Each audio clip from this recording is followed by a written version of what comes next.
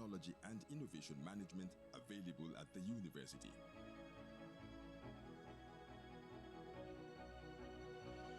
Presently, NASITEM is a full-fledged science, technology and innovation agency under the Federal Ministry of Science and Technology with a broad mandate of training and developing middle to high-level manpower and conducting policy research in science, technology and innovation management for all tiers of government, including the private sector. NASITEM also has part of its mandate the provision of critical knowledge support and constitutes the software component of the National System of Innovation. Dr. Shola Odunsanya is the Director General. We have created a digital academy that aims to train 1 million people within a period of 5 years. We have categorized the people into two categories. Those who are vocationally trained, who will form a larger population, and those who have higher education training. Charged to look after and buffer science, technology and innovation management both in the government and private sector in Nigeria, NASITEM conducts policy research and evaluation. The aim is to provide sound policy advice for dynamic, technology-driven based development. In addition to these, NASITEM runs postgraduate courses or programs in science, technology, and innovation management in conjunction with established institutions, home and abroad. NASITEM has established, maintains, and provides databases to the science, technology, and innovation outputs to facilitate activities towards commercial exploitation. NASITEM also plays a leading role in the build-up of expertise for effective management of science, technology and innovation, and to actively engage in policy research, design, evaluation and review. The training opportunities that are now available start from welding, which is usually the cradle of industrial development. And when we say welding, we are talking of welding certification, international certification, D1.1 of the American Welding Society. We will do this in tandem with the existing welding institutions in Nigeria, so that when people will join the National Welding Association, they will do so on the basis that they are internationally certified. Global certification is key to us, and it helps to improve competitiveness in the workplace. It also helps people to be agile and mobile in the workplaces, so that it ensures that the primary category that every politician loves, those who vote, they end up being those who are not higher education trained, and they end up being those people who constitute the largest number, 70% of what any economy needs to survive. Then we also focus on the fundamental basis of digital literacy, and we also divide this digital literacy into two sections, for business and for academia. In the heart of the agency's mandate is the development of human capacity in science, technology and innovation, which the agency is doing through its postgraduate studies in technology management and the postgraduate diploma program. One of the major reasons why NASITEM was established is to ensure that knowledge diffuses within society, and we are one of the agencies through which Nigeria learns. So we ensure that learning which cuts across all sectors. Medical doctors, for example, need to learn how to do cell-based therapy. Who brings that in? For practice level individuals. It is part of our function. We are involved in both construction and transportation. Who does that? You know, we are the ones who coordinate all of that. Welding includes, boat building includes welding. It includes fiberglass reinforcement. It includes, you may not find an institution that brings all of those together. So we are the finishing school that brings all of this together. NASITEM operates 6 zonal offices in each of the 6 geopolitical zones of Nigeria and is headed by a zonal coordinator.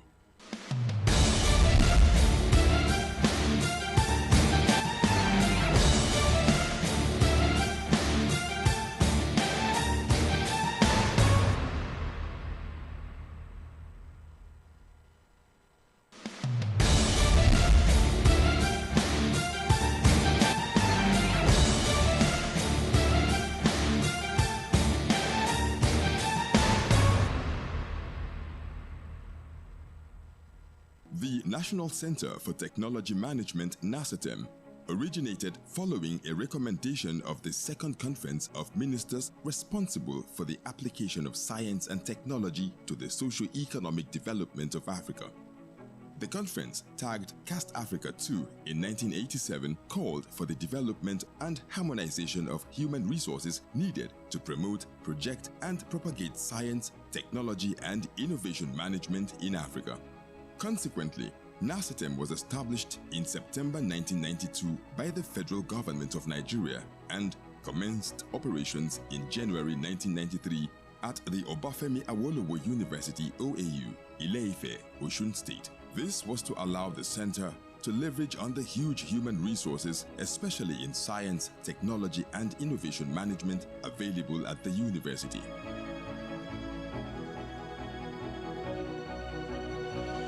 Presently, NACETM is a full-fledged science, technology, and innovation agency under the Federal Ministry of Science and Technology with a broad mandate of training and developing middle to high-level manpower and conducting policy research in science, technology, and innovation management for all tiers of government, including the private sector.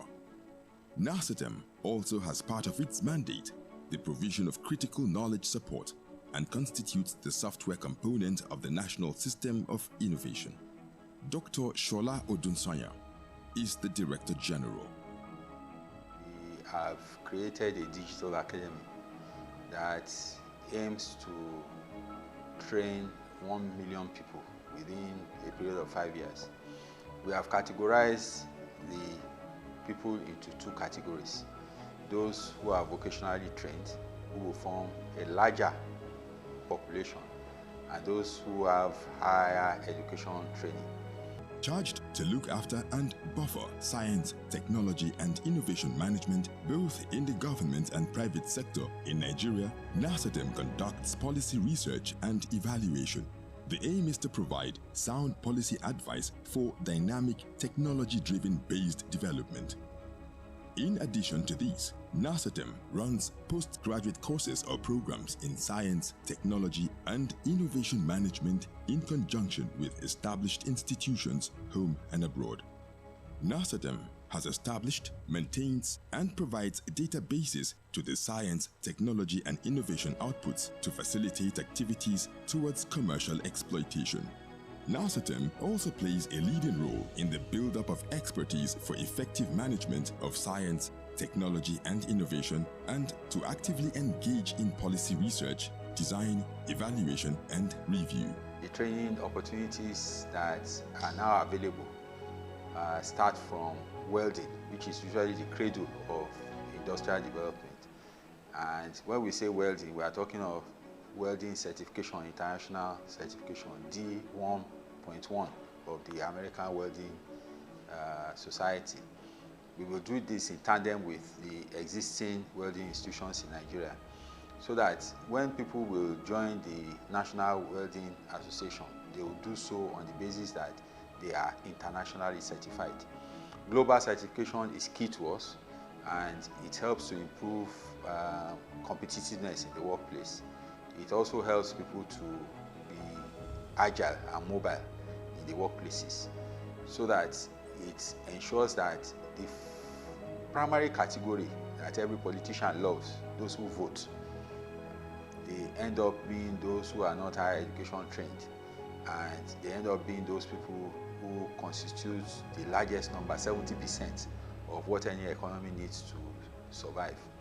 Then we also focus on the fundamental basis of digital literacy, and we also divide this digital literacy into two sections, for business and for academia. In the heart of the agency's mandate is the development of human capacity in science, technology, and innovation, which the agency is doing through its postgraduate studies in technology management and the postgraduate diploma program.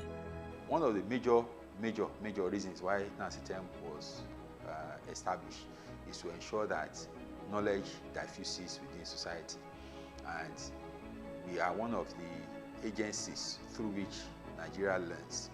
So we ensure that learning which cuts across all sectors. Medical doctors, for example, need to learn how to do cell-based therapy, who brings that in for practice level individuals.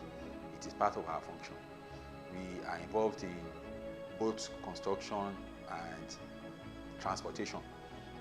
Who does that? You know, we are the ones who coordinate all of that. Welding includes, boat building includes welding. It includes fiberglass reinforcement. It includes electronics. It includes logistics and all of that. You know, you may not find an institution that brings all of those together. So we are the finishing school that brings all of this together. NASATEM operates 6 zonal offices in each of the 6 geopolitical zones of Nigeria and is headed by a zonal coordinator.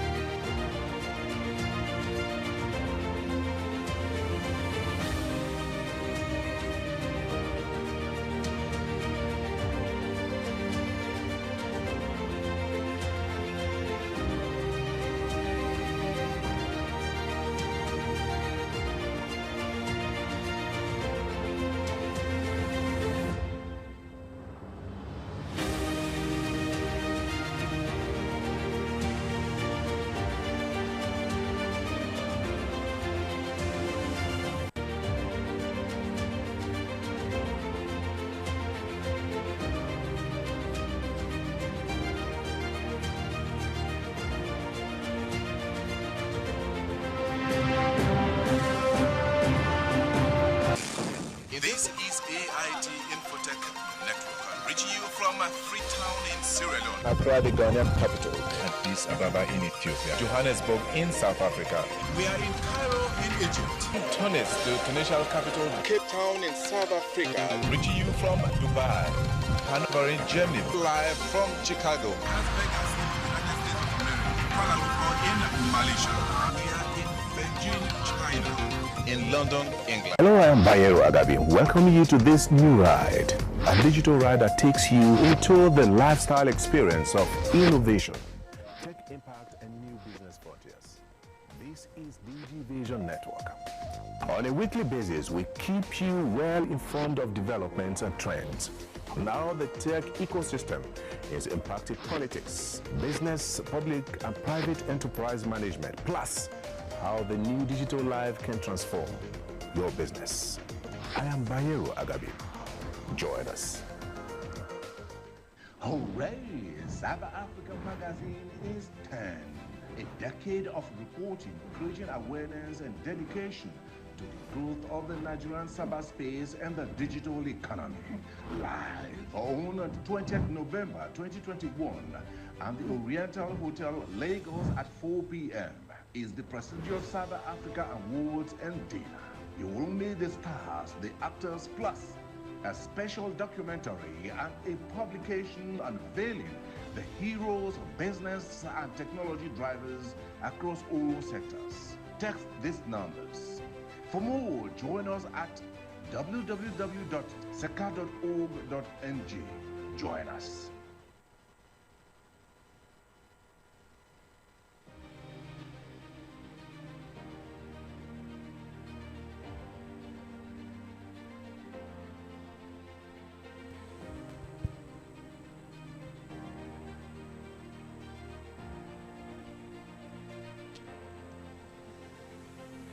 The time is 10:30 a.m. Good morning, a very distinguished guests, ladies and gentlemen, and welcome to the future. Yes, the future, they say, starts today. And according to Abraham Lincoln, the best thing about the future is that it comes one day at a time. And today is another day and time, and the time is now. At the 2024 edition of the Digivation Future Summit and Awards as it bets this minute. This summit, as we all know over the years, has been a platform that brings together African thought leaders in academia, technology, media, content creators, ICT, MDAs, policymakers, and the political class to discuss issues reshaping today and the future economies. And of course, today's theme is anchored on governance, people, innovation, and the future economy. Louisa Olani is my name, and it's my utmost pleasure and honor to be doing this today. Please, I want you to please appreciate yourselves for taking out time to be here as always and to support the Digivation TV brand. Can you please appreciate yourselves? Thank you very much for coming. Without any further ado, I know and promised to start at 10:30 a.m. and this we're starting now. Most of our speakers are seated already. We want to appreciate in a very special way those that took out time to be here early enough. And we know the situation of the country, the phone and everything. I don't want to start going about how we got here, but yes, we're here and the program starts now. Digivation has been doing the most in ensuring and projecting the future. And we want to say a very big thank you to all of the partners that have made this possible year in, year out. Today promises to be interesting, and I hope and trust that all the arrays of speakers will be doing justice to the topic before us. Without wasting much of our time, I would just want you to give an applause as I appreciate and recognize our speakers and guests and have come all the way to ensure that today's session goes smoothly. Just give me something, just a round of applause as I call them to come up to the table. Please join me to make welcome the representative of His Excellency, the Executive Governor of Nasarawa State, Engineer Abdullahi Sule. He is the Director of Strategic Communications and Event Management, Nasarawa State, Mr. Yakubu Lamai. A round of applause for him, please. It's a pleasure seeing you again today, sir. Thank you very much. We also have in our midst this beautiful morning The DG NIMSI, Engineer Bisoye Koka Odushote, ably represented by the Director of Procurement, Princess Dr. Nkoyo Iwok. A round of applause for her, please. Please, can the ushers do us the honors of bringing them to the front table? Ushers, please. Thank you very much. Also in our midst this morning is the Comptroller General of Customs, Mr. B.A. Adeniyi, ably represented by Osamwonyi Uzamare. Please, I hope I got that right. A round of applause for the representative. Thank you very much. Also this morning, we have FIRO fully represented. That's the Federal Institute of Industrial Research, Dr. Jumai Adamaru Tutuwa, ably represented this morning by Dr. Timothy Ajayi. Let's appreciate him. Thank you very much, sir. Sitting pretty, I've been admiring her since I came in, is none other than the MD Sciential Partners, Dr. Helen Emore. Please, let's appreciate her. I was eavesdropping when you said, we started channels together with, and I said, yes, she's a veteran in the communication industry, and we look forward, we look up to you. We want to be like you when we grow up. Please help me donate another round of applause for my Oga at the top. Thank you very much, ma'am. Also in our midst is the Director, Enterprise Development Center, Dr. Nneka Okiakeru. A round of applause for her, please.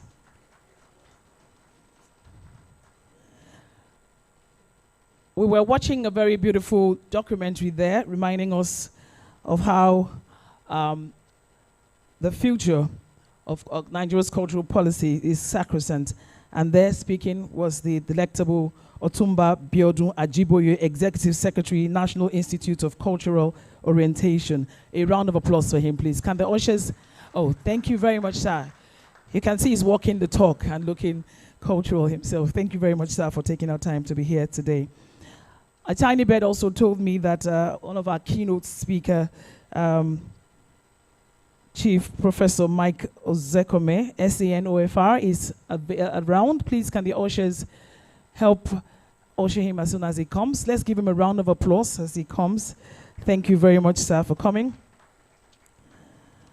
Also, the man that, the reason why we're gathered here this morning, he will be talking to us very soon. But let's please give it up for a veteran in the ICT television industry, Dr. Bayero Agabi, a fellow NCS, fellow Institute of Information Management.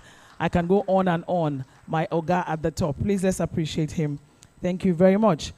We have the team of NASATEM here. Dr. Olushola Odusonya, Director General and CEO, National Center for Technology Management, NASATEM. A round of applause for her, please. Thank you. Can you, ushers, please bring her to the front seat? Thank you very much. God bless you. I want to believe as soon as I get more names, I would go through the recognitions. Please pardon me if I've not done that at this point. As the name comes in, I'll do justice to that. Before we stand up for the national anthem, we're talking about, the Digivation future, having to bring us up all here, year in, year out, to talk about things that can affect us in the future, having to bring in veterans and leaders to dissect certain topics and all of that. And I was asking myself, if I have the power to change something in the future in Nigeria, it would be something, anything that would just put a stop to fuel scarcity. How many of you agree with me? Things are so expensive these days. Transportation is so expensive these days that even what goes around does not have transportation to come around. It is that bad, but it is well. And we continue to push on. I'm looking forward to all of the thought-provoking conversations that's going to be happening here today. So distinguished ladies and gentlemen, Your Excellencies, can we be on our feet as we kickstart today's program with the Nigeria's national anthem? Behind the scene, Dr. Bayero was telling me that he can beat his chest to say he'll be the only one that can recite it. Can we shock him this morning? So please be on your feet. The technical guys, please cue us in. Nigeria, we hail thee, our own dear native land.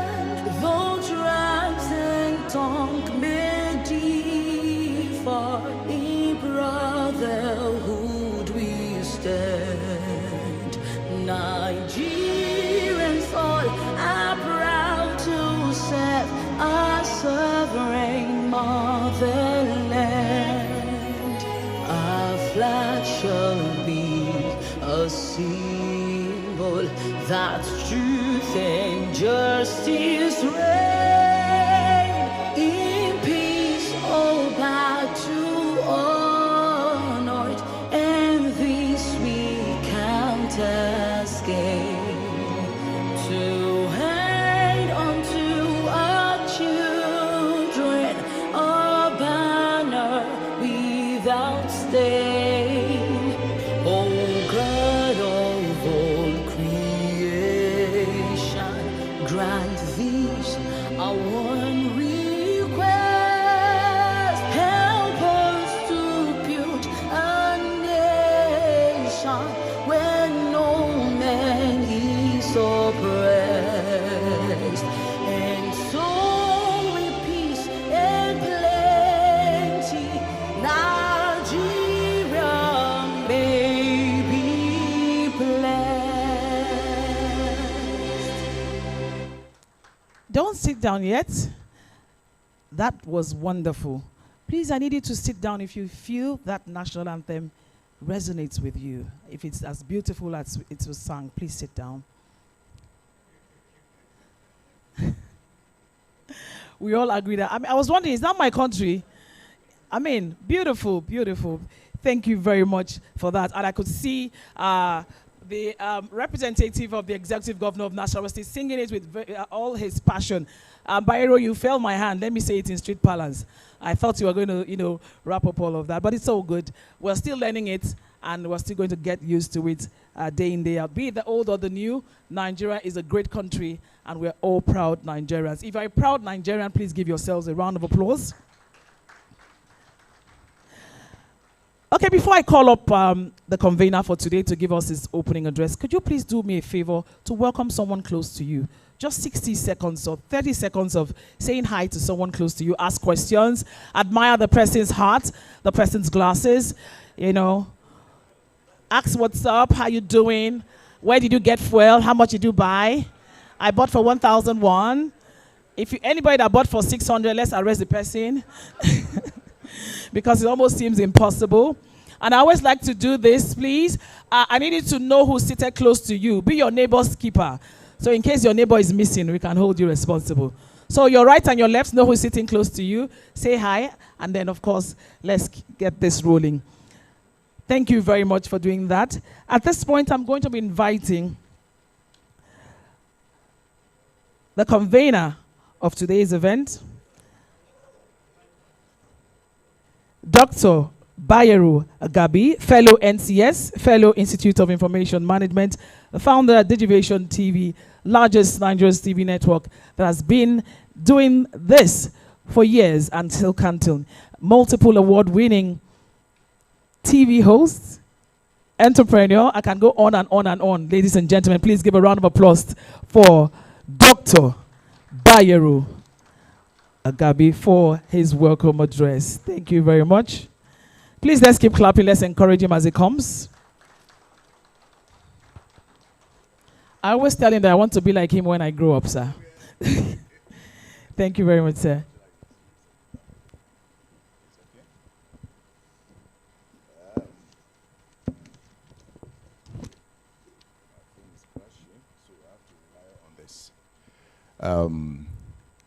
Thank you, Louisa, for what you've done so far. Good morning, ladies, gentlemen, and the media. Please let me use the popular cliche to just say, all protocols duly observed.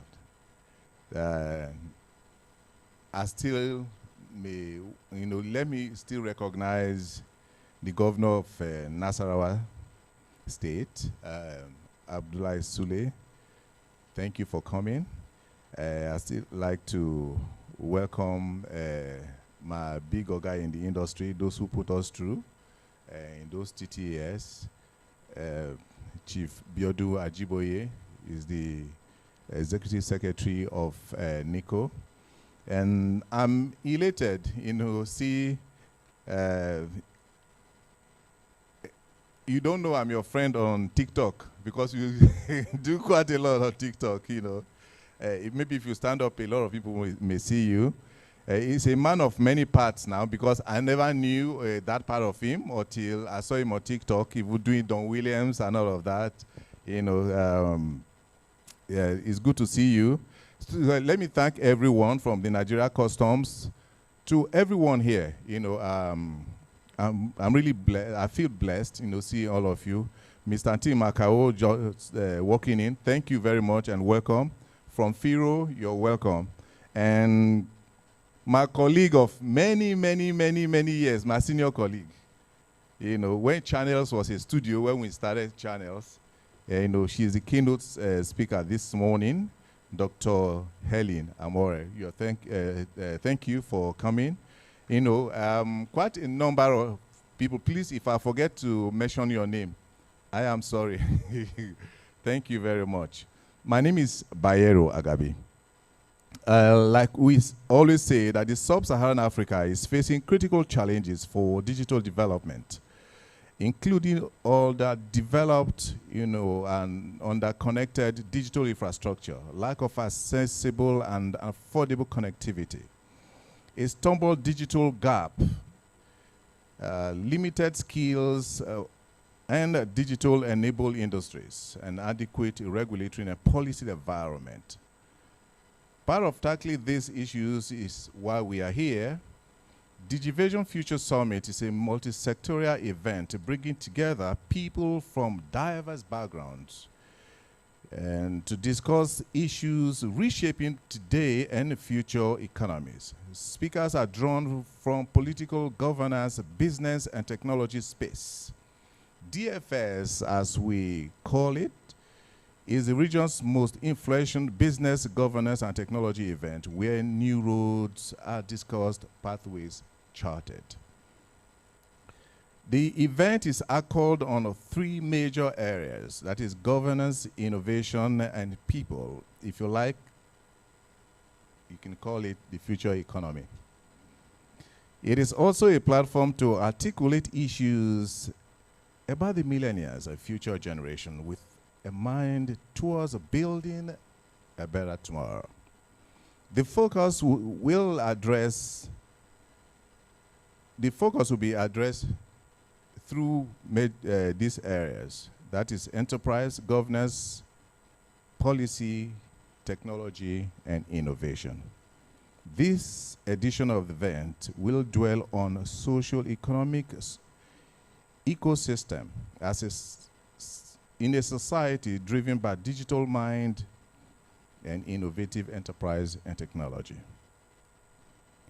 So to achieve its aim, we tried to bring together on this platform thought leaders in academia, technology, media content creators, and the political class to discuss how we can benefit and engage the unfolding future. Just as we begin to wind down, let me also announce that the event will also feature Africa's premier and most iconic enterprise and digital award. That is the award component of the event. So the award is for deserving individuals, organizations, and initiatives driving Africa's development and inspiring the future, both in the public and private sector of our lives. The Digivation Global Network is the parent company, organizers of this event. It has organized events across Africa, the Middle East, and also partnered, major events in Europe and America. Digivation also organizes the Nigeria Women Digital Conference, which is a program for women and girls to take their place in the digital revolution.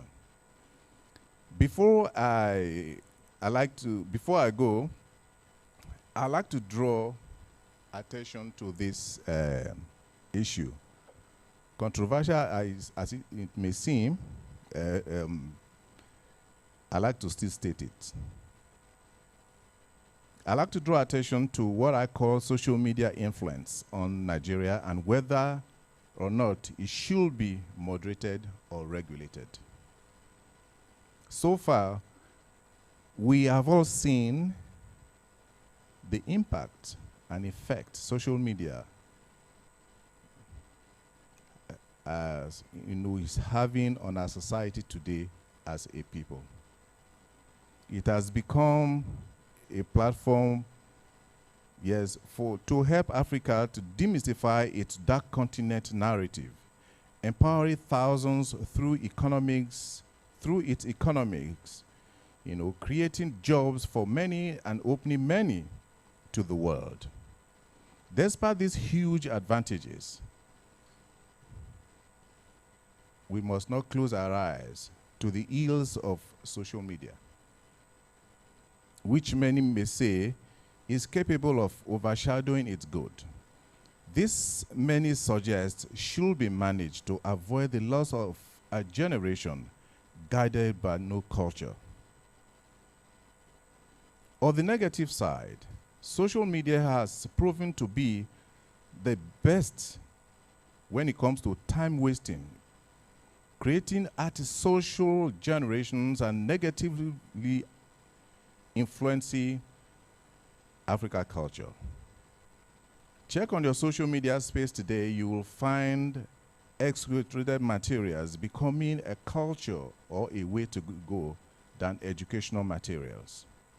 On this estate, it's time for Nigerians to moderate her presence on the social media space. If not, the social media will begin to regulate Nigerians. At this point, just before I go, I'd like to challenge our speakers to touch on the best ways to dominate the future by letting us know what we should do today. At this point, let me thank everyone for being here. I'm really elated, having all of you here. Thank you very much for coming, and God bless the Federal Republic of Nigeria. I am Bayero Agabi. Thank you.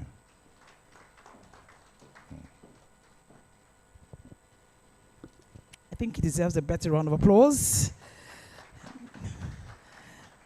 Need I tell you that Dr. Bayero Agabi is one of Africa's leading ICT broadcast journalists and remains the only African journalist to have won the prestigious UNECA and IC Award twice for Best African ICT Reporting, Research and Local Content. Please, he deserves a better round of applause. Well, they'll tell you no matter how bad something is, there's always a good and a bad side. And for the social media or the internet or the web, it has come to stay. All we need to do as individuals, as veterans, is to chart way forward as to how it can be beneficial to us. While he was talking, even before then, I don't know, I was actually looking at a Nollywood veteran sitting close to him, and I was wondering, could he be the one? I mean, please join me to give a round of applause to Chief Yemi Sholade, Nollywood veteran. You're welcome, sir. Sir, you don't grow old at all. That's why you are confusing me. You are the future. Thank you for coming, and thank you for all you do. Also, please join me to appreciate the presence of Dr. Mrs. Maki, the DMD CEO, Express Payment. A round of applause for her, please. Thank you very much. Representing our keynote speaker today, Chief Professor Mike Ozekome, is Barrister Oshilama Ozekome, the head of the chamber. A round of applause for him, please. Thank you very much. Like we said, time is fast spent, and we're going to move as fast as possible. We will be listening to remarks from our very distinguished guests at today's event. And the very first will be coming from the representative of His Excellency, the Executive Governor of Nasarawa State. Please join me to welcome to the podium Director of Strategy Communications, Mr. Yakubu Lamai. A round of applause for him, please, as he comes. bringing us warm greetings from Nasarawa State. Please let's appreciate him.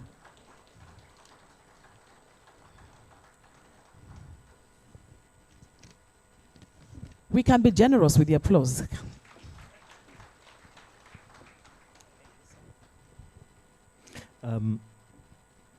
The convener of Digivation Awards, my brother in the arts, and actually I studied filmmaking as well.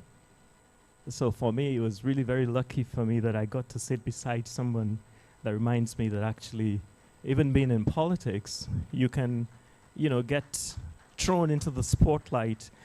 I studied theater arts, and then for one of my master's degrees, I studied film production in the US, but I did like 5 years of studying it.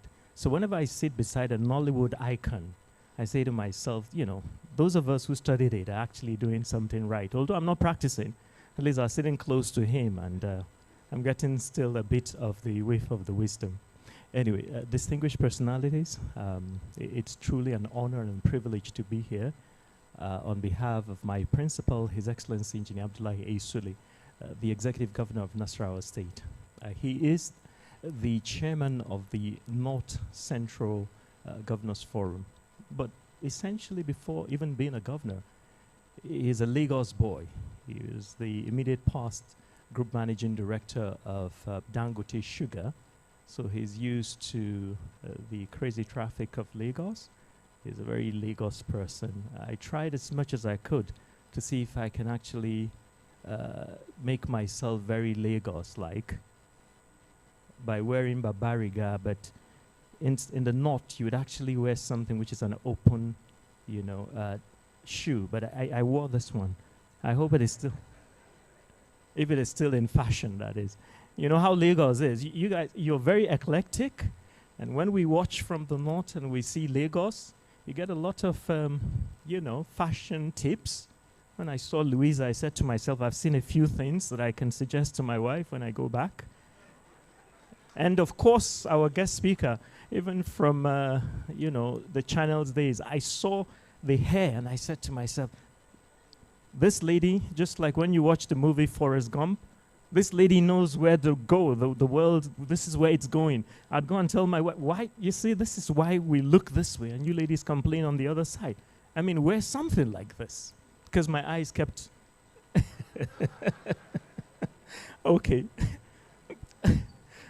This is not all part of what Governor Sule said I should say. I better say the disclaimer now before... Because he called me and said, are you there? I said, I'm there. I'm actually 10 minutes away from the venue.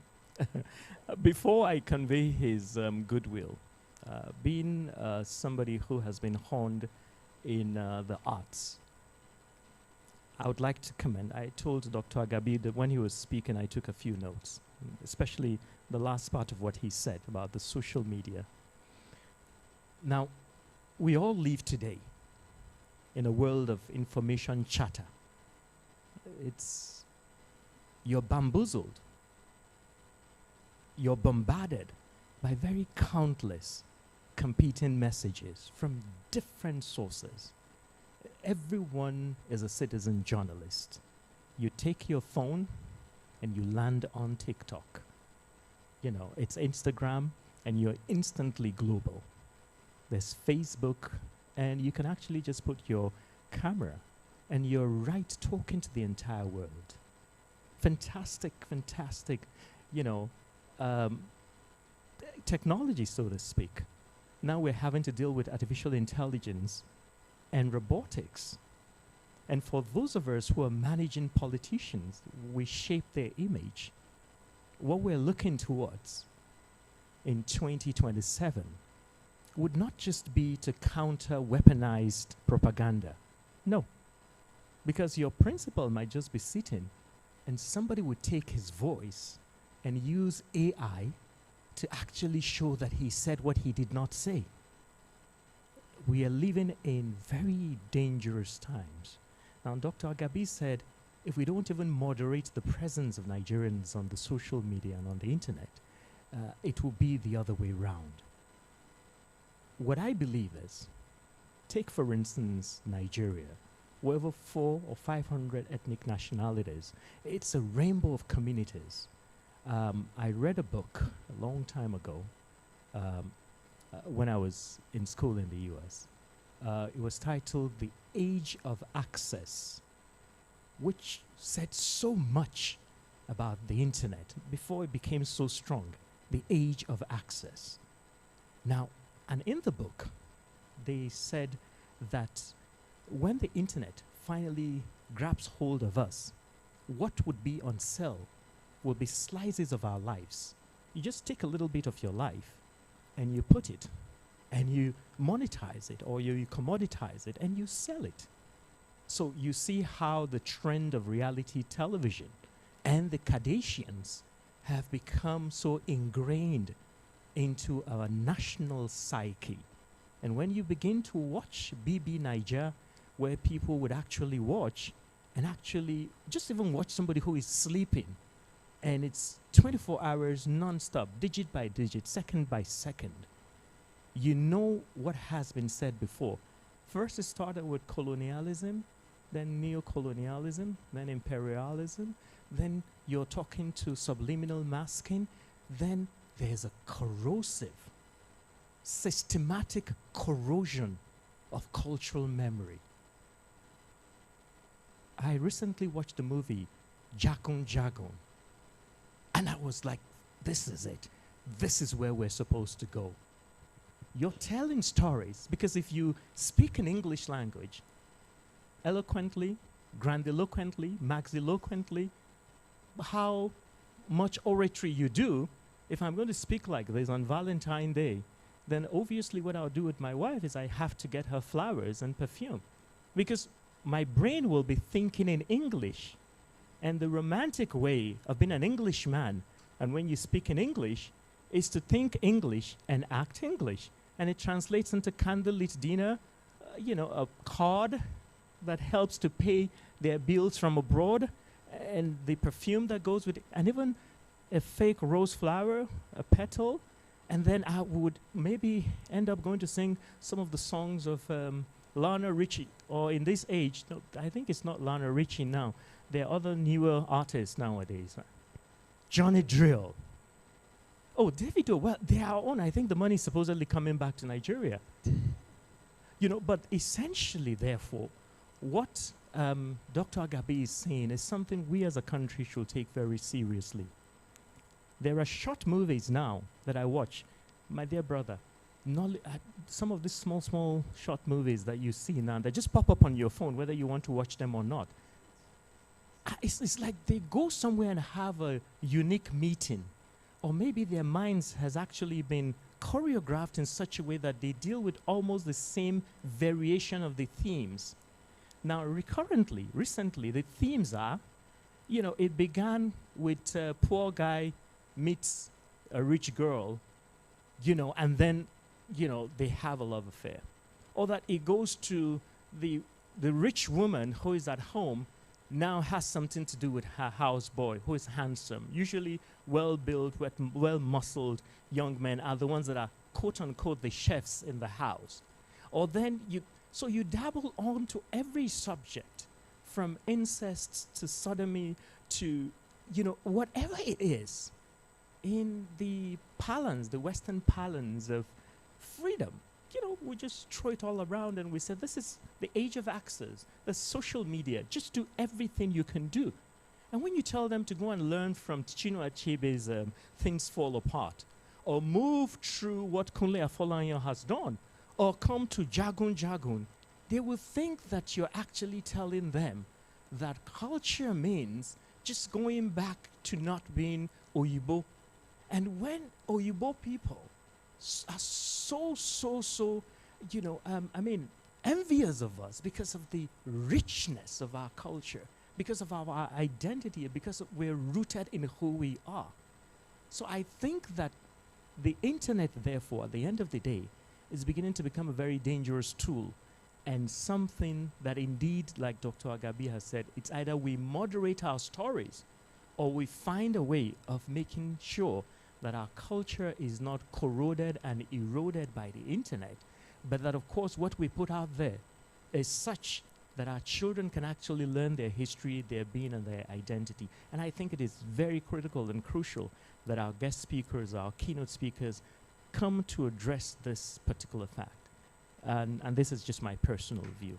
On behalf of His Excellency, Engineer Abdullahi A. Sule, from Nasarawa State, which is like Ogun State to Lagos, which is like Maryland to Washington, D.C., which is like New Jersey to New York. We bring for you warm tidings and greetings from our people, the very good people of Nasarawa State, and to also say what His Excellency has been doing using Digivation, using ICT, is to make sure that we transform what we have, and he's been able to successfully do it in the last 5 years. From a state that he met that was a very poor agrarian civil service state to a state that has astronomically moved to become one of the third most competitive states in this country and the new investment frontier of the country. And we're competing as much as we can with the FCT. And we're very proud that it's the ICT, Digivation is our leaning post, is our lintel, and we've been working together. And so wherever Digivation TV calls us, we're always here because they've been supporting the socioeconomic growth of our people. So please have a wonderful event. We would learn from it. We would, if we're lucky, even take an award from here. But again, we're encouraged that indeed you can actually use ICT to propel the development of your states like we're actually doing in Nasarawa State. So thank you for inviting us, and thank you for this session, and congratulations, Dr. Agabi and the Digivation team. Just before you go, sir. Yes, ma'am. Please, should you just step aside? Okay. He came in and gave Lagos all of the accolades.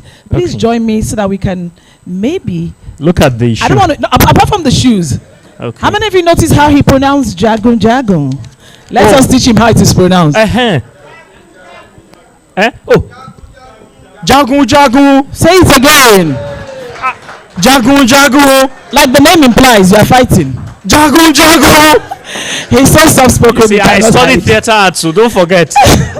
Okay, one last thing. Yes. If you had to become a Nollywood actor or maybe Hollywood, which of the roles would you be? Which would you want to take up right now? You know, the lead actor of Jagun Jagun, so I can pronounce it properly, is the son of the very veteran actor. And what I kept looking for was who is acting that role. When you peeled off the makeup and the costume, it reminds me of a school of thought in theater arts. There's the Stanislavskian school of thought in acting, where you immerse yourself in your character. You take up a character role that when you take it out of you, it takes you months for even your wife to recognize you. That is why I don't believe in what Nollywood does. They give you a role in 1 week and say, climb the stage and speak from the top of your head. Because it's not everybody that expresses anger by shouting. You have to internalize the role and you have to bring it out, exhume it in such a way that you're the character. So if you're going to give me a role, give me like that kind of a role. You will not even see this person that is here. You will see Jagun Jagun. Thank you very much. Please, a round of applause to him, please. Reminds me of how couples insult themselves in Z World. You hear someone saying, "You're crazy, my love." Who does that? Please, a round of applause for the Director of Strategic Communications and Event Management, Nasarawa State, Mr. Yakubu Lamai. Please give him a round of applause. Thank you very much, sir, for coming. And we welcome once again to Lagos, the Center of Excellence and the State of Aquatic Splendor. Yes, we're going to follow that spirit and that vigor. And the next to give us goodwill will be the DG NIMSI, Engineer Bisoye Koka Odushote, able represented by the Director of Procurement, Princess Dr. Nkoyo Iwok. Can we appreciate her as she comes on stage? While she's coming, please help me give a warm applause to Dr. Nira Oyekale, Commit Technology and Consult Limited. Please let's give him a round of applause. Thank you very much for coming.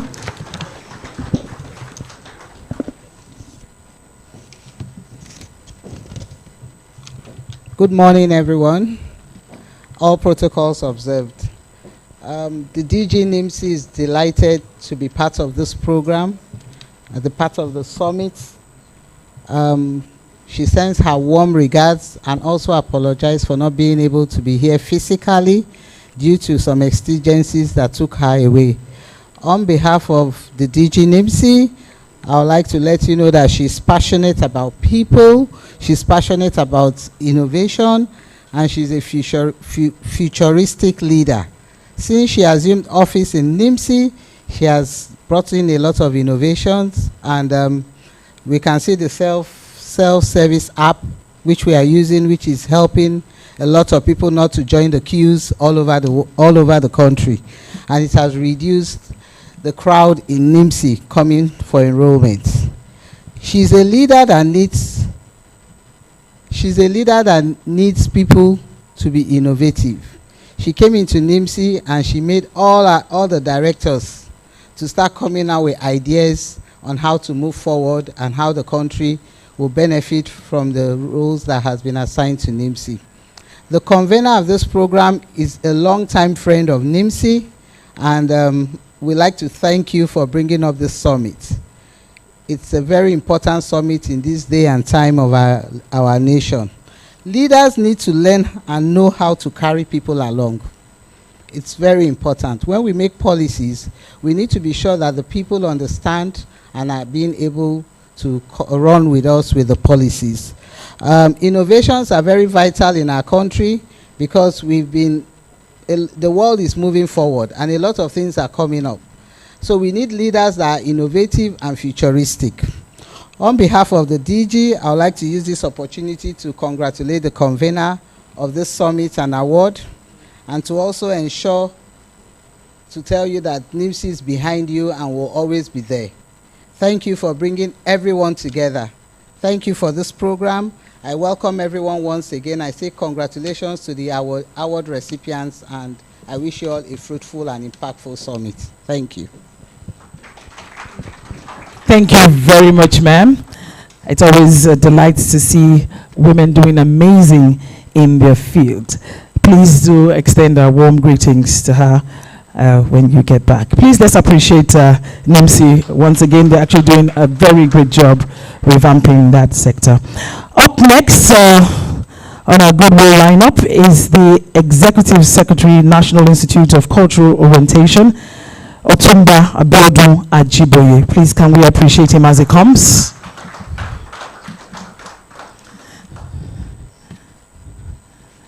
I think we agreed to be generous with our applause. Thank you, sir. Thank you. Thank you. Good morning, Nigeria. As they say, I rest on existing protocol. I'm not a very formal person, but I like to discuss with my people. And Providence has a way of making things happen. That I find myself defending culture today is some miracle to me. And I keep wondering who ever thought that I should be put in charge of culture. Ladies and gentlemen, I am here today because I am determined to honor Bayero. I remember some 25, 26 years ago, I was a much younger person. And then I had started my advertising agency, maybe about 27 years. And he came around, I said, oh, that's interesting. And we kept, dealing. And he kept growing until he became a doctor. Today he's called Dr. Bayero Agabi. I congratulate you. My people, we need to recalibrate and we need to understand the roles of culture in our life. We equally need to begin to appreciate the defect and the effect of foreign culture and colonization or colonialism in our lives. It has driven us to the point that we are. It's amazing to understand, or it's shocking to know that 90% of our laws in this country are predicated on British tradition. And our people just couldn't understand, and they couldn't just comply. And that has become a major problem that we have been dealing with for almost a century.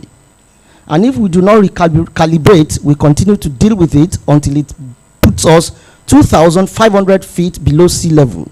May God forbid. What am I saying? I am saying that culture is what makes people.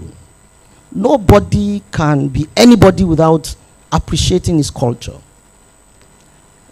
When the British took over, or when they got to understand Christianity, they saw Christianity as some difficult thing to do, and they said, okay, no problem, let us find a way of making Christianity to suit our purpose. And they came up with King James Version of the Bible, if you know what I'm saying. When Christianity came to Nigeria, it was a question of, okay, one man, one wife. That was not what we were used to as our culture, and they started the African church. With the African church, you can go to church with 2 wives or 3 wives, as you like. So, what am I saying? Culture evolves, and there is nothing like what culture you belong to or what culture belongs to you, and except you begin to understand and reverse and appreciate that a man becomes a man when his culture becomes predominant. I'll tell you something about myself. I was given an English name, and at 16 or 17 I said, no, I don't even know why anybody should give me a foreign name. Somebody asked me when I was about to write school cert the meaning of that English name, and I had to go to the Bible or dictionary to now search and search and search for the meaning of the name. From that point I knew something was not right, and I abolished the name totally. I expunged it totally from my names. And when I started to have children, I refused to give them any foreign names because it doesn't make sense. So therefore, the first thing to do for us to be great as a people is to first of all appreciate our culture. I haven't worn a shirt or tie or suit in 30 years or 27 years. Because I don't see why I must dress like somebody else. Even if you say my indigenous and aboriginal belief system is bad, let me reform it by myself. You shouldn't take a foreigner to tell me that my house is smelly. So therefore, we have to come to a point where we must talk to ourselves as a people. And even the bad governance we talk about is as a result of bad and wrong culture we imbibed. Oyo Empire was a country, and Oyo Empire ran successfully. We were having children and delivering children and having child delivery. We were having headache, we were sick, we were helping ourselves medically before the white men came. How did we do it? As a young boy, if you had fever, they just put some herbs in hot water. You drink for a couple of days and you get well. There was no Panadol. There was no Fensic. So how did we survive? This is the point we need to get to from this moment. The man that has become the president of Nigeria didn't drop from the sky. He's part of us. The policeman you claim is corrupt didn't drop from the sky. If a policeman is corrupt, it means Nigeria is corrupt. Simple. So, I spoke at an event with the Chinese people, and I made them understand that the Chinese didn't care about foreign culture. They stuck to their guns, they made mistakes, and they got better. For 30 years, they closed their border. 30 years. They made their shoes, they made their glasses, they made their clothes, and they retained their language. And today, Chinese is one of the greatest nations in the world. Can't you see? This is where the issues actually are. I actually thought I was going to speak with a lot of, and I had speeches prepared until somebody came to me and said, can I read my speech? If I can't read it, just use it for post-medial, you know. But the point even in that speech is still very simple. We can stop the incursion and the insurgency on the internet on our people. If we do not stop it, we're going to sink at some point. No way. a child is born, and I want to tell you that today that a man is first of all a product of his culture before being a product of a nation. A man is a citizen of his culture before he becomes a citizen of a nation. A 2-year-old boy, you start to deal with him and say, "Wa jeun?" Because culture has about 5 elements: language, cuisine, dressing, and so on and so forth. So you say to a 2-year-old boy, "Wa jeun, wa washo, wa losibi, wa lo." At that point, he doesn't even know what country he belongs. When he starts to get to school and they say, "You are in Nigeria, and this is Nigeria, you are a Nigerian," and they begin to teach him what they call nationalism, patriotism, and all of that. Otherwise, he will just grow along that cultural understanding. So what I'm saying, in essence, is that culture is everything. The way we think, the way we reason, the way we believe, the way we behave is our culture.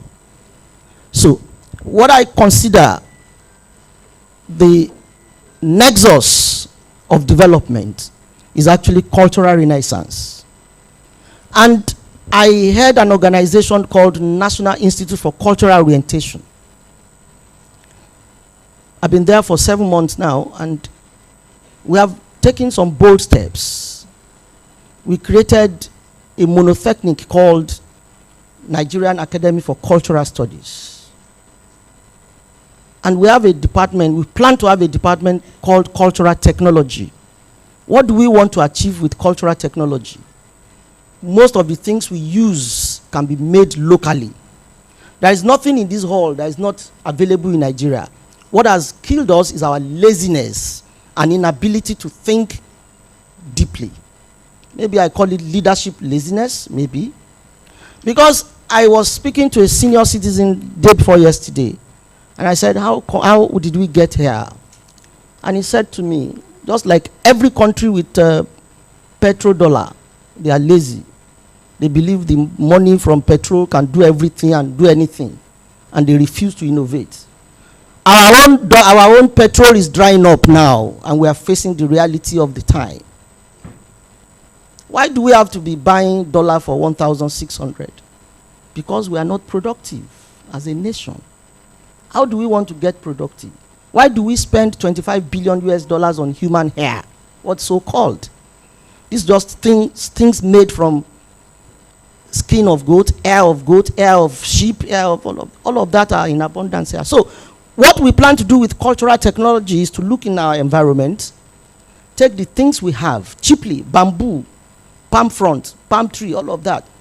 Get China to give us the technology, and we turn it into things we can use daily without having to import. Why do we have to import toothpick? Why? So, and it doesn't have to be the president or the senator. It has to be us, me and you. We need to start something. Why won't we be able to feed ourselves when it is easy for you to grow yam in your home and eat? And we're now going to be buying yam for 5,000, 3,000. Ladies and gentlemen, the problem of Nigeria is our individual problems and our culture, our loss of cultural value. Everything that's gone wrong with our country, from insurgency to kidnapping to corruption, is because this country had lost its cultural value. As a young boy, you won't look at your elder eyeball to eyeball.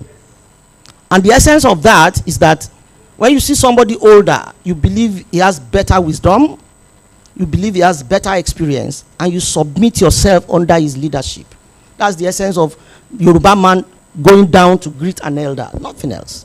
So if you now juxtapose that into politics and governance, you can then see that our culture is dominantly a culture of respect.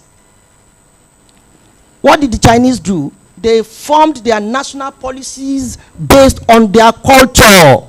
Their technology emerged based on their culture. Japan.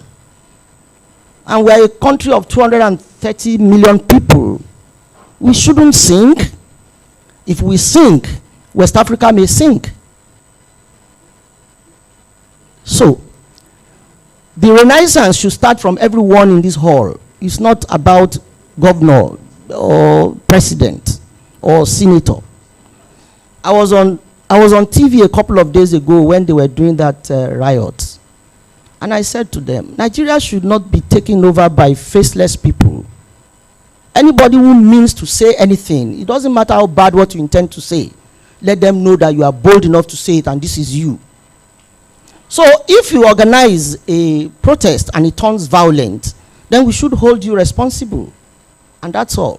There's nothing wrong with protest. Protest is naturally allowed, but we must be responsible. Ladies and gentlemen, I want to let us know today the importance of culture. It's the reason why I'm here. If I felt a bit less of Bayero, I would have turned back, because Air Peace actually, we had gone into the aircraft, we disembarked, we waited, they looked for another aircraft, and we landed there at 11:30 p.m. But one good tongue deserves another. This gentleman has been with us in the days we were doing telecom awards, and I feel that it's just right for me to honor him. I want to leave you all here with a simple impression. And I'll tell you that there's just a thin line between civilization and primitivity. And I'll try to explain. Let us imagine they think we are primitive as a people, and America is civilized. At the peak of that civilization, they look back into the excitement inherent in primitivity. And that's why we have tourism and cultural tourism. I organized World Shango Festival in 2013, and we hosted close to 10 to 20,000 foreigners. What were they looking for? After all, we are primitive. And if you put that, if you do that better, you can have a million visitors to Nigeria. I now ask you don't rush me, I know they allow person rush me. I want to ask you a simple question. Does anybody in this all know what they call Ifa? Why do we go to Jerusalem every year to worship God? Or Mecca for Islam? We have 450 million people that are excited and related to Ifa all over the world. Imagine we're able to organize something like a pilgrimage that can host 2 million people, and they spend $5,000. That is almost 10 billion US dollars. We have to be innovative. We have to be innovative. We have what it takes to be a great nation. Our problem is that we are lazy.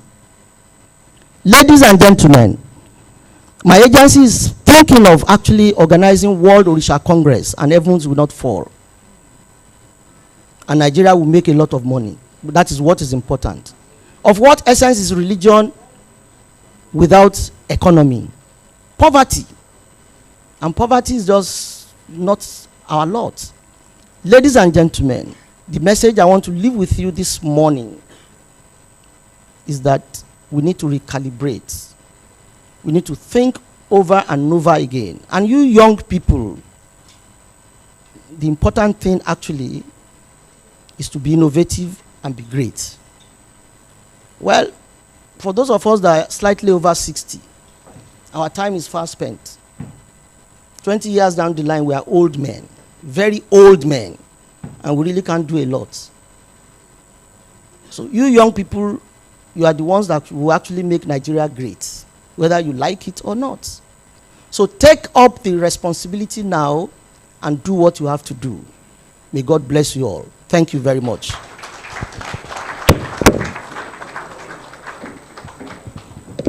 I think it deserves a better round of applause. Wow. A man is a product of his culture before being a citizen of any country. While he was talking about culture, I remember was it just yesterday or Tuesday that the Lagos State government and Ogun State declared a public holiday to celebrate the Isheshe Day. many of us, I mean, these are some of the things they're trying to promote. And that's really a laudable one. Thank you very much, Otumba Abiodun Ajiboye, the Executive Secretary, National Institute of Cultural Orientation. That agency, that institute is at the forefront of promoting Nigeria's cultural policy. And we look forward to that IFA conference that you said. We're looking forward to that. How many of you saw that joke? I mean, that BC, social media, Facebook and the rest, where someone posted that they have a fairly used shrine for sale, 11 gods active. They now said, the man, someone asked, why are you selling it? They said the Babalawo is relocating to Canada for greener pastures. I mean, maybe if Otumba was there, would have told him, you don't know what you have. 11 active gods and you're going to Canada. Who does that? But it's all good. Thank you very much. Please let's appreciate him one more time.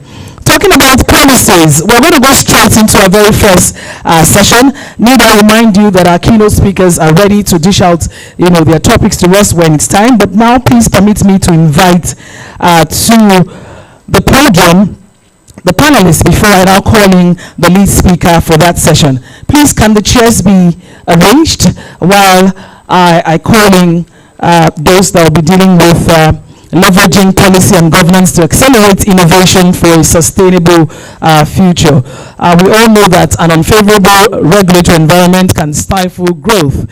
And of course, the government, the regulatory environment is paramount at fostering innovation. And if you're looking at the future and the government and the people or those that are going to, push that future dreams are not at par, then we might just be beating about the bush. So please join me to make welcome Mr. Charles O.D. A round of applause for him, please, as he comes.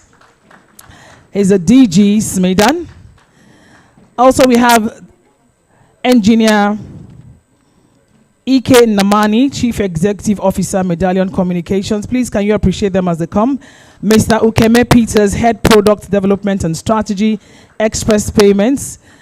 And thank you. We also have Fisayo Olamigoke, President CEO, E-Social Mint Incorporated. He will be speaking to us virtually. I want to believe that the technical guys would have queued in our virtual panelists. Yes, please. Thank you very much. We're going to need that for the lead speaker. I don't know how you're going to place that. Maybe on the... Let's position it somewhere for the lead speaker. Thank you.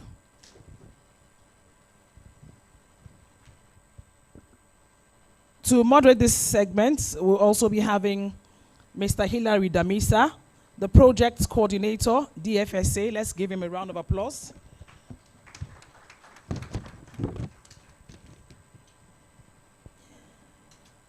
Joining us virtually also, we have Bradley Shaw, Vice President, Middle East and Africa, Link Global. Please let's ensure that two of our virtual panelists are ready for us. And then, of course, I'll give Hilary the honors of bringing in others. But at this point, please give it up. Can we have that podium for the lead presenter of this topic? He's none other than the Managing Director, New Horizons, Mr. Tim Akao. A round of applause for him, please, as he comes. He's going to set the pace for the discussion.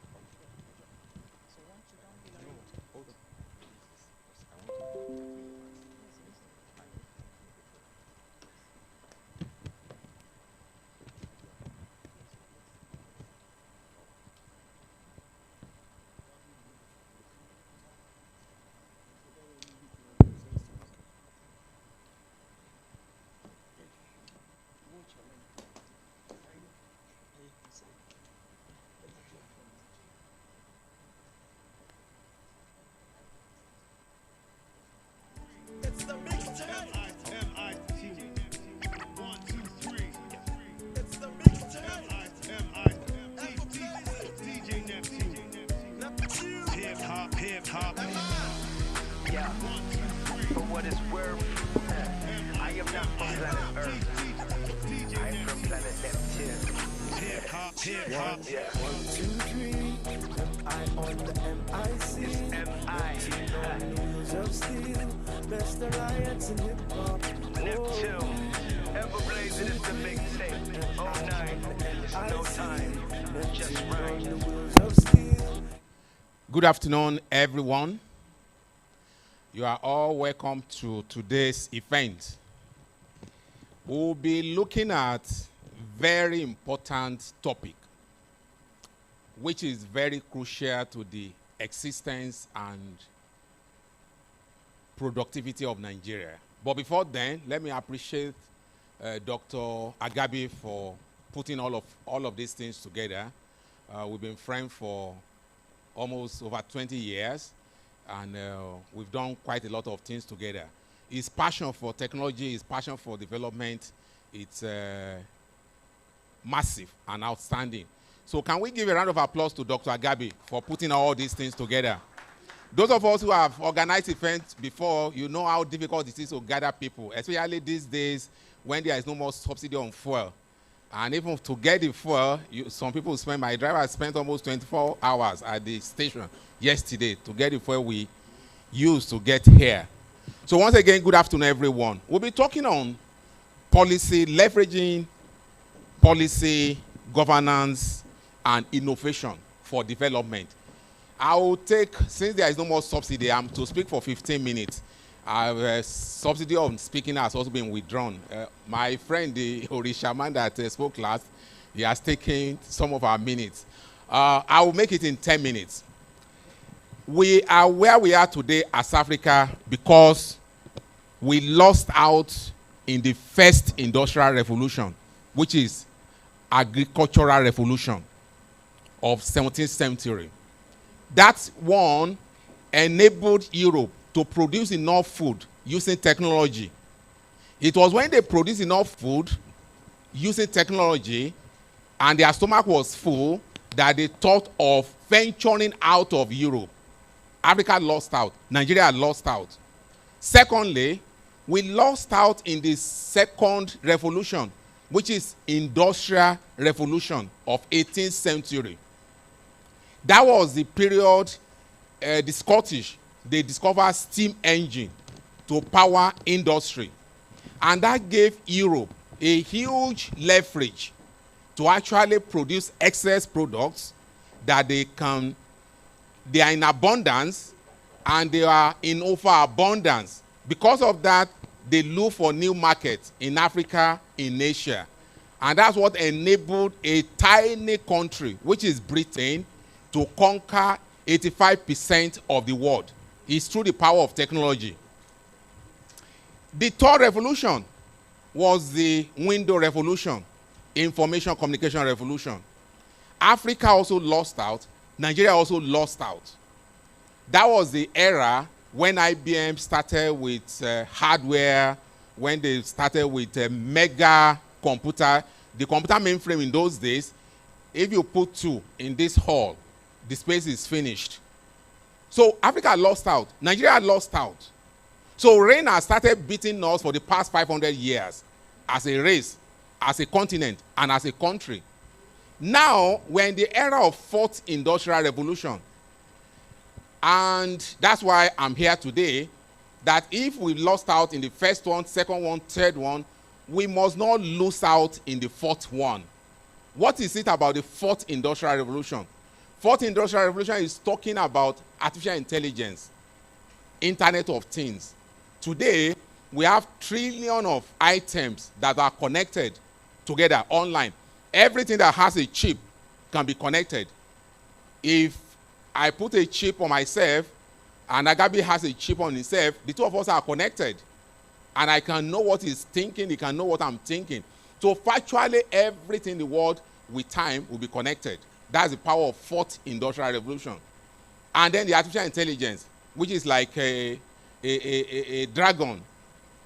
It has its own positive side, it has its own negative side. And we talk about blockchain, we talk about cybersecurity. These are the fourth industrial revolution. Now we are a country at a junction. What do we do? How do we leverage what obtains today? And that is the essence of our being here today. That is innovation. Why must we join the innovation train? It's no brainer that if we don't join the fourth industrial revolution, the existence of our race is in doubt. Why? 85% of what human beings can do today, by 2040, AI will do it. 85%, including what Agabi is doing. AI will write AI is already writing content. Whatever content you want, AI will write it for you. If you are not satisfied, you tell him to rewrite it again, he will still write it again. 85% of everything we do today will be done by AI by 2040. And China is the elephant in the room for AI. China has a population of 1.5 billion, but the way they are investing in AI is like there is no tomorrow. That the entire future of humanity rests on AI, including AI soldiers. It's already invented, but it's not being allowed by United Nations to use it. That's robot soldiers. So if it's allowed, we can take them to Sambisa Forest to dislodge all the insecurity there. We don't need to lose human beings. But it's not being allowed because it can be abused. That is the reason why we must innovate. If we do not innovate, a time may come when we may have a crazy CEO of a nation. Putin is not too crazy yet, but we may have somebody worse than Putin. And he say, oh, Nigerians, you have so much resources. How can I remove these people and take part of the resources? And there are so many things they can do. We have the climate weapons, which is also part of the fourth industrial revolution. We can manipulate rain to rain only here, and it will not rain in the other Radisson Hotel. We can manipulate earthquake to happen only here, and it's not going to happen in the other Radisson Hotel. So all these technologies are available in the fourth industrial revolution. And that is why what Agabi has brought all of us here to do today is very crucial for the existence of Nigeria. So we have no choice than to join the innovation train. Then, briefly, how do we leverage policy to achieve this? Everything starts from the policy angle. For instance, I don't know how many of you have heard that China is the only country in the world that set a policy direction for 100 years, and they are following it up. 100 years, 100 years plan, they are following it up, they are following it through. We have what we call China 2025. They've set that one up as far back as 1980. As at now, China has achieved China 2025. What does it contain?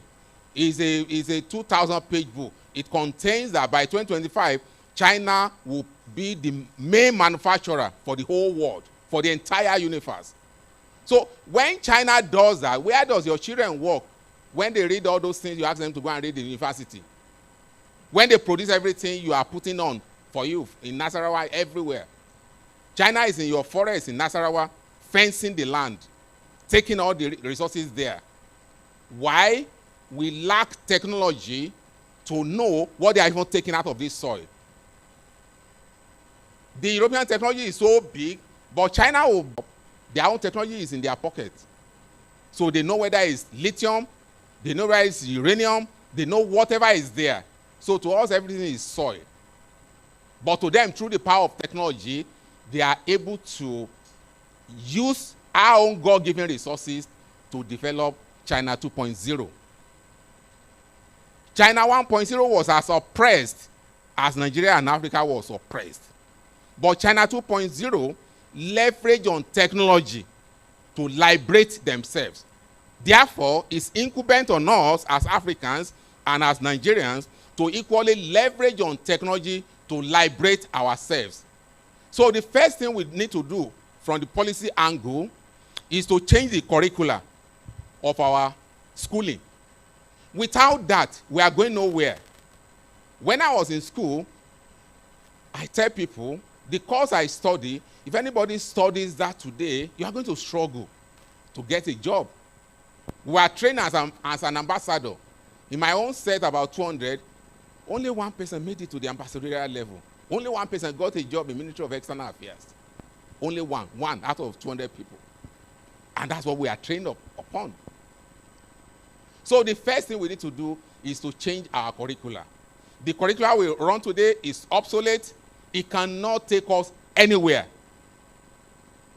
Our first class cannot solve the fundamental problems of Nigeria, even in engineering, in nanotechnology.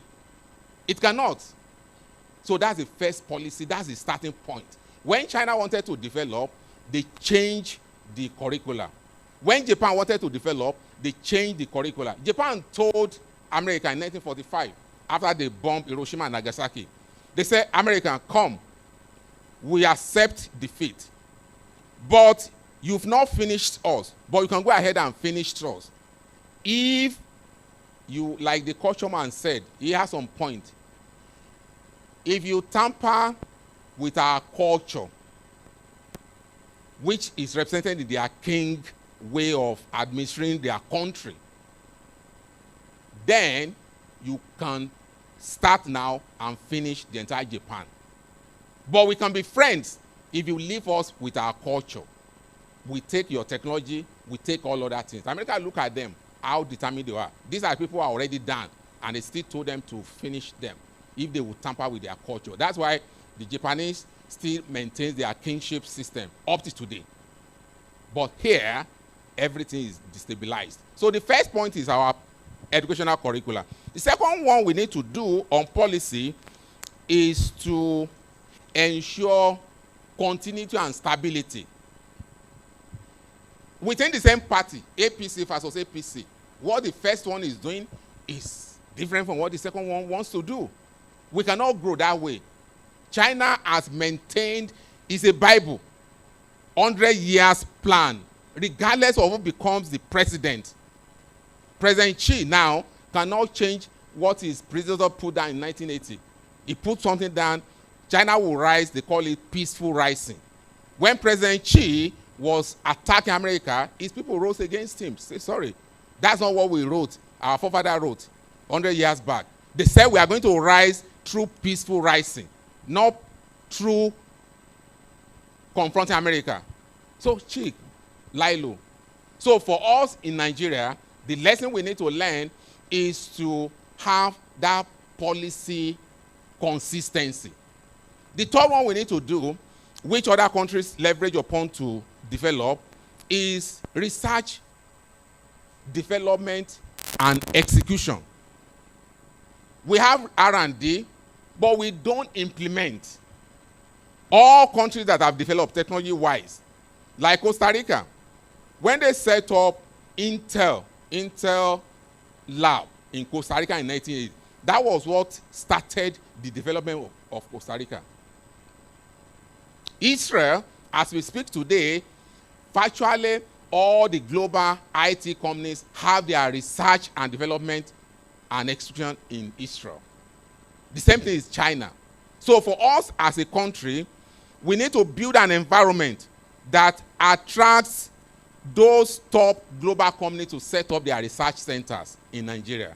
If we don't do that, knowledge is not monopolized in one location. It's diverse. So all we need to do is to find a way to attract the best knowledge, the best talent all over the world. And finally, on the challenges, one, funding is a challenge. How does Israel, how do they solve their funding? There is what we call Jerusalem Venture Capital. This is where if you need $10 million to implement a research, they will give it to you. And failure is not stigmatized. If you fail, you've only learned one lesson of how not to do it. But in Nigeria, we don't have venture capital that has sufficient money to back up innovation of our children. So those of us who are here today, if you know people who have excess money under their bed, in their water tank, everywhere, they can use some of this money to fund ventures and research. In Israel, once you have an idea, the job is done. Money, you look for money. Money, Jerusalem Venture Capital will give you money. In China, the same thing. When China wanted to develop, you get your loan for your research in 3 days. Loan is already approved. And they give you money for 5 years before you start paying interest. No interest for the first 5 years. I take money today at 40% in the banks. So when I see young ones trying to start, Dangote said about a month ago, there's no development that can happen at 30% interest rate. I don't know how many of you saw that his title. I laughed. I said, because Dangote, you are getting your own at 30%. I'm getting my own at 40%. So if you get 100 million, so you are going to pay back 140. So which means whatever business you want to do, you must do a business that will give you 200 million, 100% on top of what you took. Then which business? If it's a straightforward business, cocaine. Custom is here, they will arrest you. So that's number one. Funding, we have to solve that problem. And there are two ways to fund it. China funded it through the government. Israel funded it through individuals. What Israel did was just to put people together and have a pool of money. When I was there last, one professor with his 2 students, they did a research on tomato, how to make it last longer on the shelf. That research fetched them 80 million euros. They sold it to another company, and they did research within 6 months that tomato can last for 4 days on the shelf. What makes it to get rotten, they remove it, and then that simple research fetched, the professor just resigned. He went to Hawaii to enjoy the rest of his life. There's now one, the people who bought Mobile Eye. Mobile Eye was sold for $16 billion. I met the people who invented it. They are also students of Hebrew University with their professor, 5 of them. Their own, after 5 years, they made $16 billion. They sold it to Intel. That's what is driving autonomous vehicles today. It was done by a few students plus their professor, because their curriculum and the research lab there enables them to be at the cutting edge of technology. So the funding is not a problem. All you need to do is just to have your ideas. So we can gather people together who have idle money to actually back up research in Nigeria. Third challenge, it's brain drain. There's what we call reverse engineering. I think we can equally make use of this brain drain. What China did to solve their own problem, they call it bamboo network. They encourage their people to go abroad, learn, steal if you cannot learn, or copy, and come back with something. But don't go to UK and come back empty-handed. You must see something to steal in UK, technology-wise. Once you come back, you tell the government that I've stolen this from UK or from Germany, they fund it for you. So what I think we can do in Nigeria, we've not lost the battle for brain drain too much, although we've a lot of, I'm into youth empowerment. Out of 10 youth I meet today, 9 of them don't want to stay in Nigeria. 9, they don't want to stay in Nigeria because they've lost confidence in the country. But what I think we can do in terms of policy is to now do what Philippines did. Every Filipino you see in Nigeria, the ambassador has his details. He knows where he's working. He has his telephone number. He knows when he's sick. They develop them deliberately. So during COVID, Philippines made about $50 billion from the money their professionals who work out with remittance. $50 billion. But what do? They provide service for their youth who travel abroad. Our own youth in UK, they are on their own. If anybody kills them, nobody bothers. If they are in prison, nobody bothers. But the Filipino ambassador here has the details of every Filipino that is doing house help in Nigeria. So if we reverse that and we start teaching our ambassador that our children abroad, they are your first priority. Render service to them. Then when we want to bring them back, they will willingly want to come back and develop the country. But they are going, they sold everything, nobody bothers about them. They get there, nobody bothers about them. And then we expect them to develop Nigeria the same way Chinese migrants develop China. It's not going to happen. The fourth one, in terms of challenges, which Agabi mentioned, is the negative side of internet. But first, everywhere there is development, there is internet.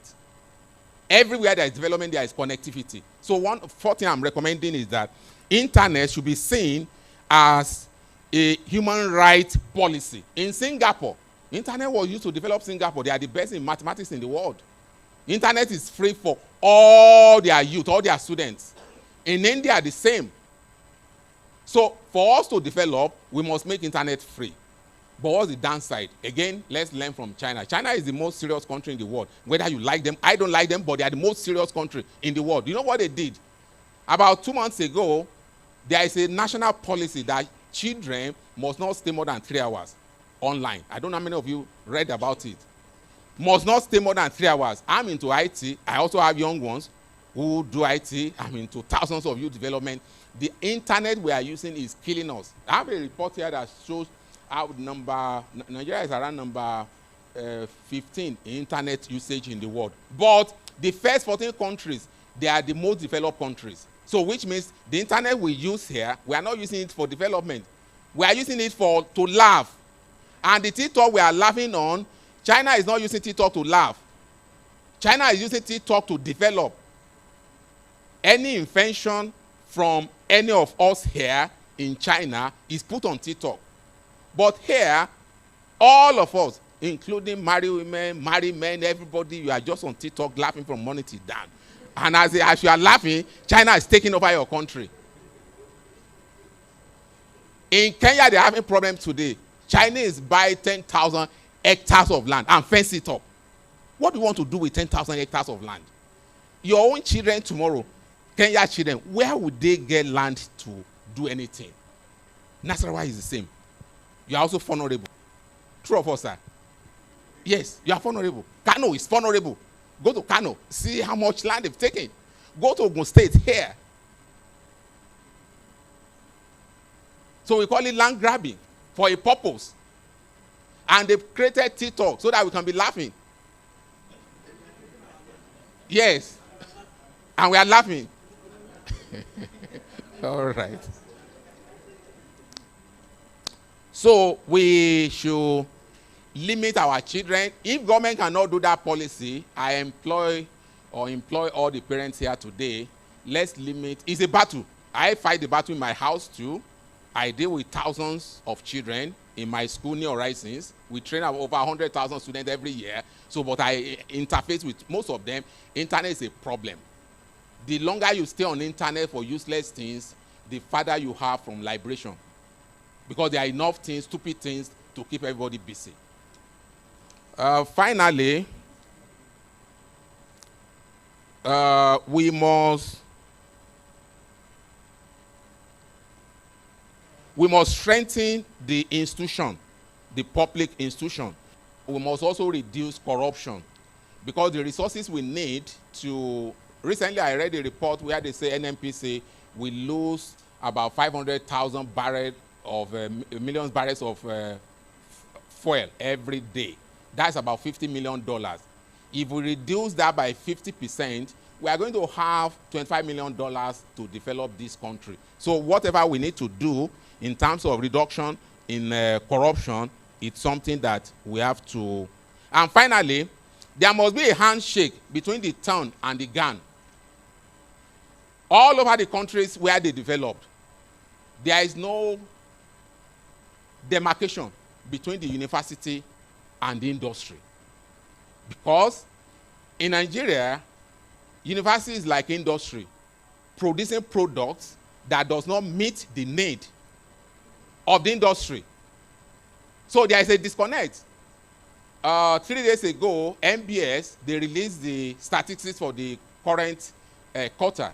Some states have 70% youth unemployment. I don't know how many of you read about it. Rivers has 60%. With Wiki and Fubara fighting, they are 60% of their youth unemployed or underemployed. Kano, bigger figure. Why? No handshake. What we have is elbow shake. And elbow shake cannot, it's not connecting. You can't shake with two elbows. You can only shake with two hands. On this note, thank you so much for listening to me, and I hope I've made some impact on you. Yeah. Thank you very much, sir. Please let's give him a better round of applause. And I know that this panel session will do justice. Yes, he's still going to do very quickly before he leaves. So Hilary, I'll leave it to you. And just know that we have 2 virtual panelists waiting to take this away. Please let's listen and be blessed. All right.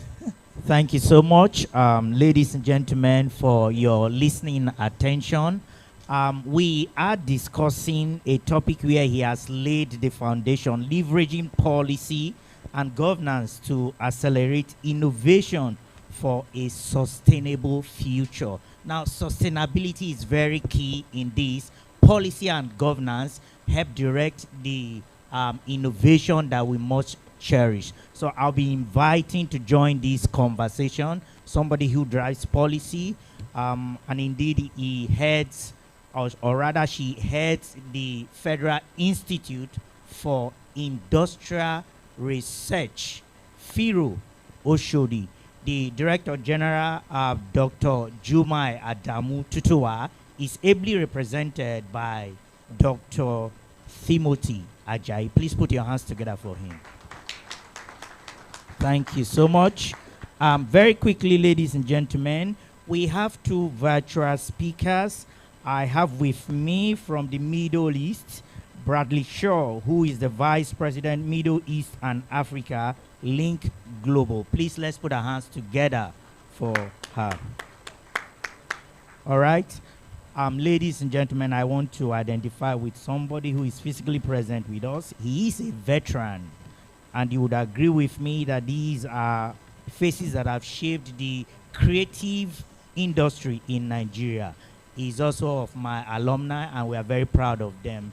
Please welcome great Chief Yemi Sholade. Please put your hands together for him.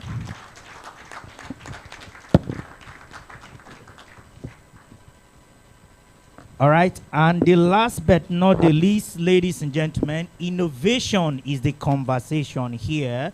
We all recognize the fact that Facebook is perhaps the biggest disruption of this age, which is a solution developed by an American. Of course, we know Mark Zuckerberg. And of course, the TikTok that has become the talk of the town, which was developed by, if you like, you say Chinese American or American Chinese. There is that link of those 2 great nations. We have an innovator who is also disrupting the social media space. He's a Nigerian, but he's based in the United States of America, specifically in Texas. He would be joining us virtually, Engineer Fisayo Olamigoke, the president and CEO of eSocial Mint, who will be speaking to us from Texas. Please let's put our hands together for him. Thank you so much. Thank you so much. I would start from my far left, because we are talking of policy governance to accelerate innovation for sustainable future. We would have the DG of FIRO speak to us how, as a government organization, what they are doing in order to ensure that through policy we are able to accelerate innovation for the growth of Nigeria. Okay. Thank you so much. Good afternoon. I have just past 12. FIRO is a federal parastatal under the Federal Ministry of Science and Technology, or Federal Ministry of Innovation, Science and Technology, as we are called now. FIRO came to be from the report of a World Bank mission sent to Nigeria in 1953. The observation of that team tend to say that Nigeria research and development efforts are not coordinated, or were not coordinated, no definite direction, That led to the creation of Firo with the overall mandate to help accelerate the rate of industrialization of the nation's economy. From the intro we had, one of the challenges we have observed is this policy reversal, policy inconsistencies. And if we take for an example, this issue of introduction of or inclusion of a fraction of cassava flour into wheat for baking bread. During the regime of Baba Obasanjo, the policy seems like we are getting somewhere. We will get, at least farmers will have reasons to smile, because a fraction of cassava flour, high quality cassava flour, will be in wheat for bread making, and that will bring money. But today, where are we? Where are we? All the efforts thrown at it then were all wasted, so to say. So we will, as a nation, be doing ourselves good if we add China 100-year policy, and they are pursuing it. Thank you. Simple, Thank you. sorry, sir. Simple, what's these two governors, Ogun State governor, one leaving and the other, yes. We lost 3 presidential jets. Okay. Just because a regime cannot move on with the policy of the previous regime because of personal egos. Okay. God will help us. Thank you. Thank you. Thank you, Mr. Timothy. He has also re-emphasized the need for consistency and continuity in the aspect of policy implementation. Please, before I take the next speaker who was already on this panel, I was brought alongside him. That's Mr. Peter Ukeme, the head product development and strategy of Express Payment. Let's have the honor of inviting Bradley Shaw, the Vice President, Middle East and Africa, Link Global, to give us an insight as to what we as a people, as a country, as a continent needs to do in order to ensure that innovation is delivered at the speed of light for the development and the good of the people. Bradley, are you there? Bradley is joining us from South Africa.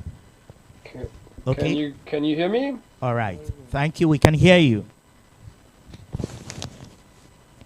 Hello? We can hear you, Bradley. Please speak up. Hello? Hello? Hello? Yes, I can hear you guys. Can you hear me now? Very well. We can hear you. Fantastic. Excellent. Thank you very much for the invite to join you.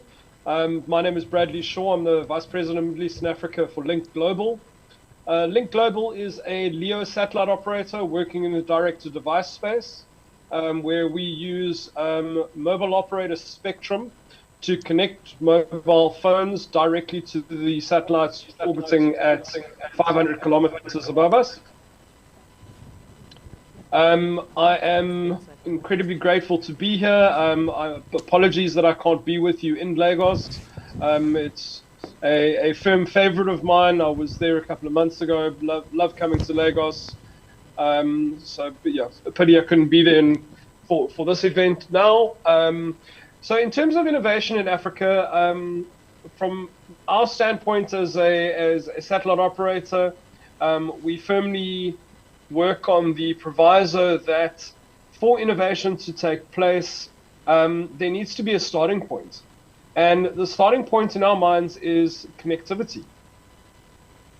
Without connectivity, without digital products being available to remote and rural communities, where are people learning? Where are people connecting? Where are they communicating? So all of that becomes absolutely critical.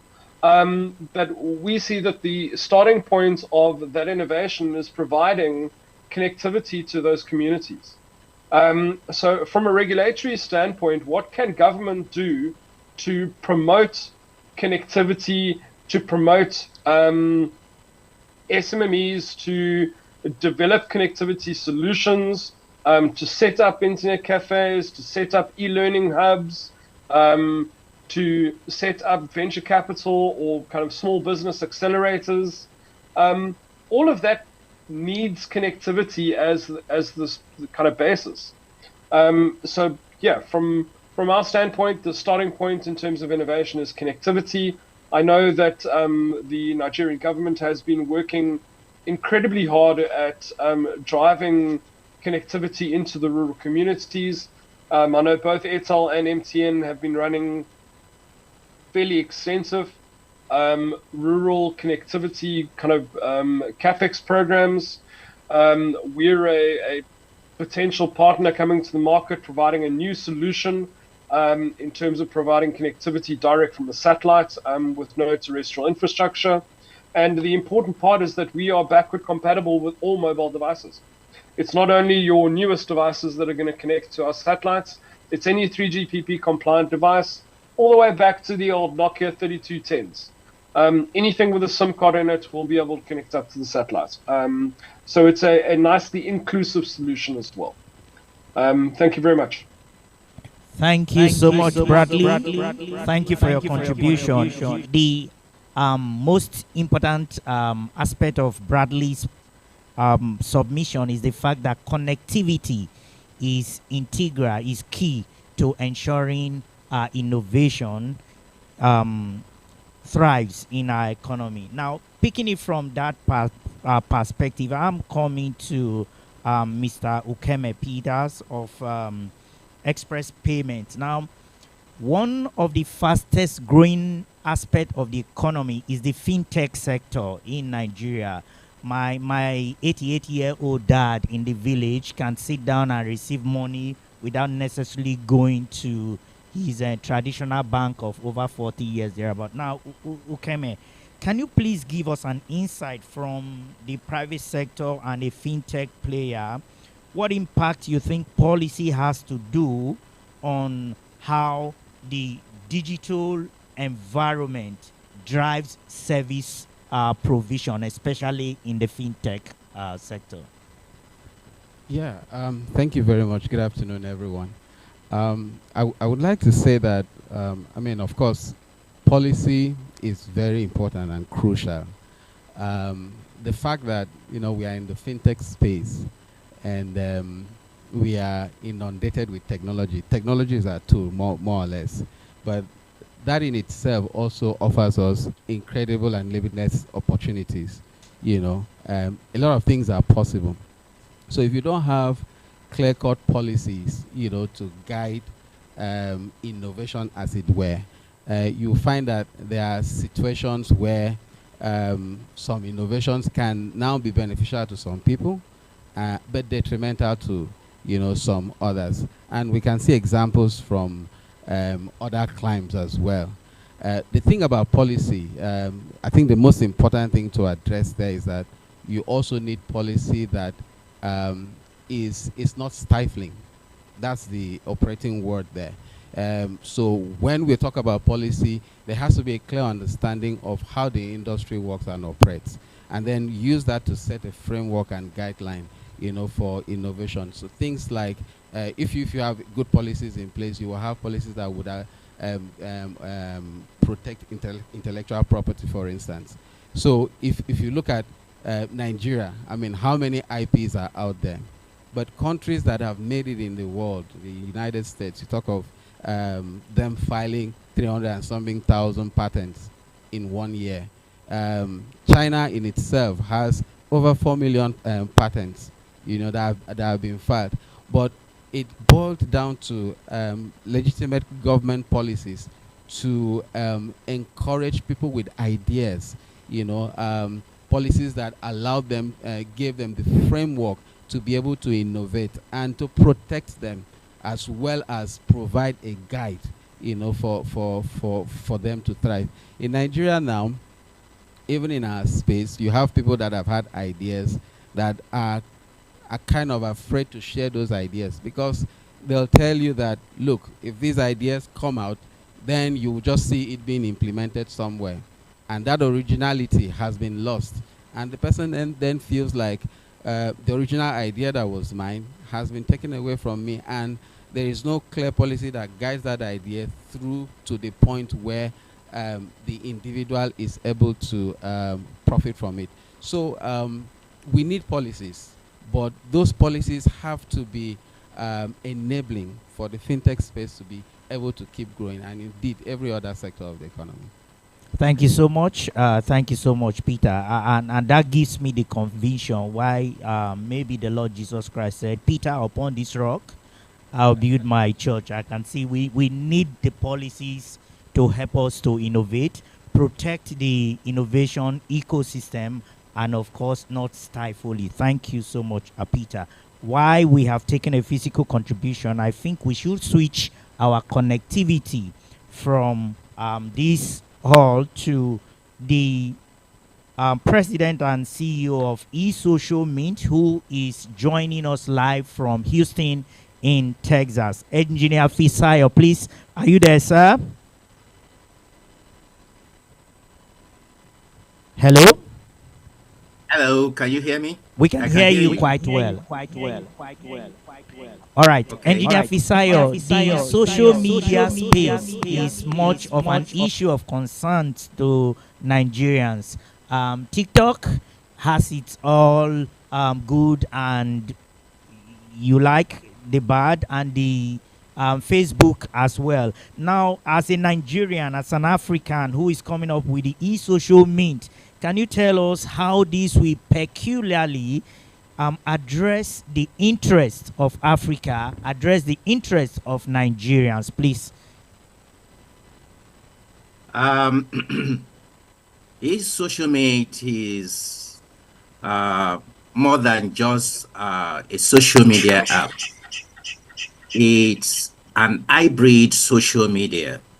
In other words, it contains events, social media itself, adverts, and every other thing that comes with social media. And at the same time, it provides jobs for different people, especially the youth. We have TikTok for China, right? We have Facebook, USA. We have X, originally Twitter. The owner is from South Africa. We don't have anything that you can really say this is our national social media. In other words, we don't have something like Facebook that we can say, oh, it's peculiar to Nigeria. The reason why ESM, eSocial Mint, is developed is purposely because of Nigeria. We realize that we have a culture. Our culture is to party. Our culture is to spray money, and we enjoy it. And we don't want anybody to take that from us. And how do we obey the policy of the land and at the same time enjoy our culture? And that is one of the reasons why we have ESM, innovation. ESM is designed in such a way that anybody can join your event and be able to spray you money from any part of the world in different currencies. And you have money in your bank account. It enables you to save money. It enables you to save time. Enables you to share culture. And at the same time, you make money. For every event, you can select event managers, you can select event workers that are local to that particular event location. And, we connect you with those people, and you are able to, pay them at the end of the day. Then everything is free on ESM. And for us to obey the policy of the land in terms of spraying of money, we also have event connected to hologram. In other words, when you cannot attend an event, you come through ESM and you are connected to the holographic machines, and you appear at the event location. And you take photographs with them, you spray the celebrants money, and at the same time, you dance with the celebrant. So we are connected. And the future is we want to be able to connect this app. Sorry, please let Comic Fisayo. Is it like the African magic connection? Can you? Oh, Vacha is praying. Hello? It's not African magic connection. Okay. It's just technology. Okay. We have the app where you attend the event, just like the way you have Zoom. Zoom is 45 minutes. We are unlimited time, unlimited participant, unlimited bandwidth. So when you attend an event, just like Mr. Bradley Shaw from the US, I think, can just appear on the stage there via hologram through ESM, and he will be able to make his own speech, and he will take photographs. It will, it will just disappear. You understand? After making his speech, and he can dance with the celebrant. And if it's a team meeting, the CEO can appear in the meeting room via hologram and make it more interactive. Even our church leaders, our worship leaders, they can preach remotely from anywhere. Our event, our celebrities, our artists, they can perform in 20 different locations via holograms without leaving their comfort zone. And they will also collect cover charge. In other words, they will collect gate fees at those locations. Okay. So we make it robust in such a way that everybody is able to cut his or our own, piece of pie from ESM. Thank you. Everybody is making money. Thank you, Engineer Fisayo. We would get back to you to wrap up your submission afterwards, but thank you so much. One key thing I have been able to pick from his presentation is the fact that the e-social mint platform would enable us to do so much, including present, even though in absentia. That sounds good. But I hope we will not be eating virtually rather than eating physically. It's important to us. Now, I'm coming to Chief Yemi Solade, who is a veteran Nollywood person. My concerns are Africans, Nigerians are very culturally oriented, and we value our cultural system. How do we ensure that the availability of the social media, the internet, we annex it in a way that we don't misrepresent those cultural values, especially with the creative industry where you play, sir? All right, good afternoon, everyone. Well, let me start by looking at the cultural policy in Nigeria. I'm very happy my brother is here, Otumba Ajiboye. He says so much about culture, like he was speaking for me and representing me. And obviously, my wonderful brother that I just met today, Yakubu Lamai. Yeah, you guys have been awesome. Well, let's go into this culture thing about talking about the policies. Culture sector in Nigeria seems to be about the only sector that the government underplays.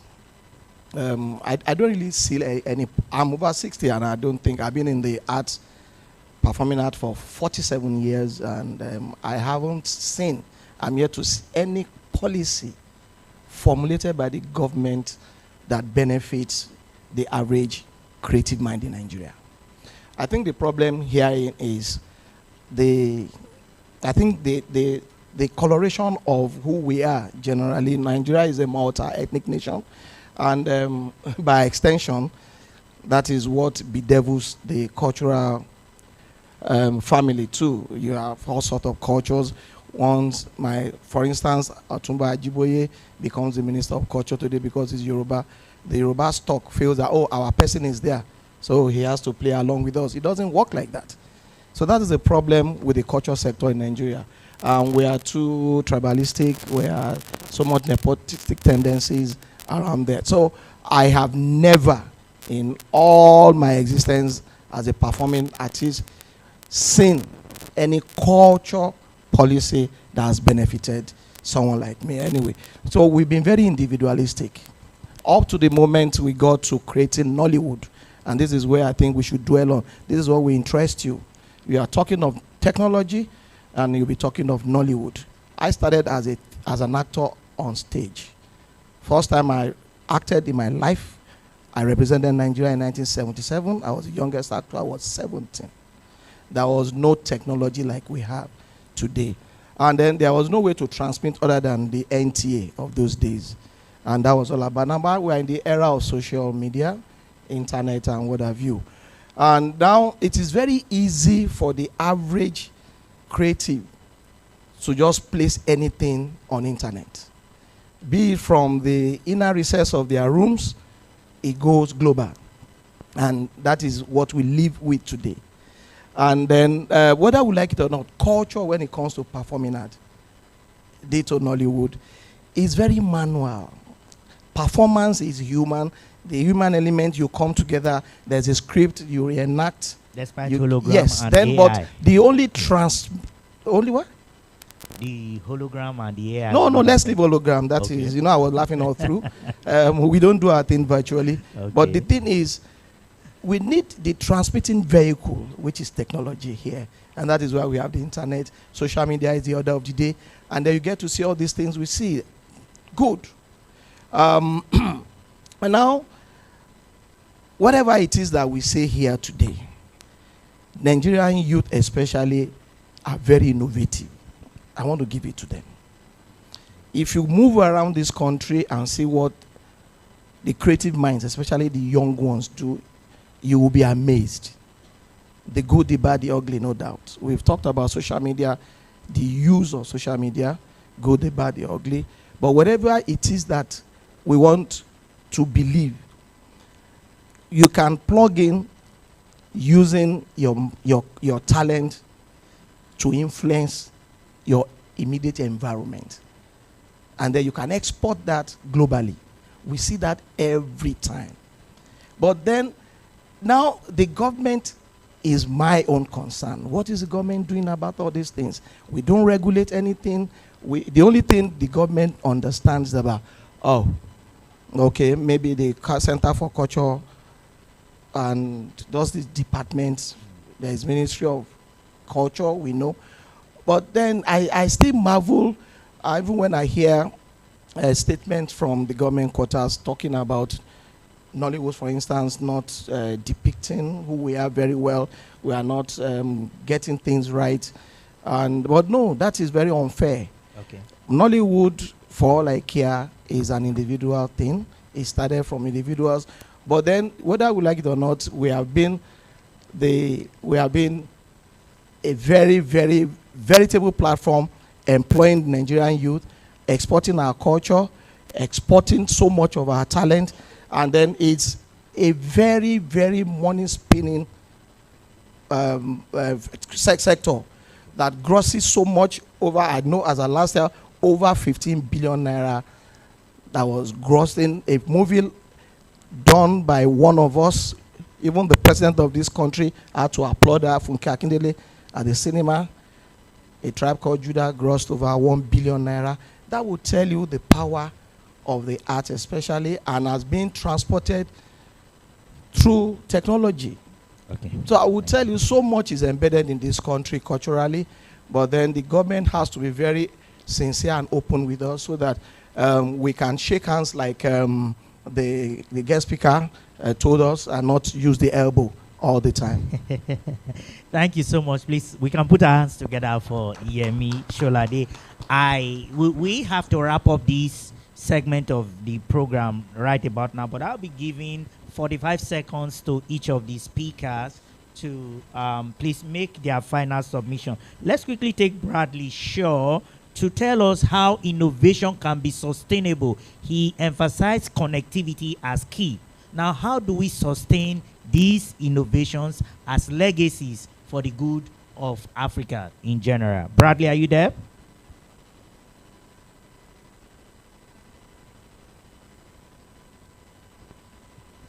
Is Bradley there?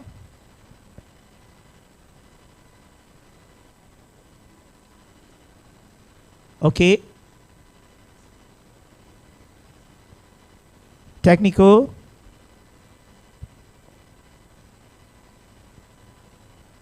All right. If we can't take Bradley, I will take a physical submission now. Okay. Okay, Bradley.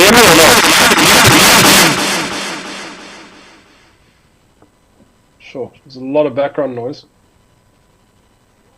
In 45 seconds, please wrap up for us how we would ensure the sustainability of innovations to keep Africa on the developmental track. Fantastic. Thank you very much. It's a great ending question, and one very difficult to complete in 45 seconds. But I think after connectivity, I think small businesses are the way to keep innovation moving. Innovation seems to not be the sole land of the big corporates. We've certainly seen more innovation coming out of small businesses over the last 20 years than any of the larger ones. And I look forward to seeing more African innovations and African businesses take the global stage. We've had some great successes out of Nigeria over the last couple of years. Some in the fintech space with their own levels of controversy. But Nigeria is a phenomenal place, and I look forward to seeing more Nigerian innovations hit the global stage and be successful. And I think that comes out of the support of talented entrepreneurs in the country. And I think that is crucial for ongoing innovation and success. Thank you very much for the time, and thank you for welcoming me today. Thank you very much. So much, Bradley. Thank you, and we appreciate your contribution. I'll take a physical submission now. From the perspective of a research and development institution, that's talking about the Federal Institute of Industrial Research, FIRO Oshodi. What do we need to do? Mr. Timakao mentioned the fact that research development needs to get to the point of execution, implementation. So what do we do to ensure that these documents, these findings are distilled to implementation for the good of the people, sir? Mr. Timothy Ajayi. The setting, we really need to support the sector. I recall a few years back, I made a presentation on managing R&D in an uncertain budget environment. You see, as we speak, 2020, the life of 2023 budget has been extended till December. Okay. Our sector are supposed to go to Nasarawa, Lafia in Nasarawa, for this year's National Council on Science and Technology. Okay. That program has been on hold because 2024 budget has not been implemented. So that's, if we, in that presentation that I referred, I compared running a World Bank project with running our own R&D project. Before you are set to go on any World Bank project, the fund you need is already there. Okay. So at every stage where you just get, you ask, you get. But even when you have plan, you have budget, we have 2024 budget, and the year is almost running to an end. The budget here has not started. So what do you do? Are you asking me, sir? No. How do you function in such a situation? I'm not in charge of budget, sir. Okay. So the nation has to find a way. We had during the intro, the way the US, the way China maneuver around funding. Can we wrap up, Find Mr. a Ajayi? way Yes. Around it. Okay. God will help us. Okay. The summary is that God will help us, and God will help us. Amen. Now, I'll take a final wrap-up from Mr. Ukeme Peters of Express Payment Organization. Sir, driving innovation, driving growth, and of course, service to the man in Potiskum, the man in Oron, and the man in Abeokuta. How do we ensure that they are brought in that inclusivity with solutions like express payment? You want to make the money in Lagos. How do you get it to those people up there, sir?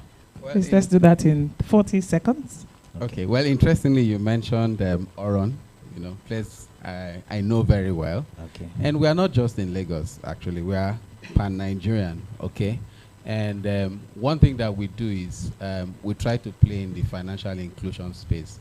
I mean, at least government have provided that framework, and we've latched onto it. But there are a lot more that can be done. So I look at things like policy harmonization. So we've got different, if you just take, for instance, that of registrations.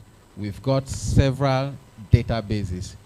For instance, now you have your international passport, you did thumbprint. You have your NIN, you did thumbprint. You have your driver's license, you did thumbprint. You had BVN, you did thumbprint. Which other one? You now have NIN, voter's card, you did thumbprint. NIN, yeah. So why don't we harmonize these policies, and bring them under a common database such that, you can quickly onboard someone. So you have someone there in the village that only has a voter's card. He should be able to access banking services, for instance.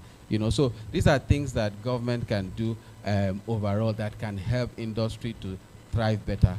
But most importantly, it's the aspect of R&D that is very critical. Thank you. Thank you. Mr. Peter, you would relate with Dr. Bayero Agabi. He's a member of the Presidential Committee on Data Harmonization. Let him give you answers. And on a final note, Chief Yemi Sholade, please, as a people, what do we do to ensure that Generation Next doesn't miss that cultural element of the essence of our people?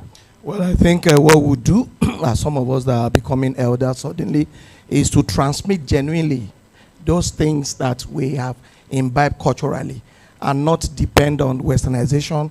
And then, because it is often said and commonly said in my space, the Yoruba adage which says that Odo to gbagbe orisun e o ma gbe, which literally means that a river that forgets its bank will definitely dry up. So that is it. We are too westernized in this part of the and then we are fast eroding our culture, which is becoming a cankerworm.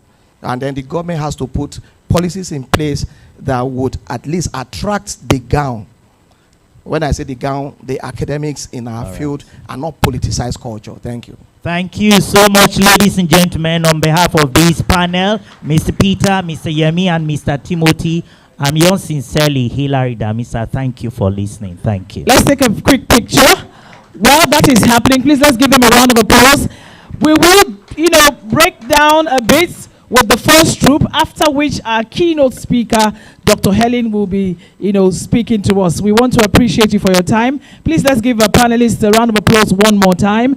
while I invite the first entertainment troupe to please get ready to come in now for your 3 minutes presentation. 3 minutes presentation, after which we'll go straight. We still have a lot to do with today. Like I said, it's a full packed day, and we're trying as much as possible to keep to time. Thank you very much. Mr. Hiller, you're supposed to be in the middle. If you agree, say aye.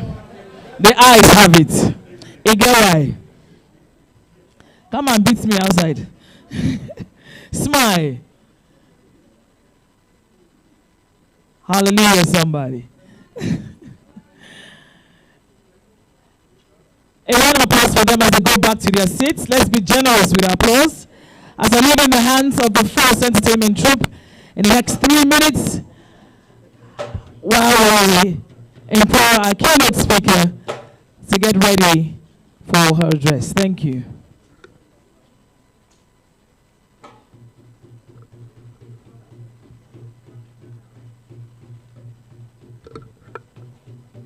We have free Wi-Fi for you, Rad Hall. If you're interested, RADHALL, Rad Hall. Ignore the caps, it could be small or big letter. RADHALL, free Wi-Fi.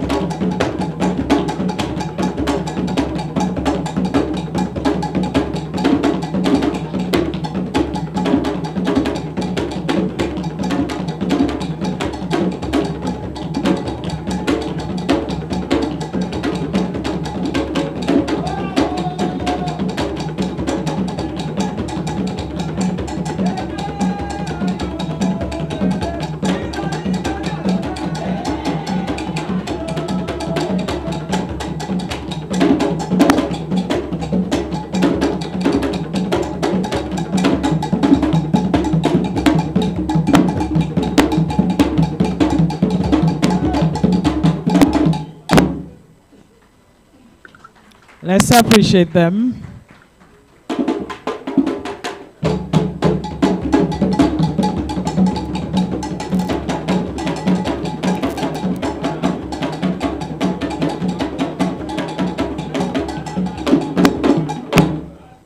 round of applause for the first troop, entertainment troop. Interesting. I gave them 3 minutes and they kept the time. Thank you. When you come back, I'll give you times 2 of those minutes. Please, can we appreciate them for that? For helping us energize the room. Yes, we're moving gradually. And next is our keynote address. Can I please have the stage back where it was? Please, the stage where back it was, so I can introduce our keynote speaker for today. She is none other than the MD of Sensual Partners Innovation Hub, a seasoned expert and certified facilitator, and BDSP in entrepreneurship, education, and business development strategy, particularly in the African business sector. With over 30 years of experience in corporate reputation building and management, Dr. Moore excels in designing and delivering communication programs that maintain a positive image for organizations. Her expertise includes stakeholder engagement, investor relations, crisis communications, and experiential marketing. Distinguished guests, ladies and gentlemen, please join me to make welcome for her keynote address, Dr. Helen Murray, MD, Sensual Partners. Just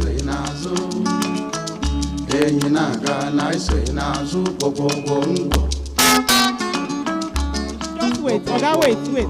Break it down.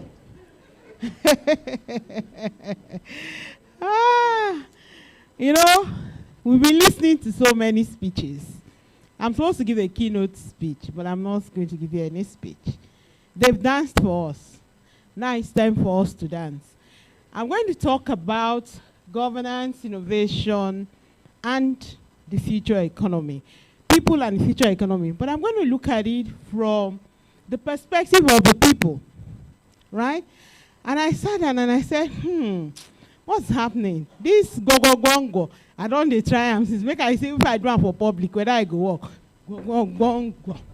Oh yeah, give me the music. Please, everybody, can you please stand up? Oblige me. Stand up. Let us dance. They don't dance for us. Make we dance for ourselves. Oh yeah? Let me see who won't go.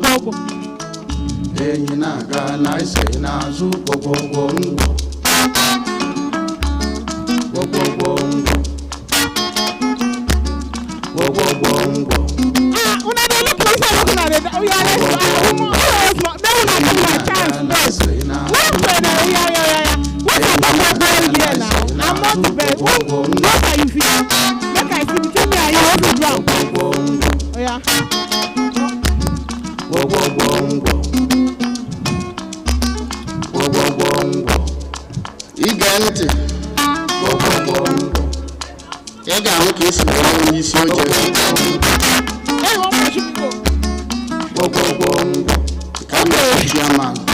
All right, thank you. I don't say Nigeria with 2 form, but me, I like to play. I call myself the Gen Z mama. All right. So today I'm supposed to talk about governance, and then innovation, the people, and the future. We've heard a lot about what is not working. Please, can I have a quiet room? You know, I'll be teacher, so I can't continue until the room is quiet. So what I want to say is, from a governance perspective, we've said so many things today, how things are not working in Nigeria. From a people perspective, we have also recognized that we have an industry, because technology is part of the creative industries, in case you don't know. So when people say tech is part of the creative industries. And the creative industries in Nigeria is set to grow. Currently, it accounts for about 5% of our economy when you put everything together. But what's the beauty of it? The beauty of it is, for me, I'm looking at it from entrepreneurship. I believe that that's an industry that still has a lot of opportunities. In fact, I was speaking with Otumba, and I said, Otumba, I beg, that your Orisha show, me, I see entrepreneurship opportunity in it. Once there are so many difficulties concerning governance in Nigeria, there's still a lot more we can do concerning innovation, concerning the people, and then also the future economy. So what I just want to leave you with, because we've heard all the problems, but I want to give you the solutions. And the solution is that you and I, we need to stop spending our time debating on whether the president has bought a jet or not. We need to stop wasting our time debating on the things that they are making us talk about that doesn't help us. I am on social media a lot. If you Google my name, Helen Emore, you'll be amazed how much information you see about me. But what do I put on social media? I put information about entrepreneurship. I put information about growth. I danced for you people now. Everybody laughed.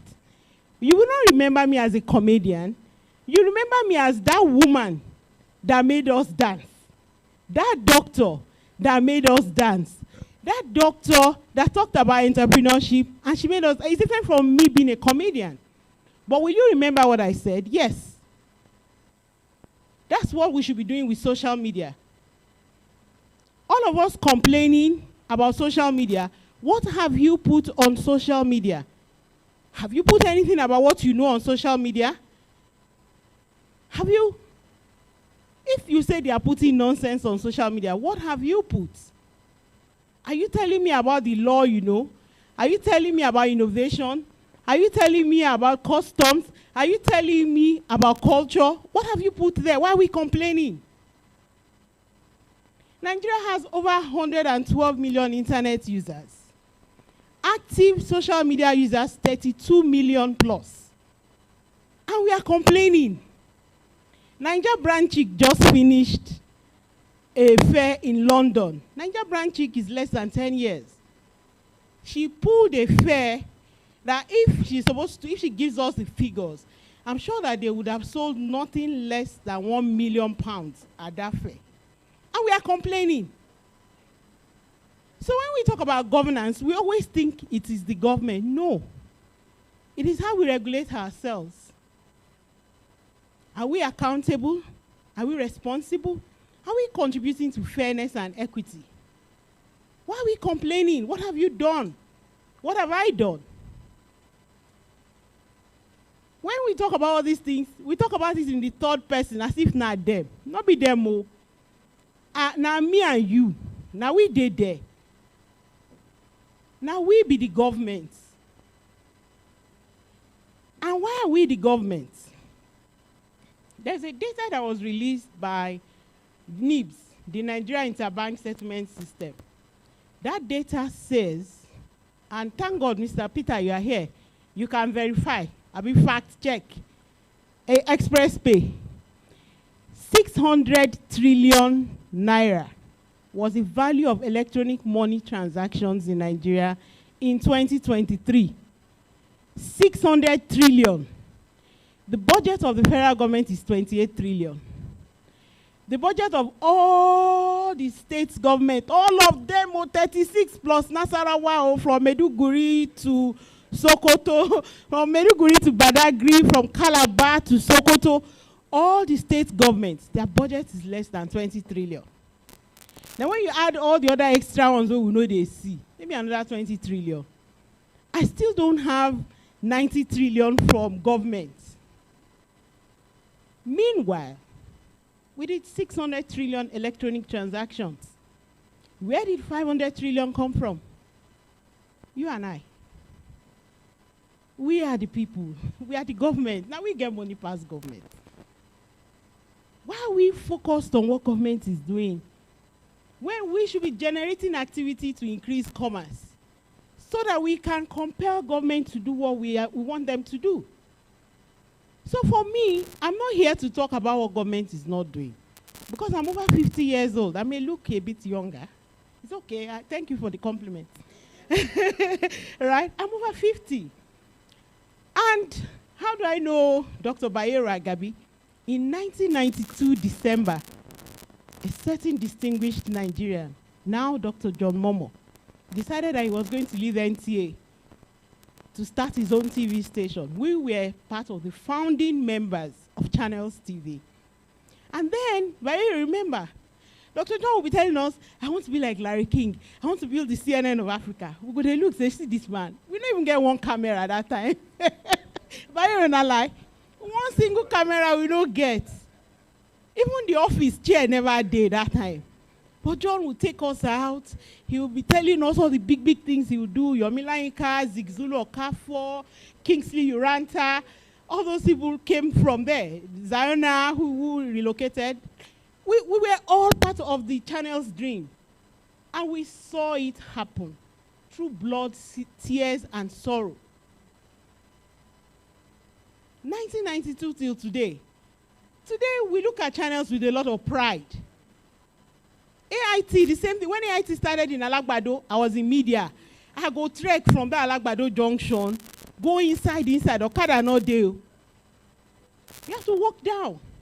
But today, look at AIT, it's a global platform. Or is it this day you want to talk about? So my charge today is to say, you know, all these things that are happening around us, it's not happening for fun. We have to tap into it. We have to get into it.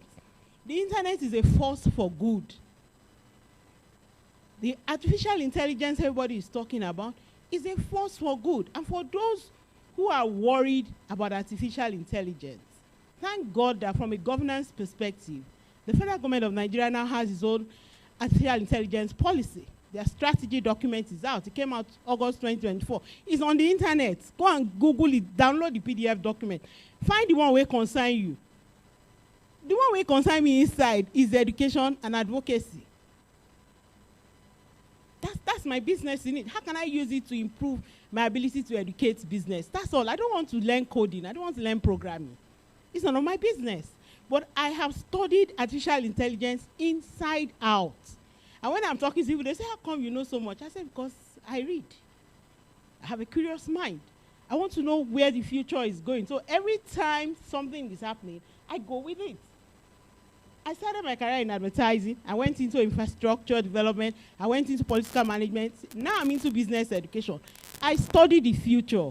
What is going to happen? This thing they are talking about now. How will it affect us in the future? That is what the future economy is about. So all these things they are talking is about us. AI is not going to take my job as long as I know about it and I know how to use it. AI is not going to take your job as long as you know about it and you know how to use it. So this thing they say future, AI, it is about us. I want to close by challenging us to say there's a lot of information out there. A lot of it are not relevant to us. Pick the one that is relevant to you. That's how I operate. How does it work for me? What am I going to do with it? How can I tune people's minds to what's happening and get them to get value from it? My mission and our mission as Scientia Partners is to enable entrepreneurs to do more, because for an economy of 200 million people, our statistics are very poor. We shouldn't be doing a GDP of $300 billion. It's too weak when California is in 1.6 with 35 million people. If we are going to grow, you and I have to move with times. We have to forget about all the noise around us. We have to use social media for good. I just summarized the speech that I had, which says that the government will create laws. We will regulate ourselves. And how do we regulate? We participate. You cannot speak when you are not on the table. So if you want social media to be better, get on it. Put out content. I dey put content. I dey dance. My pikin they teach me how to dance. People go they laugh. I say, we play. It just shows that as an entrepreneur, you should also play. That's why I put out those kind of content. You don't just sit, otherwise you'll be miserable. And And then I put out real content. I talk. I'm always talking. I try to put out content at least 3 times a week. When I'm happy, I can put every day. I'll put something. So what are you putting there? If we want to change this narrative, we want Nigeria to be better, we all have to align. We have to change the kind of content we are producing. Let's just stop complaining. Let's just stop talking. Let's see governors on social media. Let's see adults, 50, 60 on social media. Instead of just sitting down and say, oh, if everybody is looking at their phone, I say, hey, they look phone, 35 million people. How can I sell something to 1 million people every day? That's my goal. I hope that is your goal. And I pray that all of us, because God has done his work. In Genesis 1:28, he said, have dominion. So let's stop calling God will help us. We are the ones who need to do the work. I hope we'll stop bothering God and just get on this bandwagon so that we can get on the future economy. That's all I have for you today, Baero. I hope I didn't disappoint you. You should give her the go she's going back. Oh yeah. Please let's appreciate her. Thank you very much. Not always looking at the bad side, but the good side of the internet. Looking at internet for good. She can go on and on and on and on. But like we say, the internet has come to stay. The future is right before us. How do we collaborate to ensure that our future is safe? Talking about AI, I was interviewing some of those protesters one of the days, the 10 days of rage as pronounced by the organizers. And this Monday after the president spoke, I went there to sample their opinion. While I was asking one very girl, she was just raging and everything. I said, okay, what do you make of the president's speech? He has asked that we, sheet our swords and then give him time. And he said, no be our president talk, na AI talk yesterday. I was like, where did you get that from? That one no be our president. I said na AI. 2 things. At least she was trying to be sarcastic. And again, she also believes that AI can actually replicate such stuff. So, I mean, we also learned something even in her sarcasm, that AI has come to stay. It's not going to take away our jobs. I mean, that's why what some of us really fear the most. How do we navigate all of this is what gatherings like this, tend to remind us on a daily basis. So please, let's give it up for MD of Science Show again, Dr. Helen Amore. Thank you very much for that. Moving on, we're going to be listening to the GMD CEO Express Payment. She was here earlier and she had to leave, but she has pleaded that representative, Mr. Ukeme Peters, head product development and strategy at Express Payments, to deliver her speech on her behalf. Please, let's give him a round of applause. While I also want to ginger the next panelists to get ready for that. We're moving quickly, and like I said, we're going to try as much as possible to beat the time. So please, let's give it up for Express Payment. Thank you very much. Good afternoon once again. I hope you're having fun today. So I'm here to represent my boss, the Group Managing Director of Express Payment. All protocols duly observed. I am delighted to be part of this year's summit and feel highly honored to be invited to make a few remarks before this August gathering. This year's theme, Governance, People, Innovation, and Future Economy, is quite germane, coming at a time when the government is pushing for bold economic reforms that considers pivotal, that it considers pivotal to growing Nigeria to a $1 trillion economy. This is an ambitious goal that requires people and innovation to drive it. And I think the last speaker just said that we all have a part to play in building the nation that we desire. The growth over the last few years in Nigeria's fintech sector, which the World Bank estimates to make up about 1/3 of Africa's fintech market, has shown that Nigeria does not lack people with purpose, passion, prowess, and process to power the innovation required to the government's ambitious growth plan. You know, a few years back, a lot of youths were really irked about the comment of lazy Nigerian youths. But you see, we have that human resources that is required to, you know, power this economy, and the fintech space has actually showed that. It is a dynamic fintech sector that is innovatively bridging Nigeria's financial exclusion gaps through provisions of mobile money, as well as digital payment platform and wallets to reach our unbanked and underserved population. As one of Nigeria's leading fintechs, we at Express Payments Limited remain fully committed to growing Nigeria's digital economy by creating and leveraging cutting-edge platforms for electronic payments, collections, and fund disbursement. We are licensed by the Central Bank of Nigeria for transaction switching, payments solution service provider, and payment terminal service provider, amongst other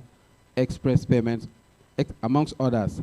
Express Payment offers a distinctive range of products and services that includes a payment gateway, a payout platform, and multiple e-collections products.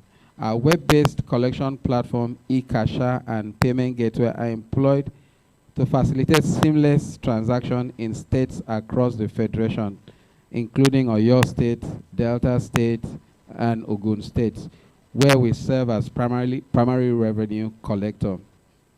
We have partnership with all commercial banks in Nigeria, and this allows us to develop and deploy POS applications and terminals, providing convenient payment solutions for various merchants across the country.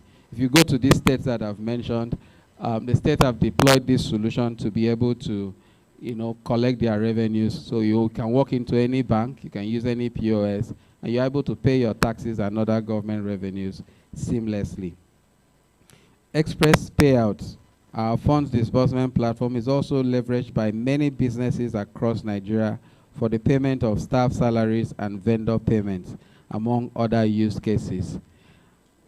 We consider ourselves a foremost partner of the central bank in its drive for financial inclusion, given our wide network of over 450,000 agents, through whom we offer comprehensive coverage across 725 local governments areas in Nigeria. That's almost all the local governments that you can think of. We provide free training for all these agents, as well as free POS machines to help them run their businesses.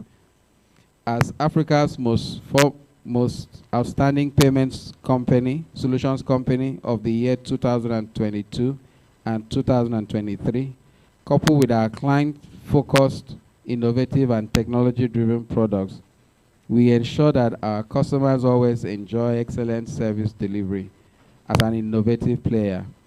We are continually disrupting markets in a bid to further simplify and enable smarter livings and for individuals and businesses. We want to sincerely thank the convener and the organizers of the summit for the opportunity to join other well-meaning participants in the deliberation on innovation and Nigeria's future economy, so we can contribute our own thoughts to the discourse. Thank you very much, and may God bless you. Thank you very much, and we say congratulations on all the strides by Express, and we look forward to more participation and partnership at future events. Please, let's give it up for Express Payment Solution.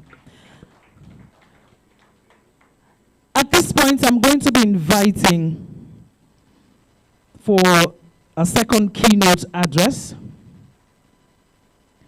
Chief Professor Mike Ozekome, SAN, OFR, CON, a constitutional lawyer and orator.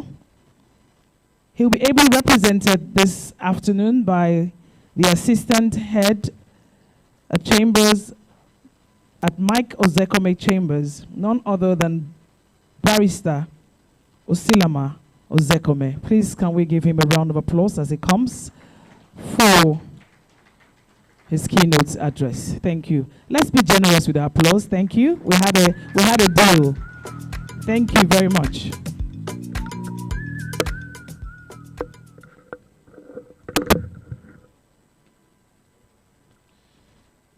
Good afternoon, all. May I humbly stand on all existing protocol. I am Uslama Michael Zekome. I'm a barrister and solicitor of the Supreme Court of Nigeria, and I am the assistant head of chambers at Michael Zekome's chambers. I stand before you here today as a representative of the Learned Silk, Prof. Michael Zekome, SAN, OFR, CON. He would have loved to be here today to give you his keynote speech, but for reasons outside his control, he's unavoidably absent today. So on his behalf, I shall be giving his speech. So originally, I had planned to read out his speech that he had prepared, but given the number of plenary sessions we've had today and the other keynote speech earlier today, a lot of what I was going to talk about has already been touched on. The topic for today is governance, people, and sustainable future economy. So I shall be focusing my topic on mainly the sustainable future economy. Now, the 21st century world stands at a crossroads, faced with a web of issues interwoven like threads in a tapestry demanding urgent attention. There's obviously the need for sustainability, as in contemporary discussions of global advancement, the conversation has notably shifted from an emphasis on solely economic expansion to a more holistic approach centered on sustainability. While the discourse on sustainability was born out of providing solutions on environmental degradation, gender equality and health, it has evolved to encompass nearly all facets of life. Subsequently, sustainability has dominated several global conversations, projects, and programs. In Africa, there is a need for sustainability now more than ever. Although recent progress has been such with regard to economic growth and development, the continent is still plagued with ineffective policies, obsolete laws, coupled with a lack of enforcement mechanisms, lack of broad-based development, inappropriate farming techniques, impacts of demographic changes, resource outflow, high dependency on primary commodities, huge external debt burden, and inadequate education and lack of information. This missing link continues to be sustained progress. You know what, rather than reading out his lecture, let me just speak to you. We are talking about economic sustainability. What is the idea of sustainability? Sustainability is means using the current resources to achieve today's goals in such a way that the future economy can also make use of such resources. That is the entire idea of sustainability. To that effect, there are 17 sustainable development goals, and let's look at each of them or some of them and see whether we can actually say that the governance in Nigeria or we as a people are actually striving towards sustainable development. We have the first goal, which is no poverty. No poverty. That's the first sustainable goal we have. Recently, Nigeria actually outpassed India as the #1 poverty nation in the world. With over 12% of its population in extreme poverty. Not just poverty, extreme poverty. That says a whole lot about the way we are being governed as a people and as a nation. We also have the goal of zero hunger. Zero hunger. But actually in Nigeria today, we have famine. I think about last month or 2 months ago, there was the news of food crisis in the north. And with approximately 22 million Nigerians facing food security. We also have good health and well-being, which we do not see in our current society.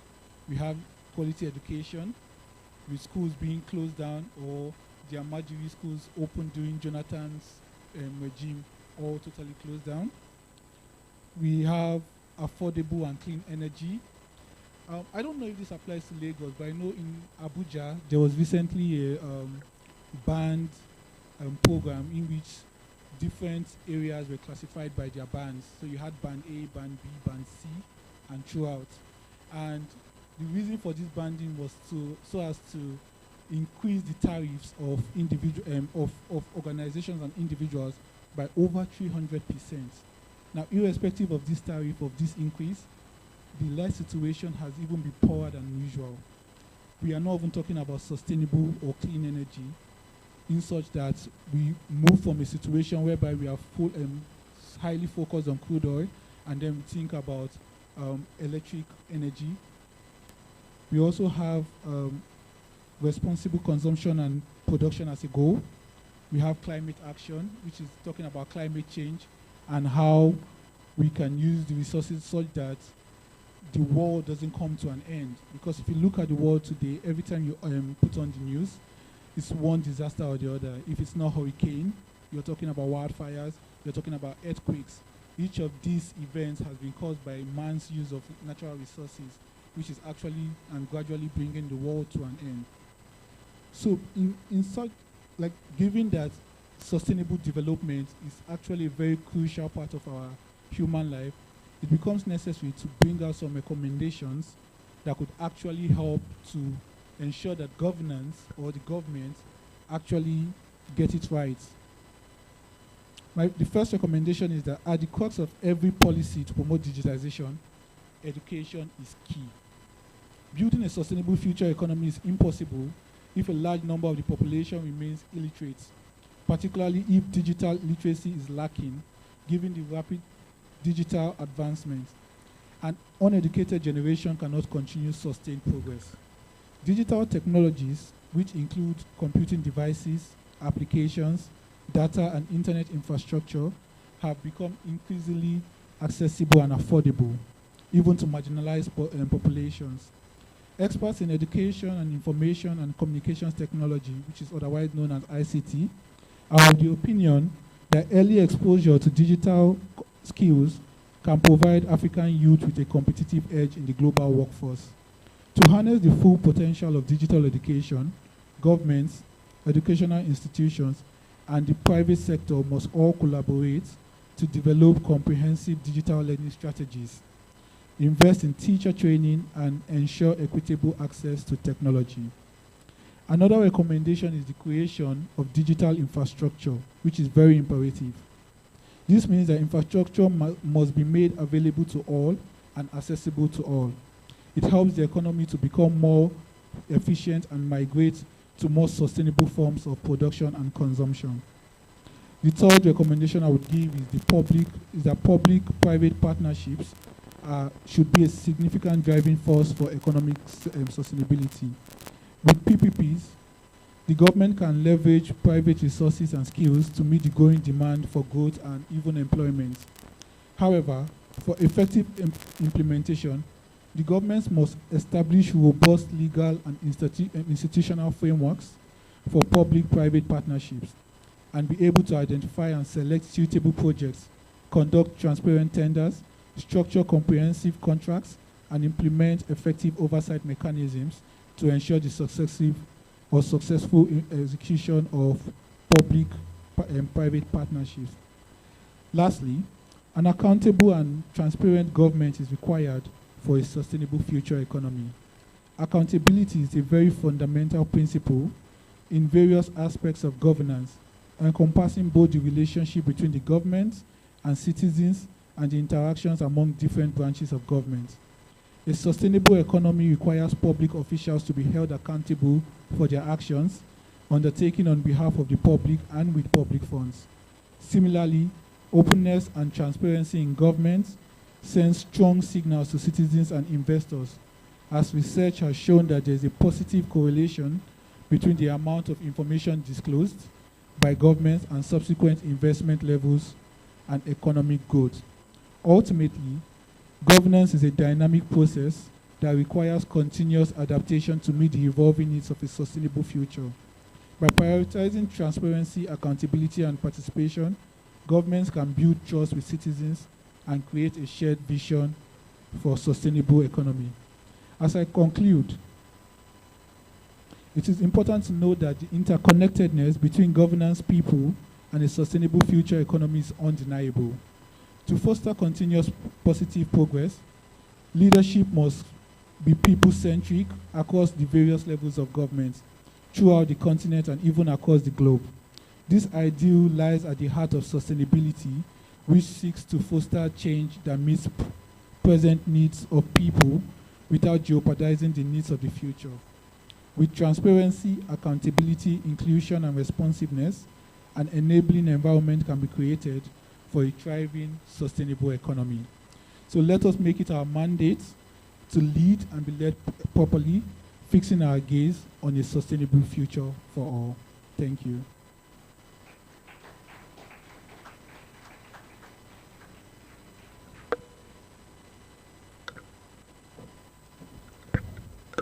Thank you very much, Barrister Shilama Zekome. Please let's give him a round of applause. While we're all envisaging a brighter future, he just highlighted the need for education and literacy as key at addressing the challenges of the future. And that, of course, includes digital education. And here the need for digital literacy also comes to play. And I know that we all have our parts to play in ensuring that that is top-notch for us as a country, Nigeria. Please let's appreciate him one more time as I invite to the podium for her address the representative of the DG of NIMSI, Madam Iwok, for the NIMSI's address. Please, can we give her a round of applause as she comes? After that, of course, we're going to be taking remarks from NASATEM. Please, let's get prepared for that. Thank you.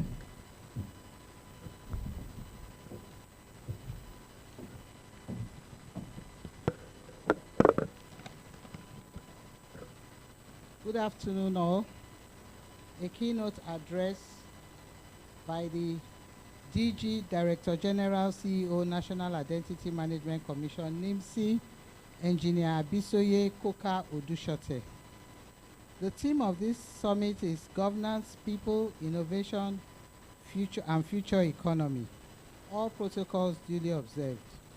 It is a great honor and privilege to stand before you today at the Digivation Future Summits and Award, a premier gathering of futurists where we explore and celebrate the intersection of governance, people, innovation, and future economy. The theme of this summit, Governance, People, Innovation, and Future Economy, is not just a reflection of times we live in, but a call to action for all stakeholders committed in shaping a sustainable and inclusive future for Africa. In a rapidly evolving world driven by technological advancements, the role of governance is critical in ensuring that innovation serves the people, fosters economic growth, and addresses the unique challenges of our continent. Today, I would like to share insights on how NIMSI is contributing to the vision through strategic initiatives, innovations, and partnerships, governance and digital identity. At NIMSI, we recognize that the future of governance is intrinsic and linked to digital identity. A secured and a reliable, inclusive digital identity system is the cornerstone of effective governance, enabling citizens to access services, exercise their rights, and participate fully in digital economy. Over the past years, NIMSI has made significant strides in ensuring Nigeria's digital identity ecosystem moves forward. We have leveraged cutting-edge technologies to ensure that every Nigerian is uniquely identified and that the identity is securely protected. Our commitment is to ensure that no one is left out in this digital transformation of our society. Innovation is not just about technology. It is about people. It is about empowering individuals, communities, businesses to thrive in an ever-changing world. At NIMSI, we have placed people at the center of our innovation. We are continuously developing and deploying solutions that are not only technologically advanced, but also user-friendly, inclusive, and tailored to the needs of our diverse population. Through our strategic programs, we have expanded our outreach, ensuring that even the most remote and undeserved communities have access to digital identity services. We are also collaborating with private sector partners to drive financial inclusion, enhance service delivery, and create new economic opportunities. What is the future economy? The future economy of Africa will be driven by data technology and innovation. In this new economy, digital identity will play a pivotal role in enabling seamless transactions, fostering trust, and driving economic growth. NIMSI is committed to building a robust digital identity infrastructure that will support future economy and position Nigeria as a leader in digital age. We are not just building for today, we are building for the future. Our vision is to create a digital identity ecosystem that is secured and interoperable and scalable, capable of supporting the aspirations of our people and the ambition of our nation. What is the call to action we have today?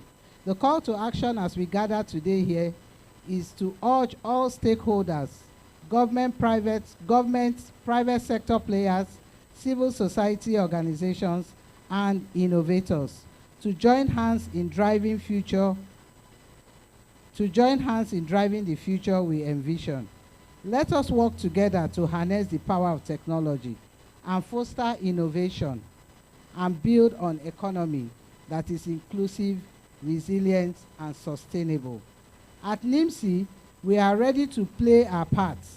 We are committed to driving the digital transformation of Nigeria by contributing to the broader Africa agenda of innovation and economic growth.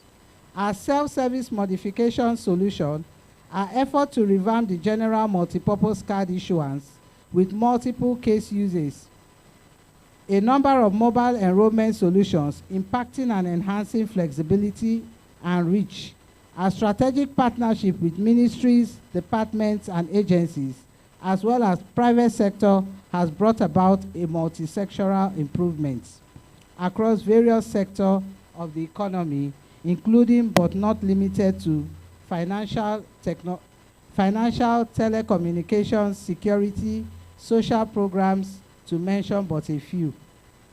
Verification systems are not just a few ways we have recalibrated, re-engineered, and repositioned the NIMSI to deliver its mandate.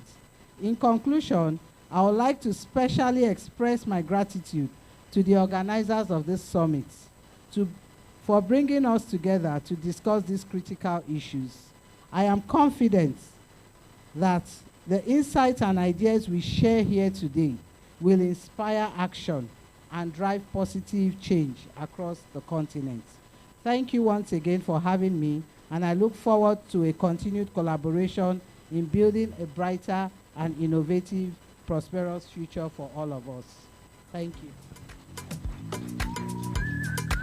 Thank you very much. Please, let's applaud Mrs. Nkoyo Iwok, representative of the DG of NIMSI. Let's appreciate her and all that they do at NIMS. I mean, she spoke about how a secure digital identity is key, and then NIMSI has, had significant strides in ensuring that identity as Nigerians, even as a country, Nigeria, is secured. I was just trying to look up on the internet, and just 3 minutes ago, I saw that NIMSI has a way to update your information at home. You don't need to go through all of the queues. That's technology, that's innovation, and that's the future. Please, let's give it up for NIMS one more time. We're going to take another remark. This time around is from the DG, the National Center for Technology Management, NASETEM, Dr. Olushola Odusonya. Please let's appreciate him as he comes.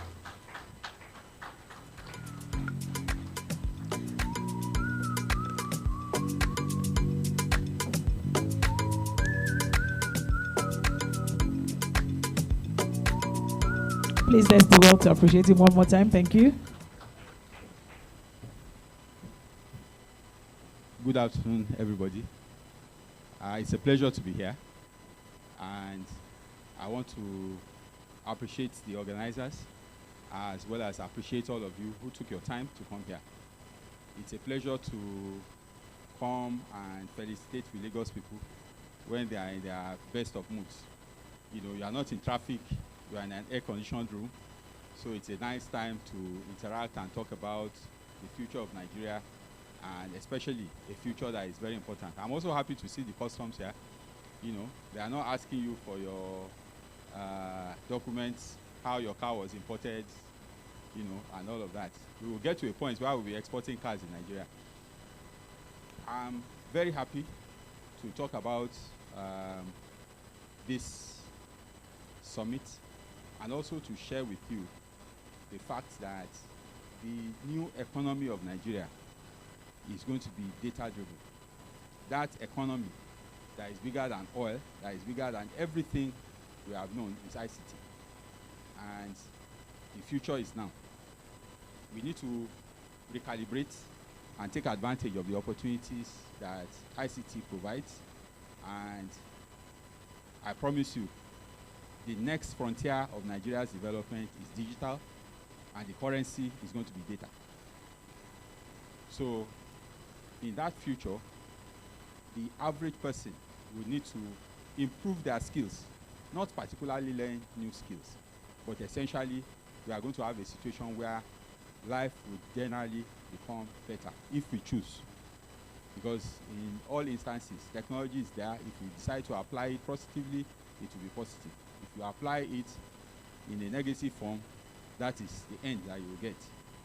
So what we have been doing in the National Center for Technology Management is for us to accelerate what we have been doing before. When I came on board about a year ago, what I learned was that being an agency that was designed to train middle and high-level manpower in both public and private sector, we have been having boardroom meetings where we'll come and wow people, especially middle-level, high-level manpower people, and they'll be so excited and say, oh, next year we want to have this training again and again and again. And I felt that was not sufficient. We have 200 million Nigerians, if we are going to believe the census. And those of them who are public servants like myself are less than 1 million. Now, if you now do the average, it will mean that every community in Nigeria is not represented in public service. That's what it means. Because you can't have 1 million people representing more than 200 million people. There will be some villages, some communities who don't have representatives within public service. True or not? Now, for us, we felt there is no how 200 people can service, I mean, one person can service 200 people. For that person to service 200 people, he has to be efficient. And what we are going to be talking about today is how to bring about efficiency across all sectors of the economy. The musicians nowadays can play music with one person. All he does is add his own creativity by singing, but he uses technology to achieve all of that. So what we did when I came on board was to digitize all our training services, so that when we meet you in the boardroom, we now tell you that you have to go online and do a course that can give you a certificate. That certificate adds to you, and that certificate is global. So that you don't stop getting excited about the work that you are being taught or whatever. You also get a certificate that when you leave that job, you can do something else with yourself and improve society. So the first assignment I gave myself was to digitize. Then I started trying to convince government officials to make sure they gave us money. So everybody now from level 12 and above, the government has supported me, and I'm going to have computers for them, and then they will also be computer literate. Nigeria spends 5 billion naira every year on paper. if you go to the customs desk, sorry, I'm picking on you guys. You will move from one place to the other, you'll be dealing with paper. But I'm sure with the new CG, we are going to have a situation where all these things will be digital. All that 5 billion naira we spend on paper is coming from Asia. There is a company in Nigeria called Konga. Their biggest business is to transport paper. Can you believe? And we have trees that can be popped, producing paper and all of that. So the work we have to do is a lot as a nation. We need to rebuild our country almost from scratch. All those impediments that will stop us from agriculture and make us one of the giants, we need to remove them. When Nigeria was #1 producer of oil palm, we were picking oil palm from the forests, not because we were actually producing. There are ways now to understand the soil types and all of that, and all of these are ICT-driven digital economies. So, aside from that, I started looking at opportunities we can have by having applications. So we developed apps. Some of these apps have now become issues that we are now having copyrights on them. In some cases, we are trying to get patents. Apps that will help you understand the trajectory. One of the good examples is an ASETEM collects ICT data.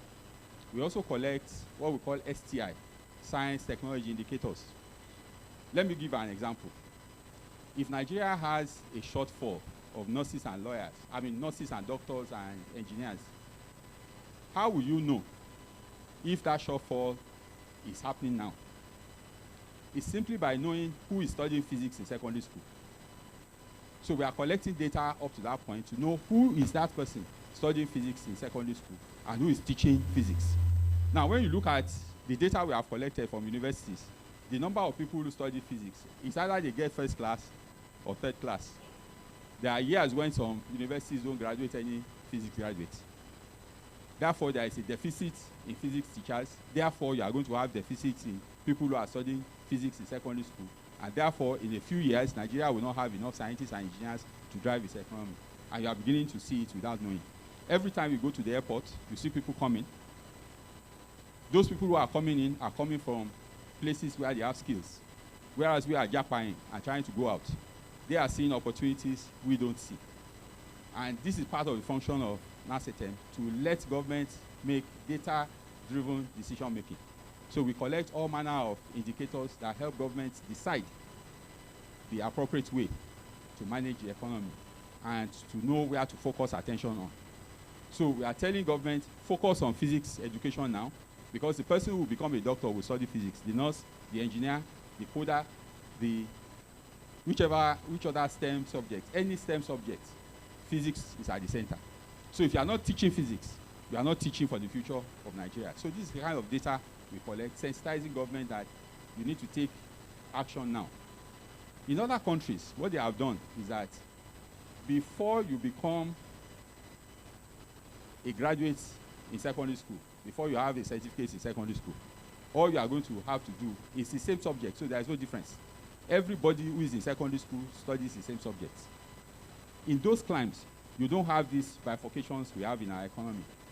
These bifurcations are disenfranchising our system, and we are advising government, please, from the data we have collected, these are the things we have seen, and these things are helping us to understand the future of Nigeria better.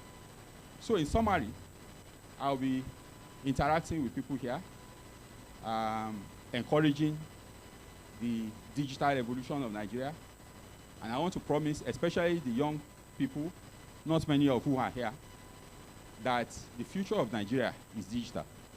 And that future is going to be driven by data. So anybody who understands all of this will understand that you need to retool. Whatever skills you have to improve upon it. Whatever action you are doing, you have to improve upon it. Believe me, the lawyer needs digitization to aggregate all the information he has. We are having to hear about ChatGPT. It's only a language model, and every language understands and has a model. So this model is digital in nature, and it brings the divisions between science and arts, it brings it to nothing. We are now in a stage where we have to decide in our secondary schools, do you allow people to use AI in the classroom? Just like a time when we were trying to say, could students use computers to study mathematics? And I remember some of my teachers felt it was an abomination to use to use calculator for mathematics. The decision we have to make now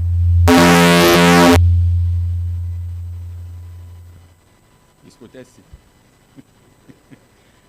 The decision we have to make now is, do we allow our children to use AI to answer questions that we pose to them? They are already doing so.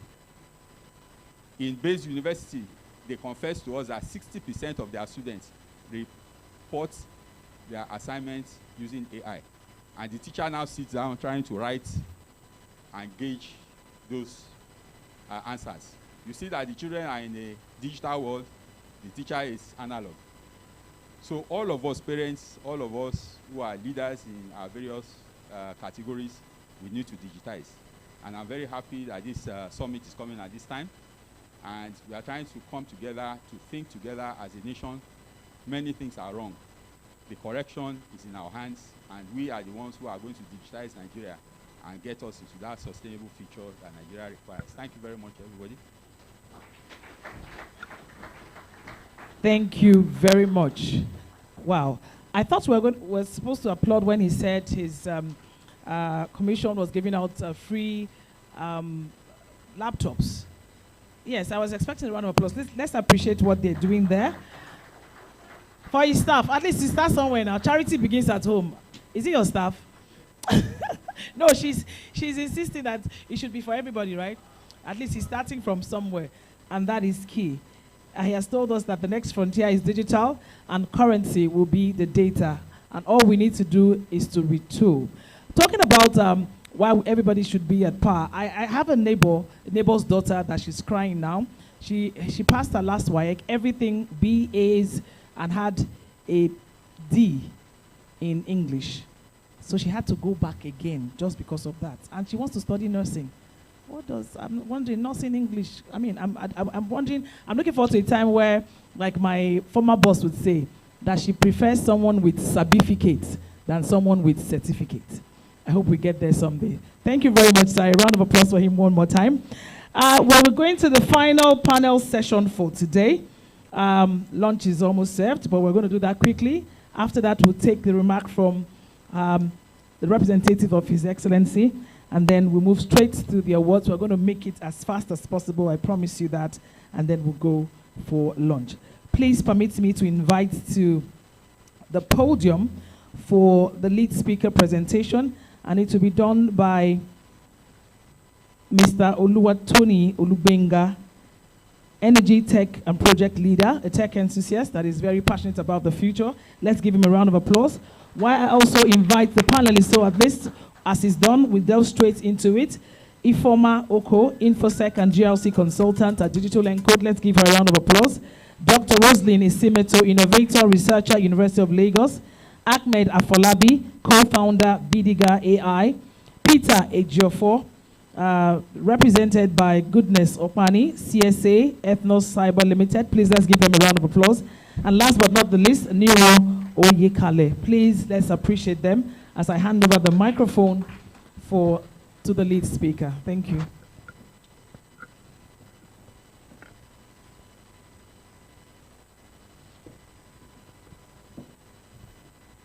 Thank you very much. Good day, everyone. Good day, everyone. Good day. Okay.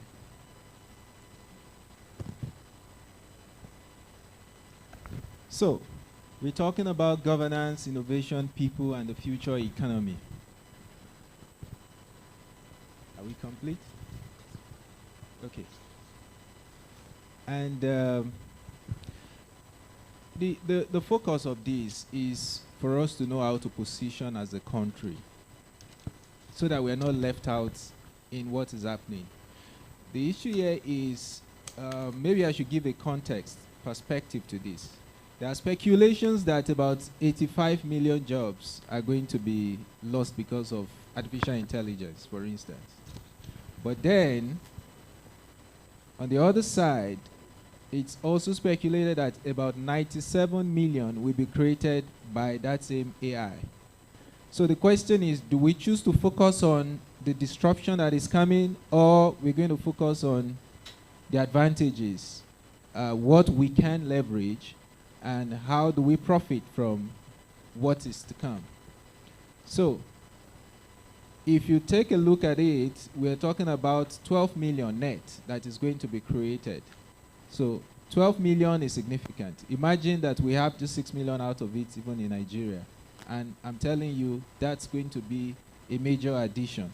So how do we leverage as a people? How do we leverage as a country?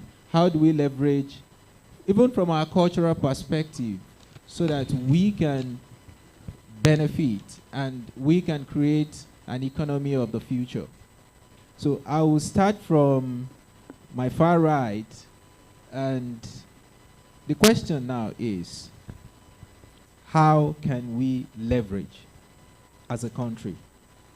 How can we leverage to position in terms of governance, in terms of the people, and in terms of what we are going to create, the innovation, so that we can profit from what is to come? Of course, there is going to be disruptions, no doubt about that. But how do we leverage?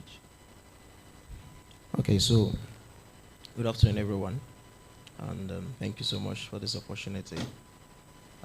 Like you rightly said, innovation, growth, two concepts that are largely connected, and for us to be able to grow, it has to come from within.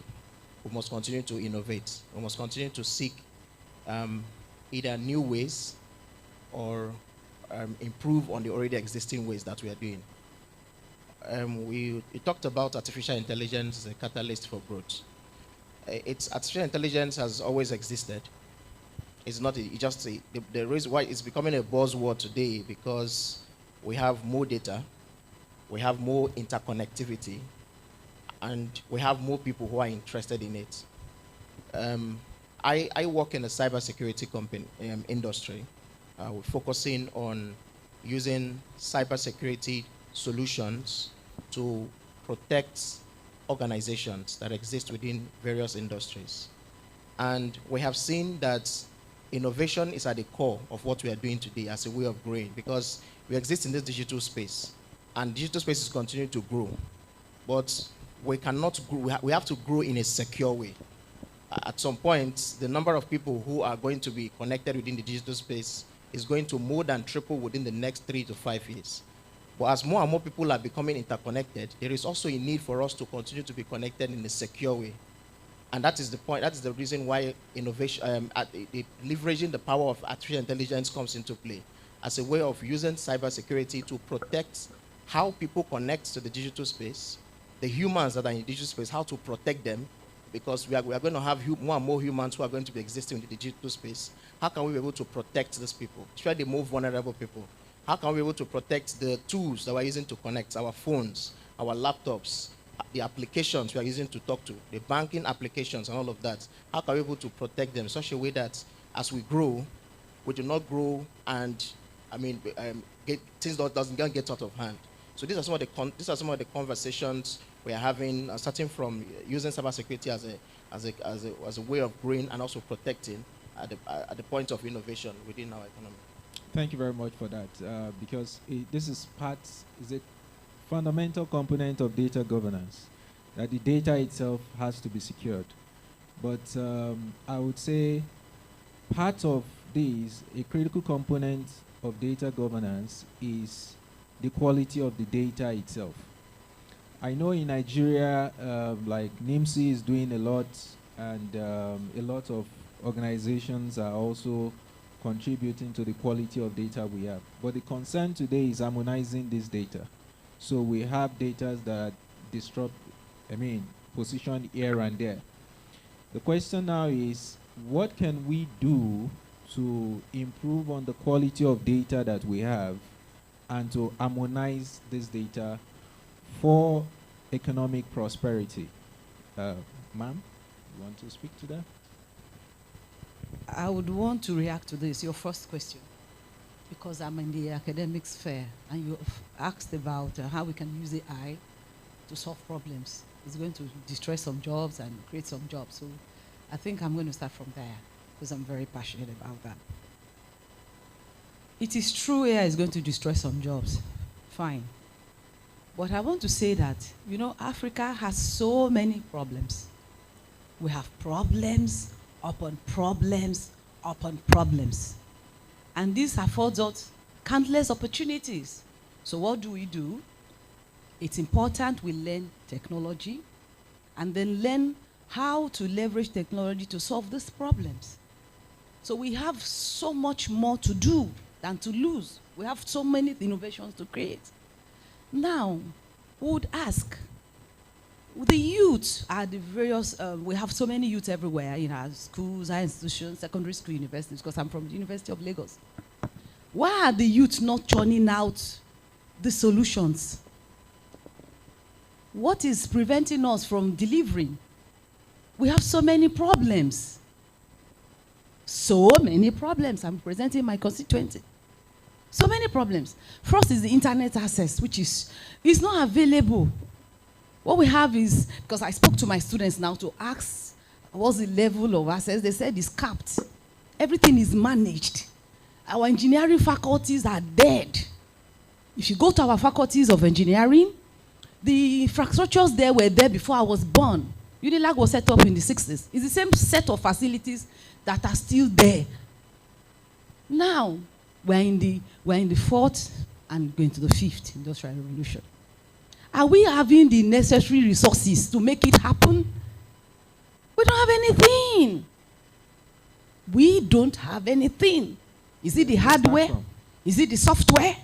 I listed things here. I'm in computer science. The software, we don't have them. Even MATLAB is expensive. Where can we start from? Yes, I'm here to say it because we have the people, or the authority here. So let's run. Now, for the hardware, for instance, we need Arduino boards. We need IoT devices for the connectivity. We need robotics toolkit. We don't have anything in our hardware laboratory that is modern. Oh, we have our old wares bought many years ago before I joined the university, because I joined 2010. Yeah. So essentially, you're talking about investing. Yes, we need people, not just government now. There are so many people spending money, millions on weddings. What is it going to, what does it lead to? Where does it lead to? You just burn money, burn dollars, burn dollars. Students are there, they don't have laptops. They don't have ordinary laptops. For some first-class brains, 2-1 students, no laptop from poor homes. Nigerians that are wealthy should come to us. They should come to us, ask us, where can we support you? And then we will tell them this is what we need. Abroad, we have some rich families. They have foundations. They come to the schools. They want to support with this, we name a project after them, and then they support. Nigerians are so rich. You have 100 cars. You buy private jets. You spend 10 million for wedding. Spread dollars, spread dollars, spread dollars. And students are hungry, dying. Okay. And then these students, you think they won't end up as robbers? Okay. I see some would end up as robbers because they're angry with the system. Some armed robbers, some Yahoo boys are graduates of engineering. Nobody cares for them. And even the ones that are abroad, they are suffering. Mr. Tim Makano talked about the ambassadors linking up with our youths in diaspora, supporting them and making them do something. They don't care for our youths. You are your own abroad. If you have a problem, the ambassadors there, the embassies don't care. So a lot of things are wrong. I don't understand it because I'm angry. I'm angry. A lot of things are wrong. Shit. Would your father leave his hungry child, hungry daughter, and go and buy Jeep? That's the passion. That's the passion. And I think They should come to us and ask us, Minister of Education, Minister of Technology, Minister of Innovation. They should meet us, those of us in engineering, those of us in computer science. Let us tell them what we need to drive this fourth industrial, even fifth industrial revolution. We don't have anything. So the lecturers need to training. I think the gap here is a problem of a disconnect. I don't know what is happening. There is a disconnect. Big one. Who needs what and who has what. Our priorities should be set right. Because, for instance, the government will still tell you there are investments in education. Maybe through the PTDF and other facilities. Third fund. You apply, it takes 2-3 years to get the money. And how much would they give you? Third fund. Now, but the question now is, are you investing in my priorities if I'm the one who needs it? And how much do you have to invest? Because what you invest as well will in a way influence your return on investment. And you know, this also let's say dovetails into politics, because in politics as well, you see the politicians are closer to the people during election. And somehow after election, you just find out that, because, for instance, during the upcoming election, the election that passed, I got text messages from would-be leaders, senators, and things like that. And the question is, after election, I didn't get anything like that. I mean, just text message or something to say, this is what we're doing, or this is what we want to do. The point now is, okay, sorry. Oh, so sorry. It's like, can you hear me pretty well now? Thank you very much. Apologies, I've been talking to myself. Okay, so I was talking about the disconnect, and I was talking about politics in a way. So the government, in a way, is also investing, I would say. Maybe the investment is not enough, and maybe it's not channeled correctly. Now, why the disconnection between the people and the government? Why does that happen, particularly after the elections? Because in the build-up to the elections, you might get text messages, whether it's broadcast or it's intentional. Somebody has your information somewhere. It means there is a database. They access the information from somewhere. And they know that this particular individual is crucial to my election ambition and is able to communicate, vote for me, and things like that. So what happened? Why is it that we don't get that after the elections to say, okay, there is this bill that concerns us. Are you supporting, are you for it or against it? So, and then I collate whatever is coming from my constituency members, and I go to say, oh, yes, my people are saying yes, or no, my people are saying no. You understand? So what is causing the disconnect, and how can we reconnect the people and the government? Sir, over to you. Thank you very much. And I feel for my sister here. But come of it, 16 years is no joke. After spending 16 years in school, our graduates are on the street. Some of us are saying they are unemployable. Some people are saying there are no employment. When you look at the school system, you realize that our graduates are not even being prepared for any opportunities in today's market. So even if there are no investments, what have we been doing at the school level? Number one, this is 2024, and no attempt has been made to officially integrate digital literacy into any level of Nigeria education system. If we think we have done that, we are only living on assumptions. We assume a lot. The criterion for employment in 160 countries of the globe today, there is no institution of higher learning in Nigeria that is actually graduating anybody to the labor market with the minimum requirements. So what are we talking about? We are assuming if I continue to invest and you are not giving me result, will I continue to invest? That is it. So let us be realistic. And for the universities, we should remember that there is the new NCC, CCMAS, that has only 70% of what a graduate will require to function in the market from NUC. And the schools have been challenged and empowered to look for the 30%. What have we been looking for? Have we actually gotten the 30% that we solve the problem of Nigeria through the school system? This government is doing what they're supposed to do. When you look at the, what do you call it, the Central Delivery Coordination Unit of the presidency, they came out with 8 priority areas. And on the priority area 7 is the diversification of economy through digitization, industrialization, creative art, and innovation. You are talking of 6 million. The government has set a target of 70 million, right? That they are over-ambitious. But what are we doing to achieve this target? That is it. Let us know today. There's this concept called digital literacy. To so many Nigerians, we've not actually come to terms to understand what that concept is. And if we want to solve the problem of Nigeria today, we need to embrace digital literacy, because that is the global solution to 21st century problems. So what is digital literacy? It goes beyond I can use a software or a digital device to include the following. Digital literacy is a continuum of skills, not one skill. And it has 5 components. Are we actually teaching the 5 components of digital literacy? That is the question we need to ask ourselves. One is digital literacy, the basic, which is the ISA 3. That is the criterion for employment in 160 countries. The second one is the 4 C's: communication, collaboration, creativity, and critical thinking. The third one is entrepreneurship and small business. That you need to be entrepreneurial and be enterprising.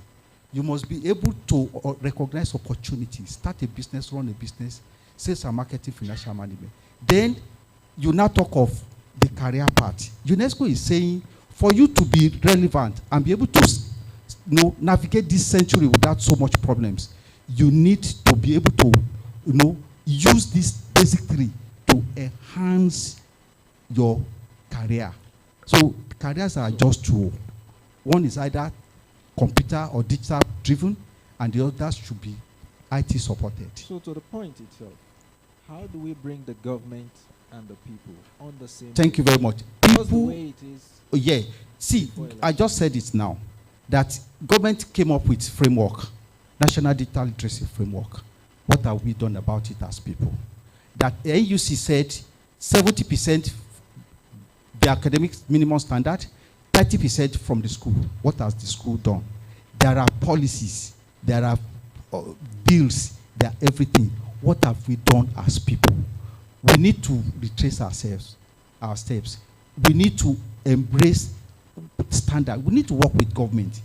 We shouldn't have it in mind that government has not done anything. Okay. So what I'm saying in essence is this: the policies are there for people to implement. When people refuse to implement, that is what leads us into all this wahala. You understand that? So the school system should do what is needful. So in terms of standards, that brings me to a question. Today we have the national AI strategy. Something. There are no standards. Yeah. That's a strategy. It's a strategy. That's a strategy. We need to implement now, it. So I would ask, what are the standards you feel we should adopt or incorporate as a country? Because there are global standards. So maybe there are things we can adopt locally or that we need to create locally. Thank you very much. I don't know. Okay, I'm on mic, right? Yes, please. Okay, yeah. I don't know if anybody have ever heard of the phrase, money is not everything. The concept of money is not everything used to be an old adage. But because we have actually moved from our old age to the new age, and we made money everything, And money on its own, especially when our economy is concerned, is a scarce resource. So going back to technology, I'm talking about artificial intelligence. What we are doing is that we are creating value beyond money, because money restricts us into achieving a lot of things that are possible for us to achieve. I've seen government officials here talking about budgets of 2024, not been released yet. They are still, restricting them to a lot of things that they are supposed to achieve as an organization. So talking about artificial intelligence, what we are actually doing and what I see that actually can create value, especially where there are bridges, among or between two or different entities, is restructuring the society in such a way that value can actually move from hand to hand, even when there are less resource when it comes to money. Are there specific standards we should consider? Yes, yes. Allow me to introduce myself. I'm Ahmed Afolabi. I'm a technology design engineer, and I'm a co-founder to Bidaga AI. So Bidaga AI actually is an AI platform that can actually let you do a lot of things with human language. We call it plain language. Like you're able to talk to an artificial intelligence machine, and it gets you things done. Say for instance, booking airline tickets, making purchases and all that. So when we say money is not everything, is that, for instance, today we are powering inventory system management of the biggest IT supplier in Nigeria. And what we actually made happen or possible in that regard is that today you can talk to an artificial intelligence machine to make procurement of computer, ICT equipment, and in this orientation, you don't even need money to execute a lot of purchase order. So what we are saying... In terms of standards, what are we looking at? Yeah, what we're looking at is there are actually bridges when it comes to procuring a lot of things that are setting us back, achieving a lot of things maybe as young people. You talk about schools not having access to computers. You talk about students not having access to the facilities they are supposed to have access to. So when we are talking about a kind of solution that we have, it now means as an organization, government, private organization, or whatever, you actually can purchase a lot of all these items without getting money involved in the first place. And maybe you're expecting your budget, the budget is coming, maybe you're expecting a lot of things. So artificial intelligence today can actually cover up for you in that regard, create values for you. Yeah. Thank you. Sir, I'll come back to you just in 30 seconds. What do you think in terms of standards or regulations we should be adopting as a country to position for this future economy? To the farthest right, please. All right, so I'm going to be looking at standards in terms of data quality, standards in terms of information security. We've been talking about, one common thing that we're seeing among all of us is information. At every point in time, at every sphere, one thing that cuts across everybody is information, and we're seeing it from place to place. For information and for information security, right now in Nigeria, we already have standards that have already been put in place. The NDPR standard, for example, the National Data Protection Regulation, is a standard that was introduced by NITSDA to curb the excesses of organizations that data management for data privacy. Yeah. All right, for data privacy, we have already seen that in play. All right, and we just recently, I think they fined Fidelity Bank 555 million naira because they violated data privacy for organizations. So again, you already have standards that already exist. Okay. The problem about the standards is not about, we don't need to create more and more standards. The implementation is the most important thing, and that's where we have technologies for implementing some of these standards. So to summarize, the power is now in the hands of the people, right? So, ma'am, what do you think? As I see the passion, just 30 seconds to conclude. what do you think the people should do? Yes, we've talked about what the government is not doing or what the government is doing, but what do you think the people should do, to summarize, finally? Individual or corporate organizations?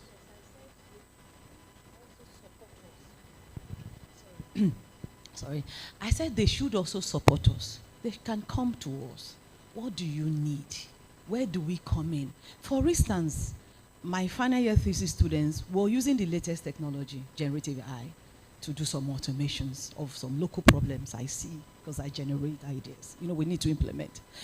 To build these solutions, we have to use GPT laptops. We have to use cloud platforms like Google Cloud or Azure or Amazon. We have to pay in dollars. Thank you very much. So a company can reach us. Where do we support? Well, we can say we need subscription for this project, and then they can help us. Okay. So it's not only government, individuals, corporate bodies can reach to us, and then we can, as is done in other parts of the world. Thank you very much. So I would just, to conclude, as an individual, I wouldn't know what you're doing already, but I would say that the future is in your own hands. Because if you don't own it, another person will own it on your behalf. We have phones, laptops, gadgets that we can use to access a whole lot of information. The question now is, what information are you accessing and which ones are you using? We've had the right regulatory framework in place. We have people that are willing to invest. Even if Nigeria is not willing to invest as a government, I can tell you that there are grants and a couple of things in different parts of the world. I will not go into all the details of that. The African Development Bank, the Afrexim Bank, and a couple of multilateral organizations that are willing to invest. But the question is, what are we doing as a people? What are we doing as individuals? You have Meta AI on your phone. You have a lot of information on your phone. What information are you accessing and how are you using this? And this is what I will conclude with. The future is in your hands. It's yours to take it. Thank you very much. Because it took more than... Let me say this. Excuse me. You see, the future economy is global. We should now start to think global, right? So there are global standards all over everywhere for competencies. Certification is very, very key if we want to forge ahead. So I will employ everybody, Nigerians, to embrace certification, and that is likely to be the way out. Thank you very much. Thank you. Let's have a picture session. Can we have the photographers? Let's give them a round of applause. I can see the passion from the Unilag rep there. Yes, I mean, I almost wanted to shed a tear while she was laying all of the emphasis, and that's the truth. My moderator cannot be hidden. Please, can we adjust that? Thank you very much for that powerful one. And I know time is not enough for us to dissect truly the issues there are with the topic you just trashed. And maybe some of these other discussions can happen over lunch. Very quickly, right after this picture session, smile. Smile. Mr. Hilary, you will not come to the meeting this time, you stay there. You don't mind me. I like looking for his trouble. Smile. The future is now. The future is digital. The future is data. Certification is real and is the way to go.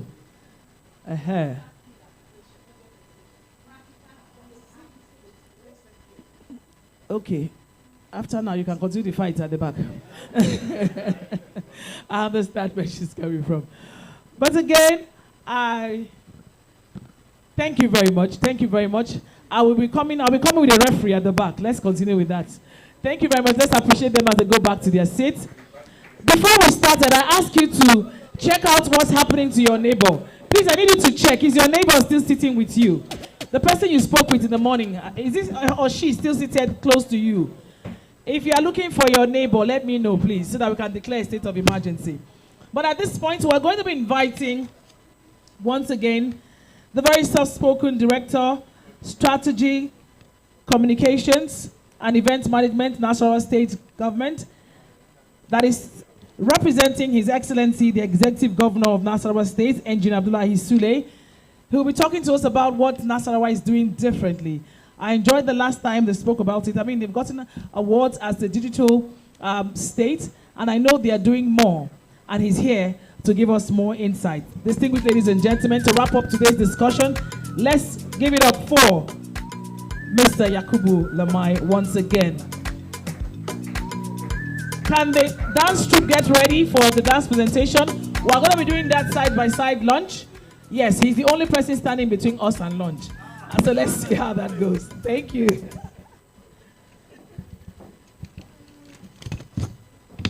Distinguished guests, I honestly would not want to be the one standing between you and lunch. It's a very tall order, so I think I'd better speak very fast. First, and again, I'd like to thank the organizers of Digivation, Dr. Baira Gabi, and all those who have brought up this very unique forum for cross-fertility. And again, especially for everyone that's part of this event. I've been asked to speak about Nasarawa State, what we're doing differently, what Nasarawa State, led by His Excellency Engineer Abdullahi A. Sule, is doing that has made the state what you might call a best-kept secret, especially where investment is concerned.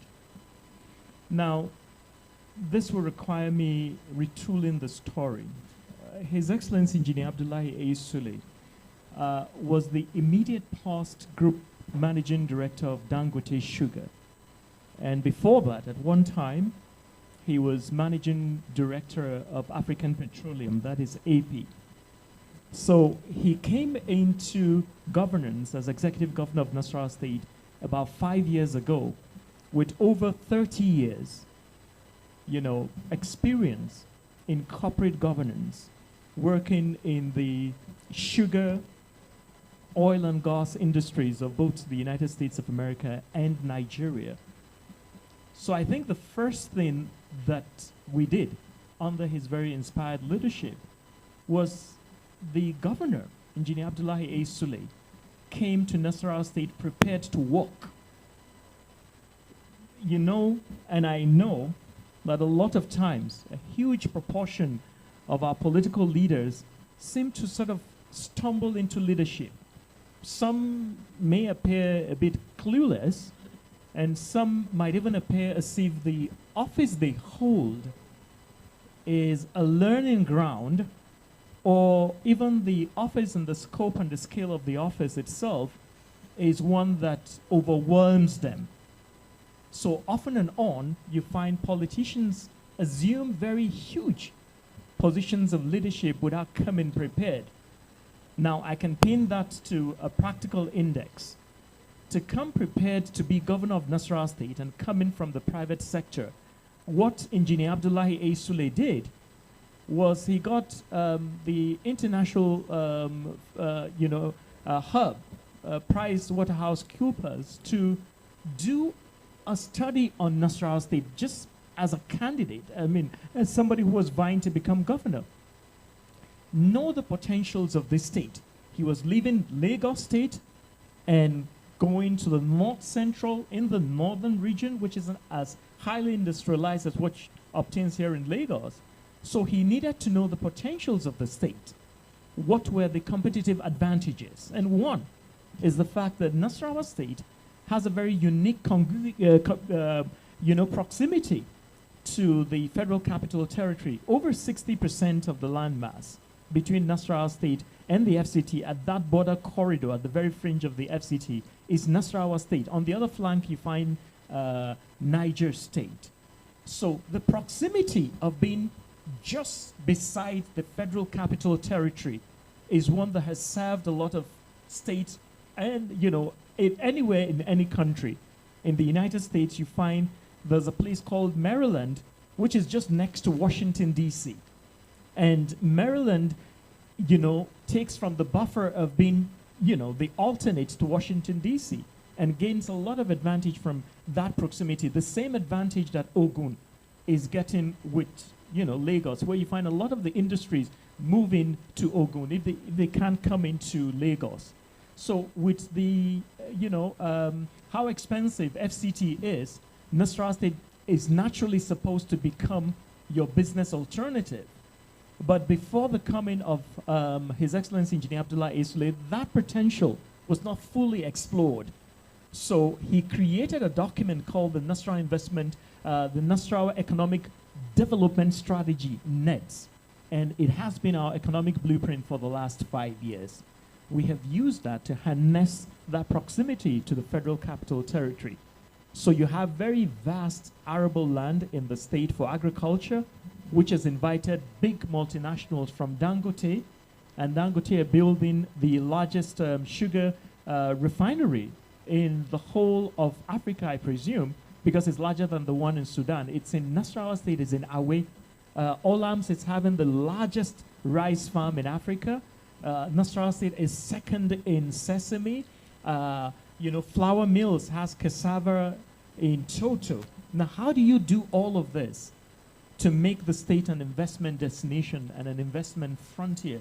What have we been doing that is very different? Very simple. Ease of doing business. The praxis of business, attune and in sync with world global best practices of doing business. You want to register in Nasarawa State, it is within the twinkle of an eye, if I'm going to use that phrase. You get digital access, you have arable land that is available to you, so profit margin is very high, there's concession on tax and so on. And for those who are living in Abuja, or those who are living in Lagos, and they tell you that when you're coming to the FCT, rent is very expensive for very small houses. Now, there's a place that's very, quote unquote, the elite aspect of Abuja. It's called Maitama. Now right across Maitama, there's a hill called the Mpape Hill. If you just break that particular hill, you're in Nasarawa State, and that's how close the proximity is.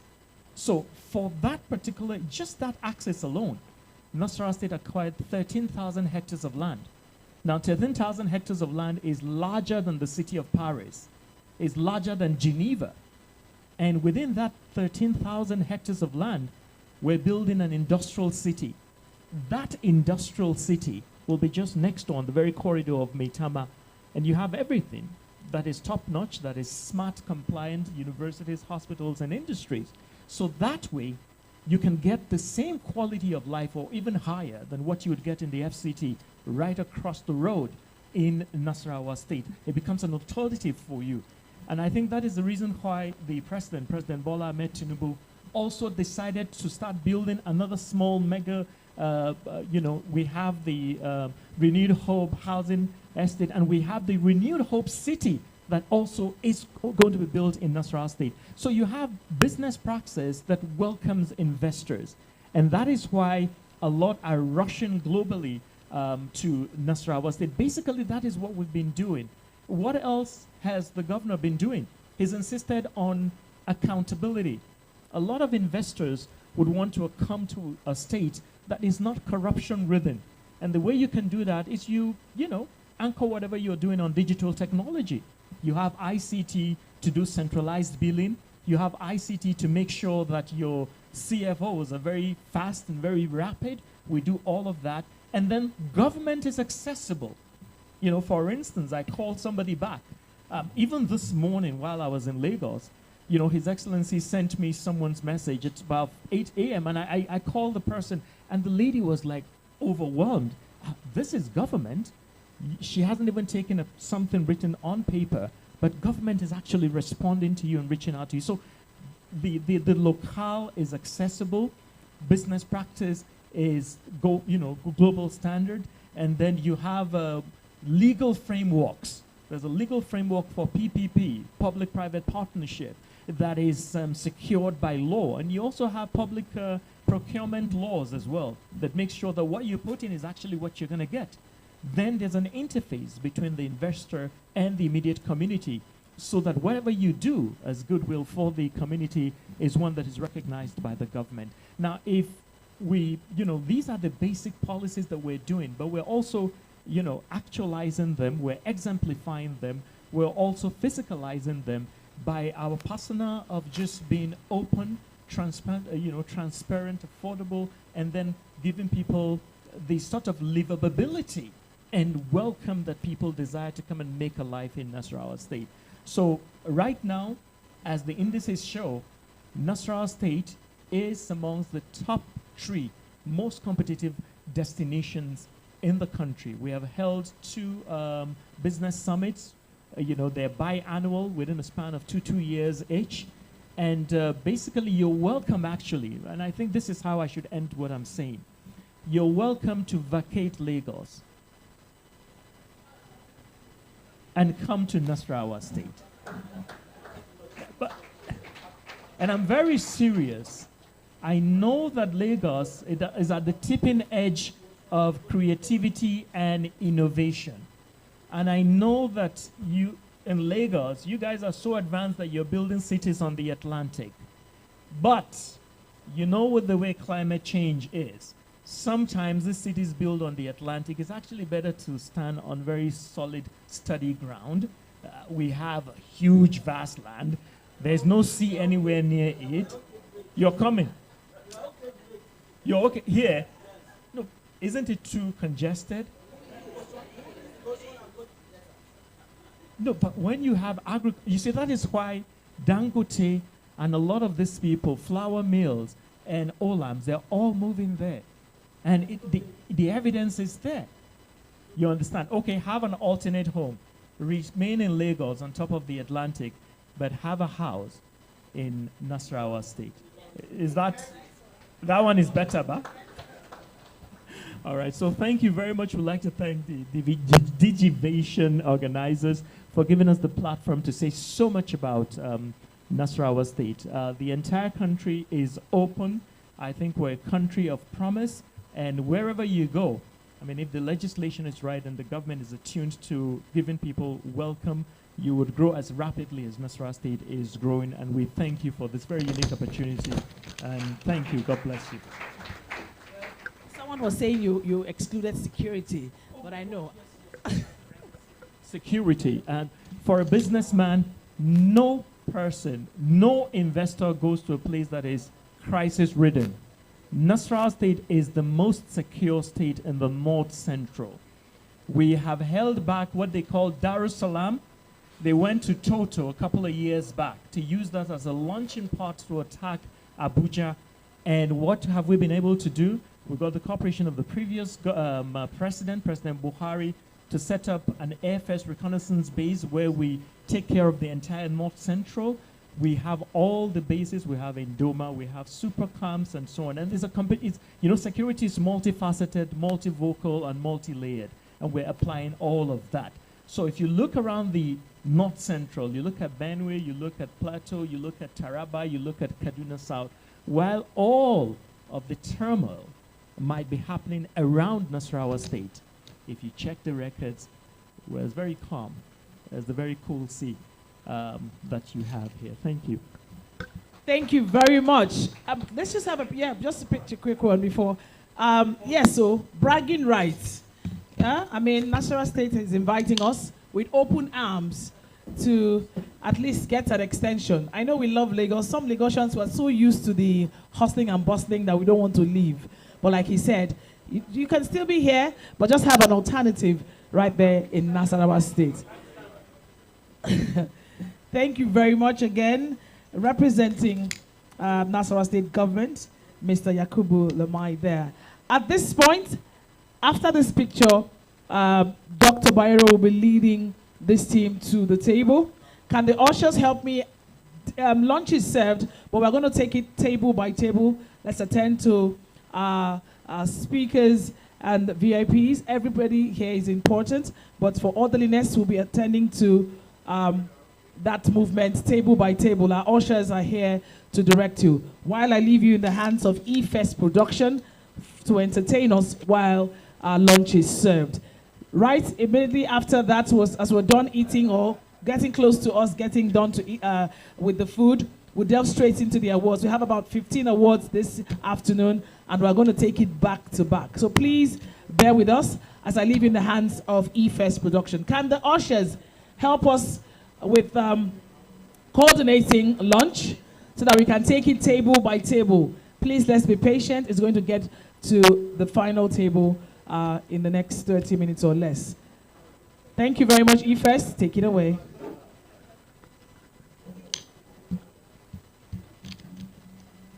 Dr. Byro, please lead that group.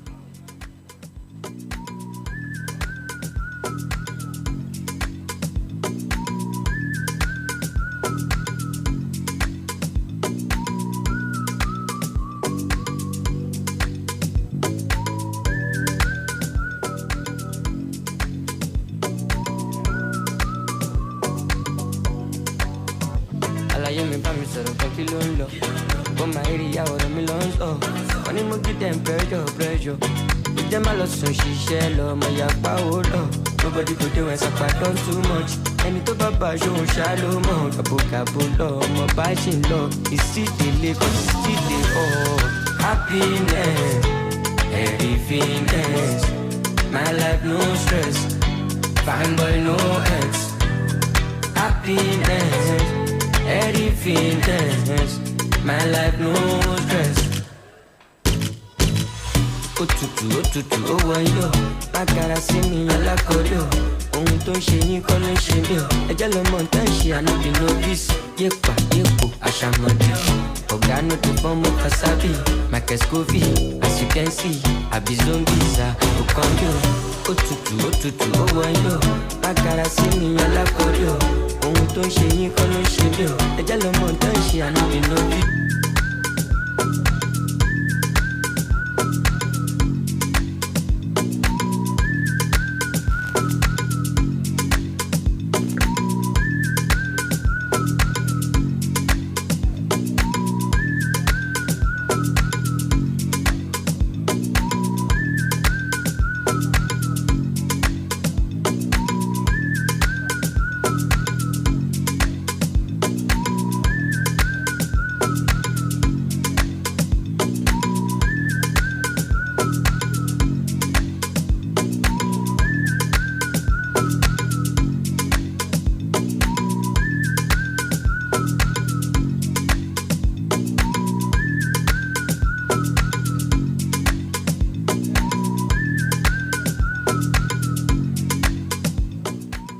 For Technology originated following a recommendation of the Second Conference of Ministers responsible for the application of science and technology to the socio-economic development of Africa. The conference tagged Cast Africa 2 in 1998.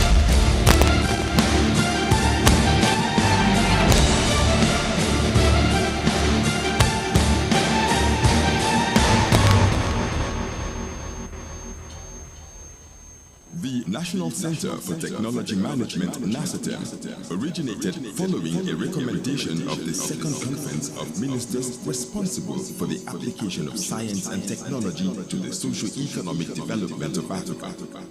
The conference, tagged Cast Africa 2 in 1987, called for the development and harmonization of human resources needed to promote, project, and propagate science, technology, and innovation management in Africa.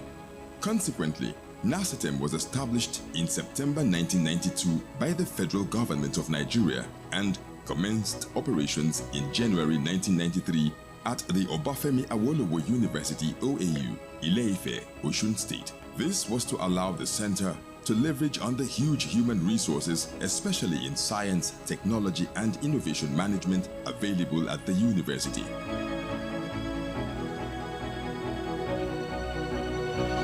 Presently, NACTEM is a full-fledged science, technology, and innovation agency under the Federal Ministry of Science and Technology with the broad mandate of training and developing middle to high-level manpower and conducting policy research in science, technology, and innovation management for all tiers of government, including the private sector.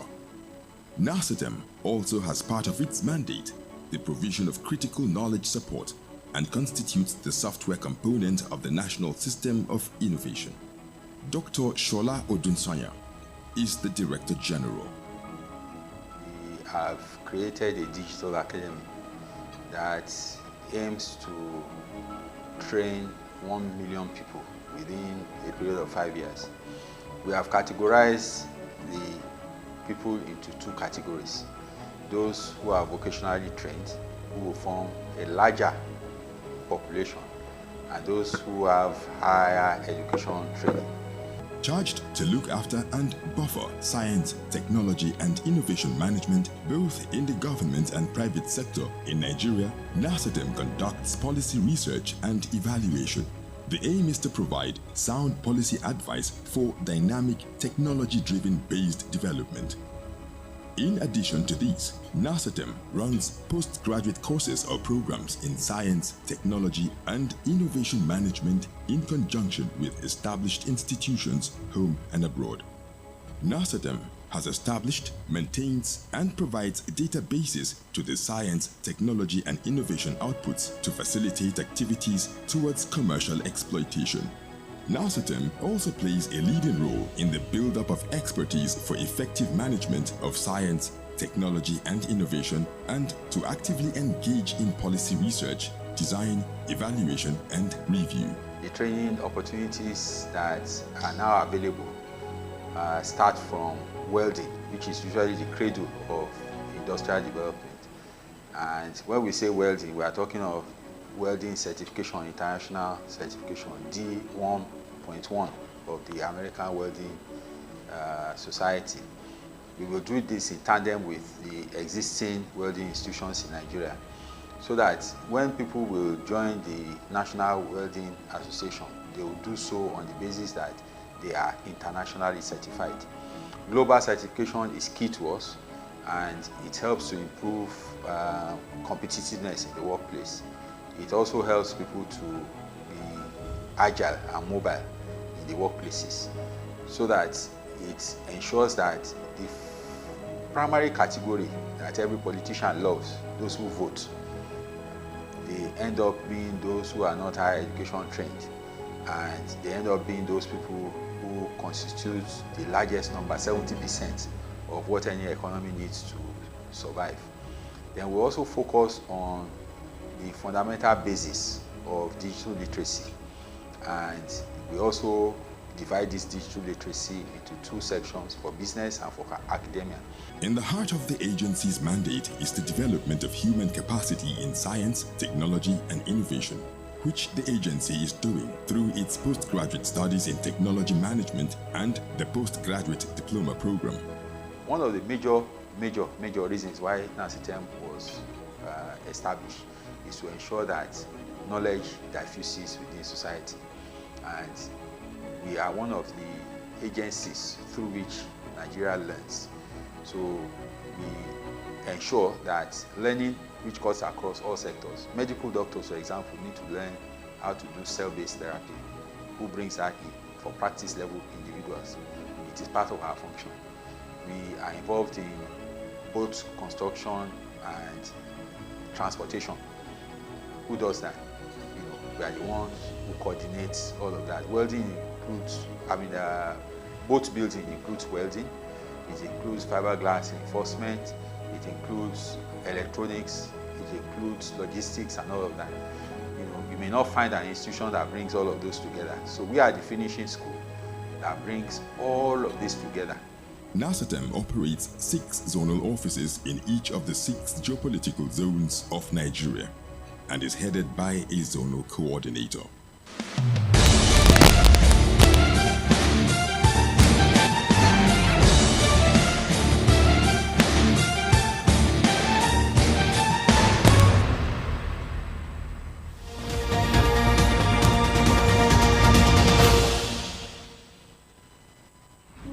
Culture, many believe, is the live wire of a vibrant society, expressed in many ways to help tell our stories, celebrate our values, remember our past, entertain ourselves, and imagine our future. These expressions help define who we are and helps us see the world through the eyes of others. This is why the National Institute for Cultural Orientation and its role has remained pivotal to the growth and development of our great nation.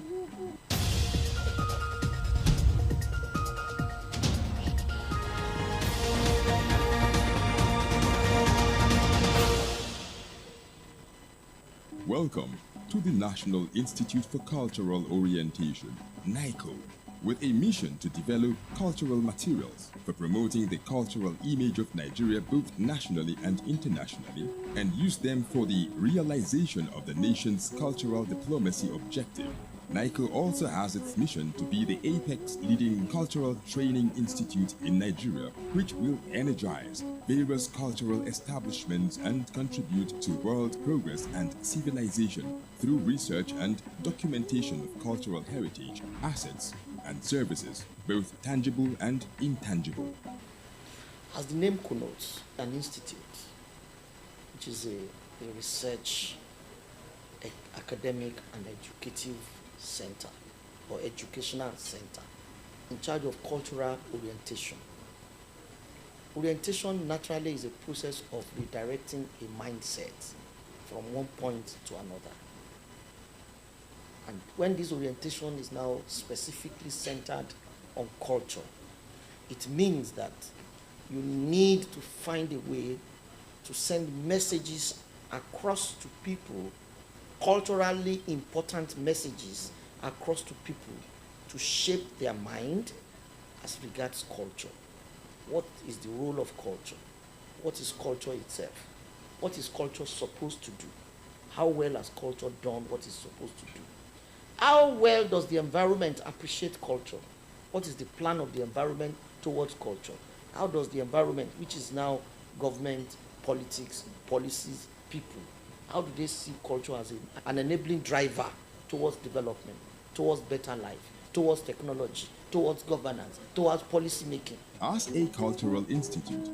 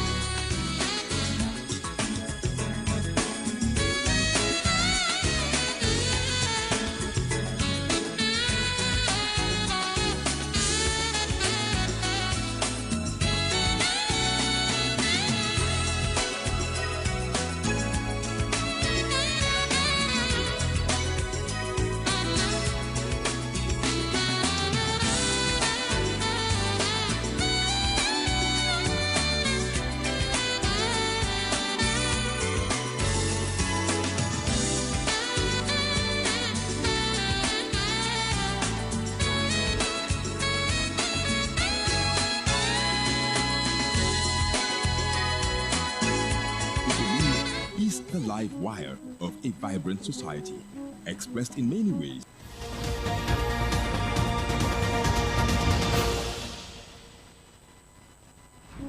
Culture, many believe, is the life wire of a vibrant society, expressed in many ways to help tell our stories, celebrate our values, remember our past, entertain ourselves, and imagine our future. These expressions help define who we are and helps us see the world through the eyes of others. This is why the National Institute for Cultural Orientation and its role has remained pivotal to the growth and development of our great nation.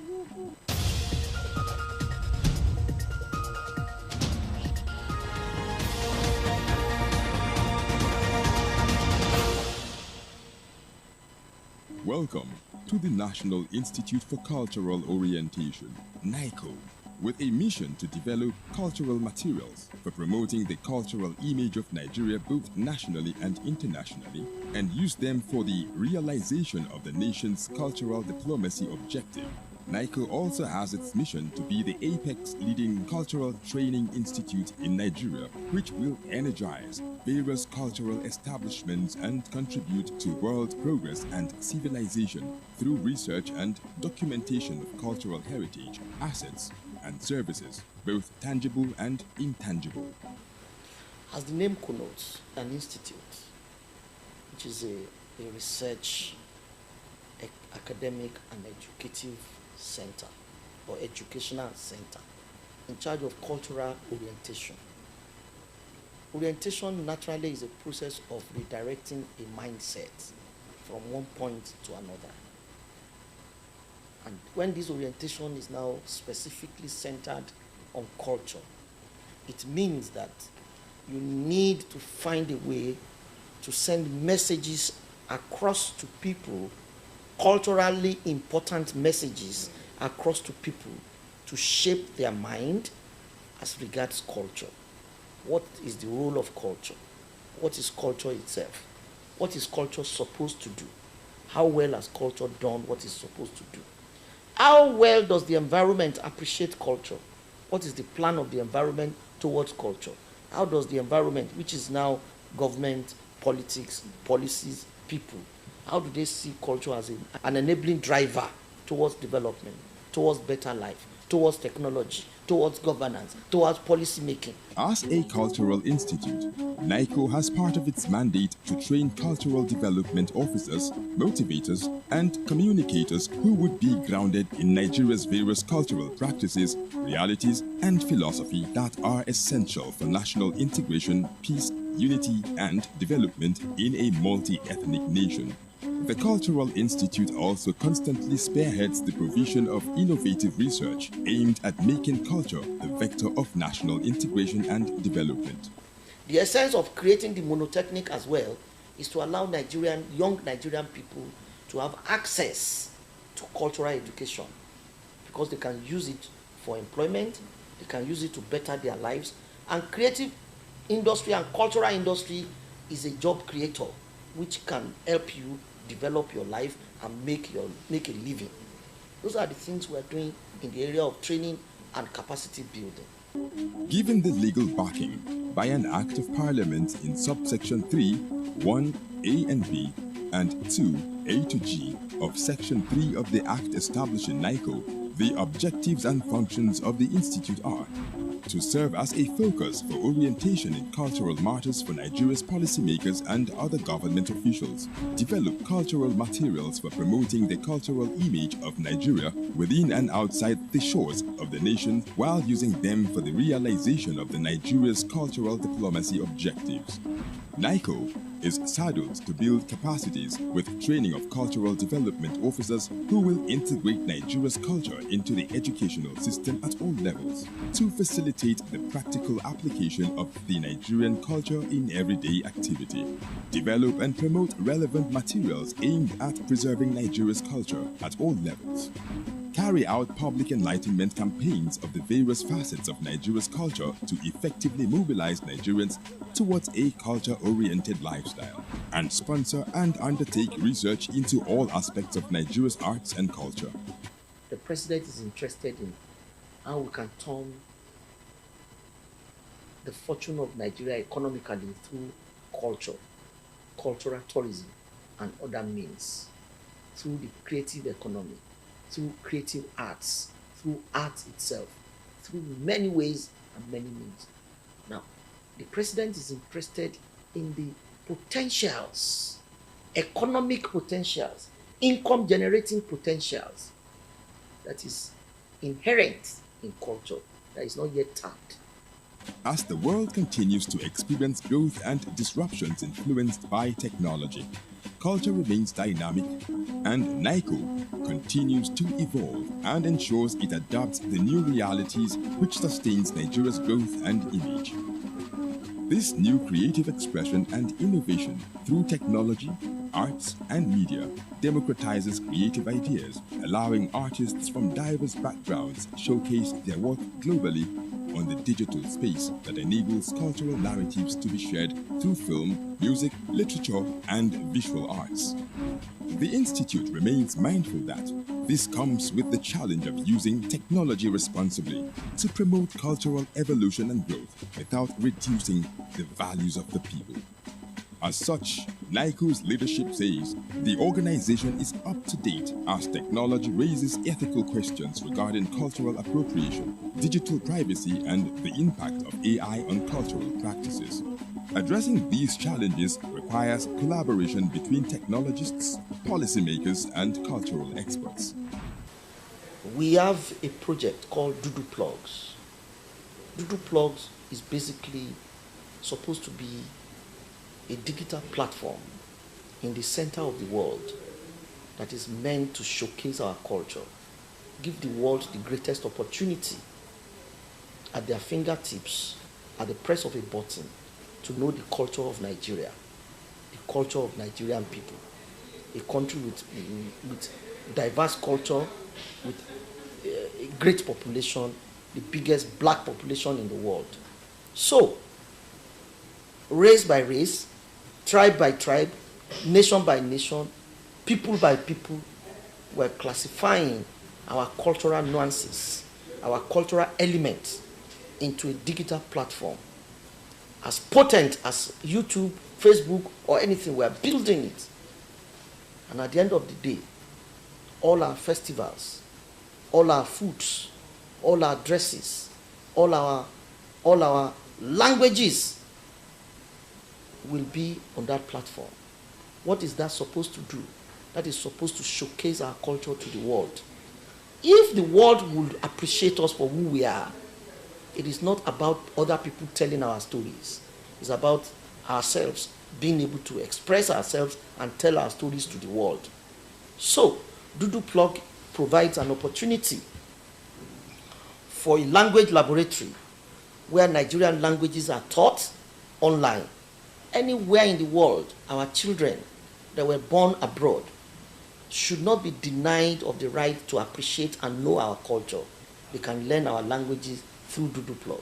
The National Institute for Cultural Orientation, NICO, was established by Act 93 of 1993 as a joint initiative of the Nigerian government and UNESCO during the World Decade for Cultural Development program between 1988 and 1997, which emphasized the cultural dimension of development. The idea was to also enunciate a cultural policy for Nigeria.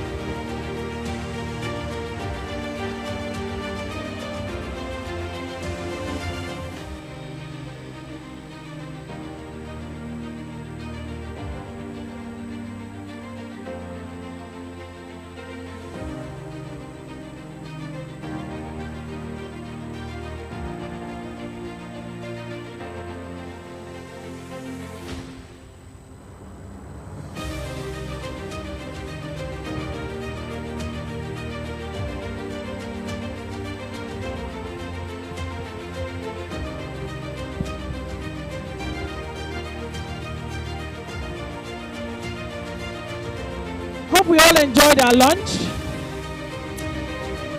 Yeah, thank you very much. At this point, we're going to take in the group photograph. And of course, I'll be inviting our hosts on stage and all our dignitaries to please join on stage for the group photograph so that we can have it all compact for our media.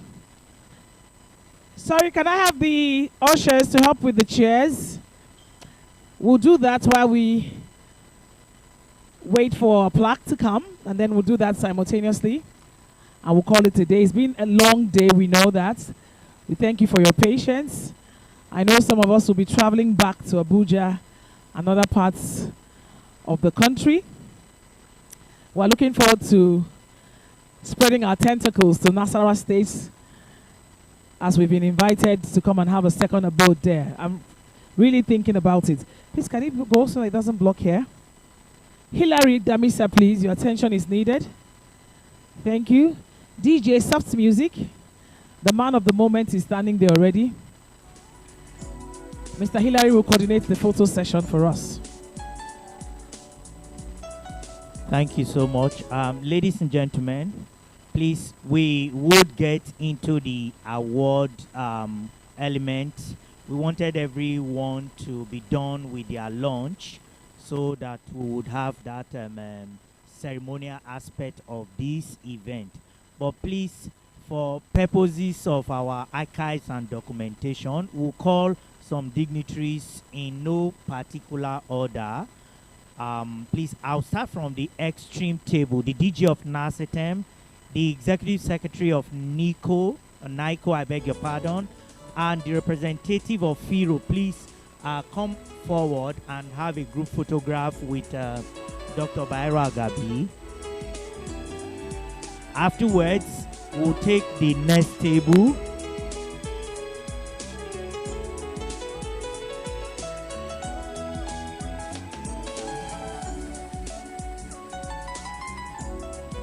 Okay, DG of NICO, sorry, Executive Secretary of NICO, the DG of NASETEM, and the DG representative of FIRO, Mr. Ajayi. Thank you. Thank you. Lawali, are you ready?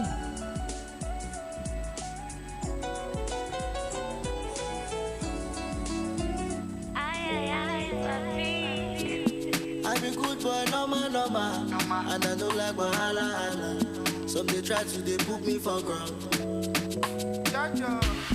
I dey do it normal, cause I dey vibe with another pattern. Igbo, I be living for life. Kemisha, my goal, go for me, I'm not involved. Kemisha, my jailo, my shailo. If you got a problem, call God. If you got a business, call me. Check out there for fatty. I'm available for party. If you got a problem, call God. If you got a business, call me. Check out there for fatty. Ladies and gentlemen, if you care to know, the soundtrack you are enjoying right now is the vibes of the son of the Executive Secretary of NICO, talking about Otumba Ajiboye. That musical vibration, you could see him humming it, and he's also performing it. Otumba Ajiboye, we appreciate your creativity and encouraging. DJ, the volume can be higher so that we can hear the vibes. Yes, thank you.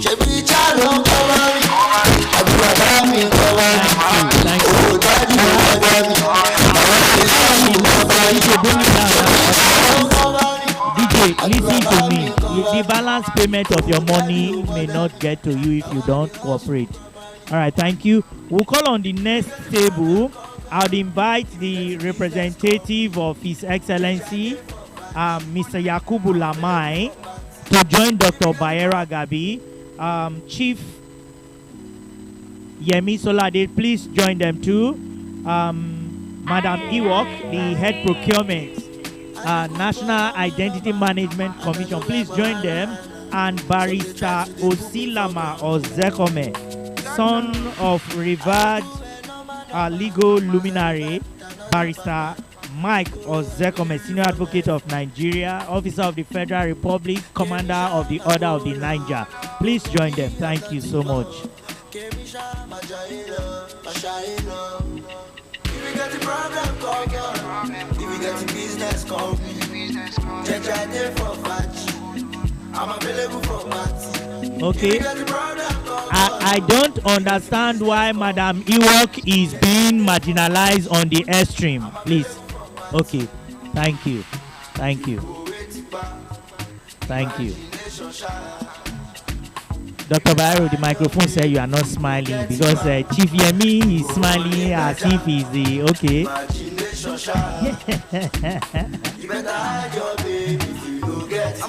Okay. Thank you so much. Thank you so much. I'll call the next set of photo ops. These are men of the Nigerian Customs Service, men in uniform, men answering the call of duty, those sanitizing the Nigerian borders in terms of trade and commerce. Please, the respected men of the Nigerian Customs Service. The Comptroller General of Customs is doing a very good job at this time, and indeed we have to appreciate his representatives.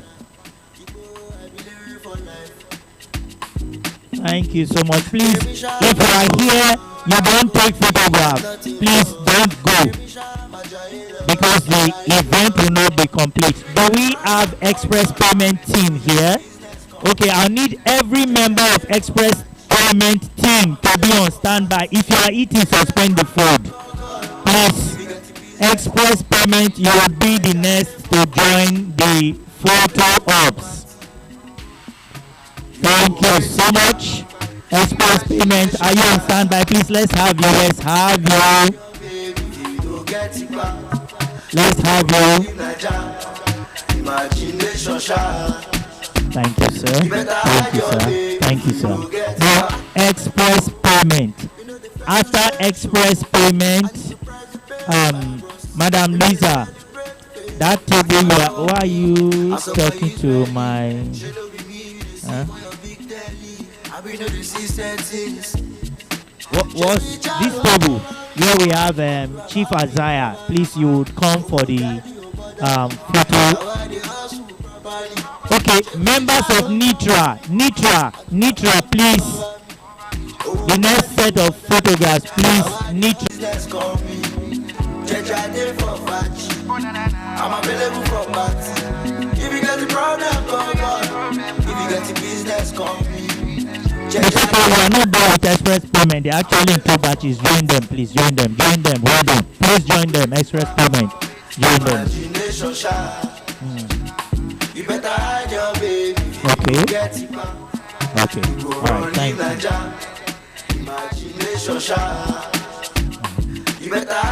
Nitra, please come forward. Nitra, please.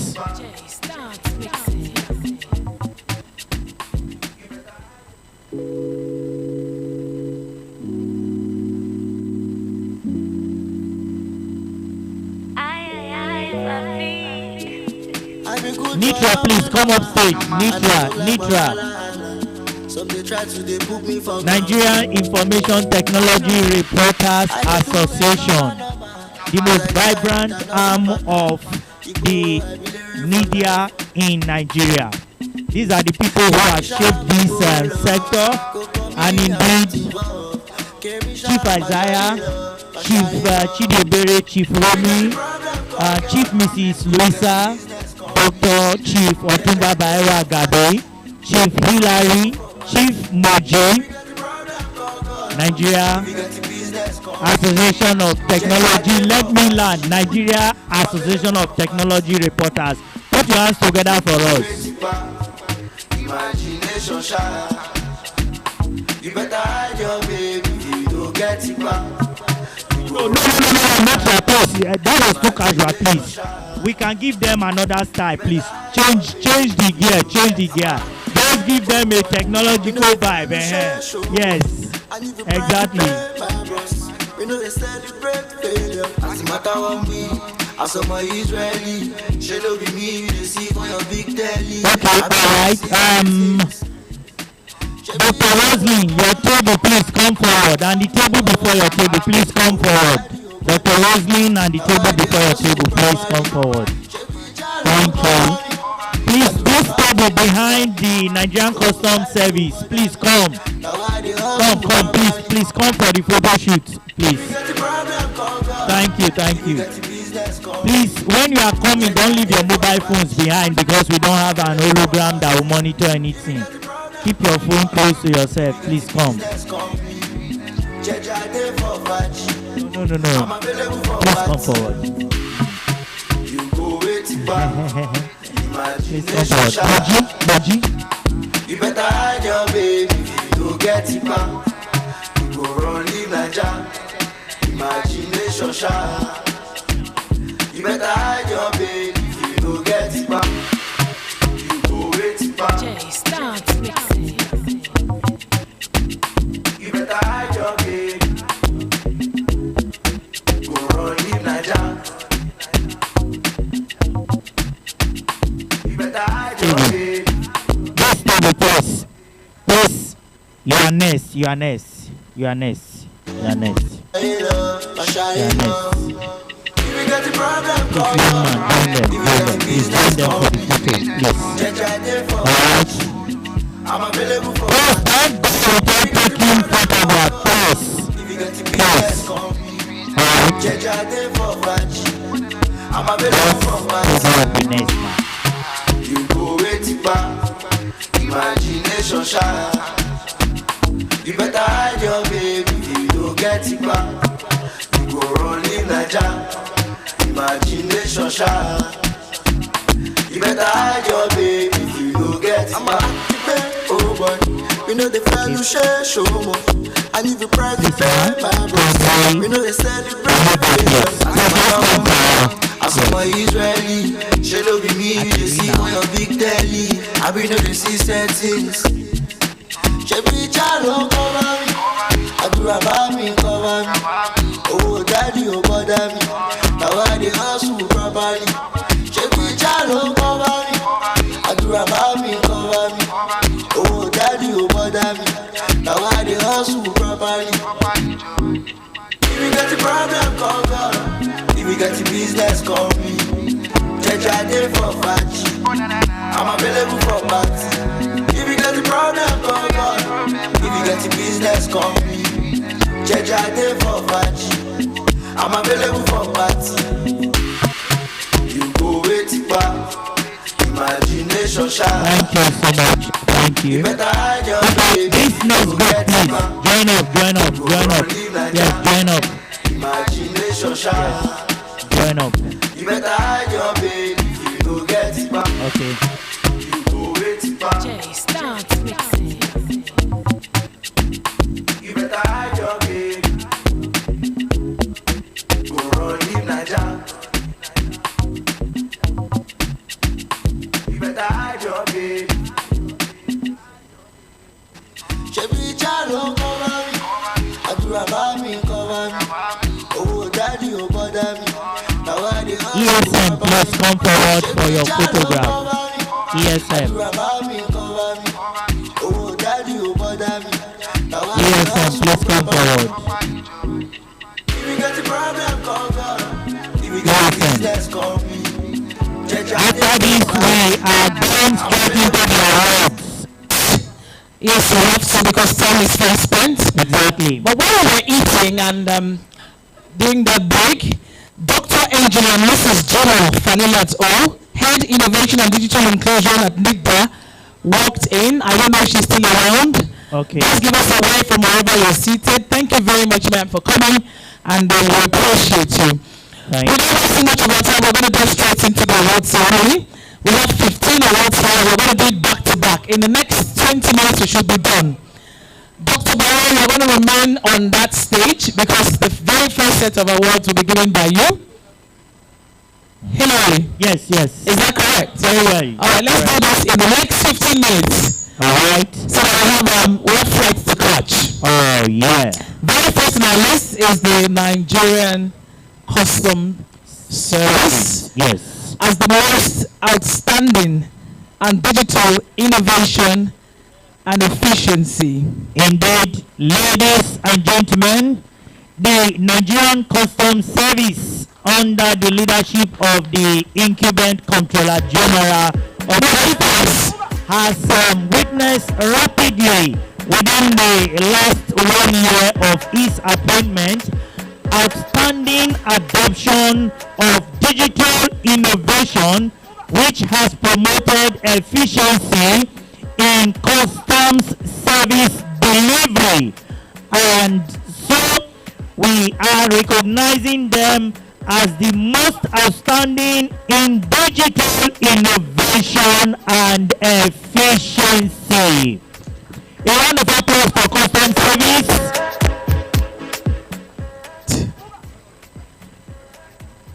This guy has been coming before, but it's already gone. So Okay.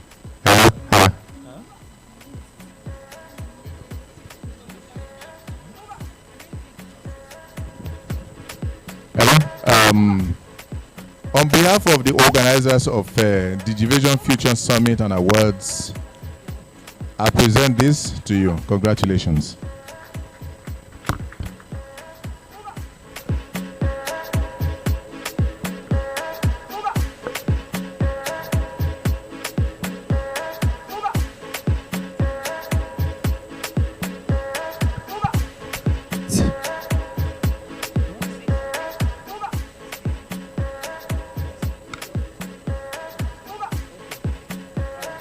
So she want to say a few words.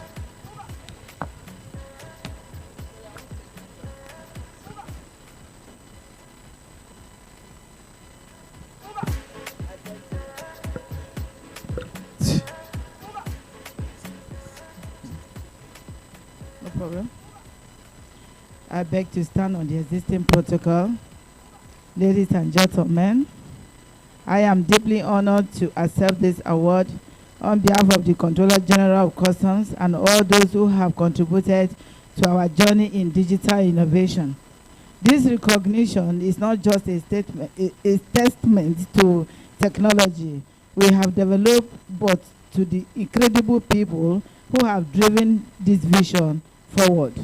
Innovation is, at its core, about solving problems and creating opportunity for a better future. But technology alone is not enough. It is the people, the ideas, dedication, and resilience who turn possibility into reality. I am fortunate to work with the team that embody this spirit, and I share this award with each one of them. The Nigerian Customs Service supports digital innovation while striving to enforce reform modernization initiatives that meet the dynamic nature of the 21st century. I would like to make this clarification concerning the earlier comments on the manual process involved in NCS operations. When it comes to the clearance of goods, customs is just a segment of it. I can tell you boldly that NCS operations are automated and fully integrated. What we need is port modernization, where every party involved in the supply chain and movement of goods are properly streamlined into a single window system. As we look to the future economy, we must remember that our work is not only about advancing technology, but also about ensuring that its benefits reach everyone. Digital innovation has the power to bridge gaps, empower community, and create sustainable growth. But it also comes with responsibility to use that power wisely, ethnically, and inclusively. This award motivates us to continue pushing boundaries, to keep exploring new frontiers, and remain committed to build a future economy that is as equitable as it is innovative. Together, we can create a world where technology serves as a force for good, driving progress that benefits all. Thank you.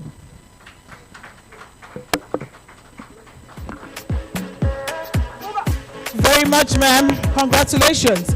We still have doctor there, and the next award will be to the National Center for Technology Management as the most outstanding skills and capacity development MDA. Just while NASETEM comes forward, we want to enjoy the members of the Nigerian Customs Service. Please don't step out just yet. We would like to take a group photograph of all the awardees. Thank you so much. All right, so NASETEM is the National Center for Technology Management with its headquarters at the Obafemi Awolowo University, Ile-Ife, Osun State, Southwest Nigeria, Africa, and in the globe. The current Director General, Dr. Owoshola, has in the last 1 year brought in indeed very much game-changing innovation into the skill acquisition drive, which is the mandate of the agency. And within the last 1 year, a number of Nigerian youths have been trained in digital capacity and global certification in different aspects of skill development. Please, ladies and gentlemen, help me put your hands together for the Director General, Dr. Owoshola. A round of applause for him. Please put your hands together for him. The suspense was good for us. Okay. Yes, thank you so much. All right.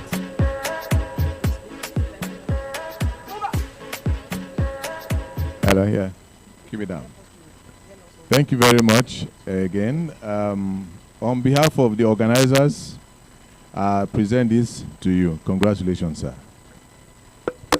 Congratulations.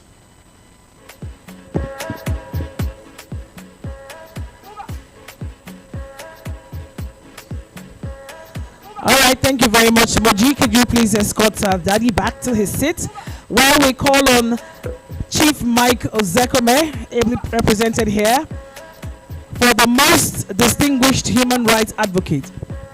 Ladies and gentlemen, we of course know Chief Mike Ozekome, PhD. Chief Mike Ozekome is a holder of 2 national honors. He is an officer of the Federal Republic and a commander of the Order of the Niger. He is the voice of the downtrodden and the masses. He is indeed a very well learned personality. And ladies and gentlemen, Chief Mike Ozekome is also a traditional title holder, the Akpakpa Vigi Vigi of Weparanu Kingdom in Edo State, Nigeria. He's a legal luminary of no mean standing. And ladies and gentlemen, we present to you the head of the deputy chamber who is standing in for his father, Barrister Osilama Ozekome. Please put your hands together for him. Hello. Okay, hello once again. This is a good one. On behalf of the organizers, Digivation Future Summit, I present this to you. Thank you very much and congratulations.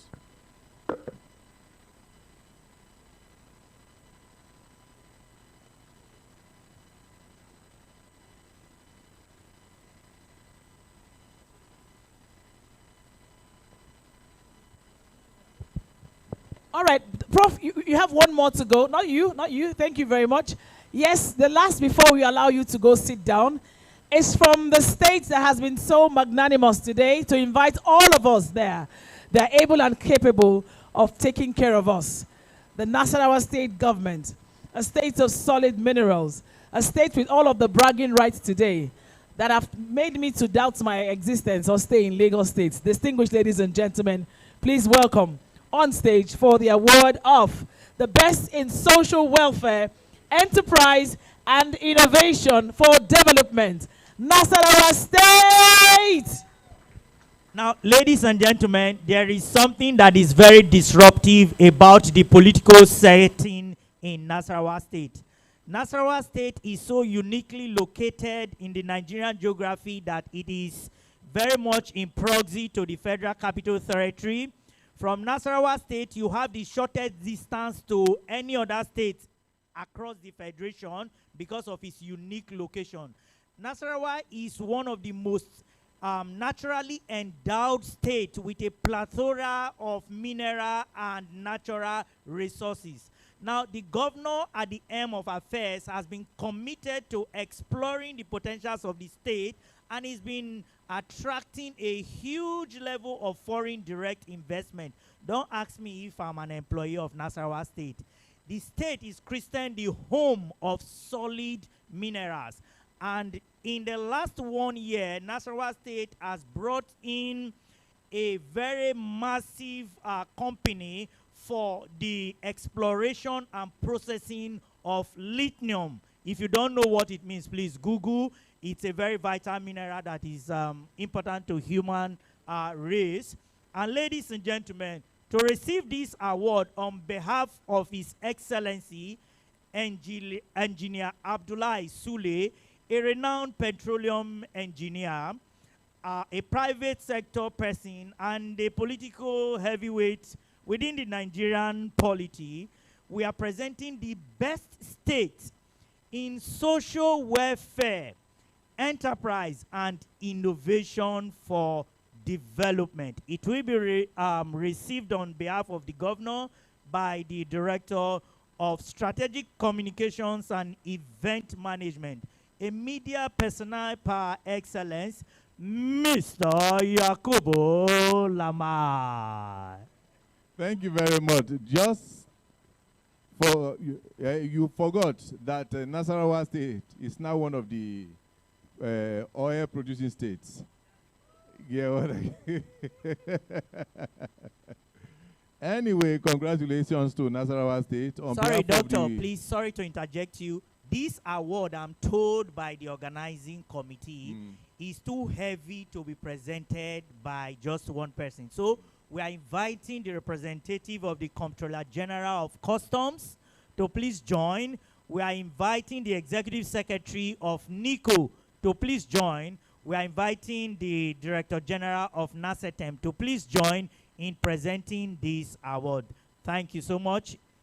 Yes, please, DG of hello, sir. Okay. of NACETEM and the Okay. Executive Secretary of NICO to please join. Thank you so be at much, the sir. middle.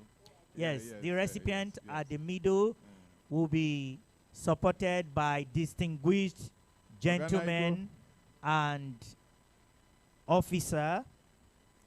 Sorry, hold on for the Executive Secretary of NICO.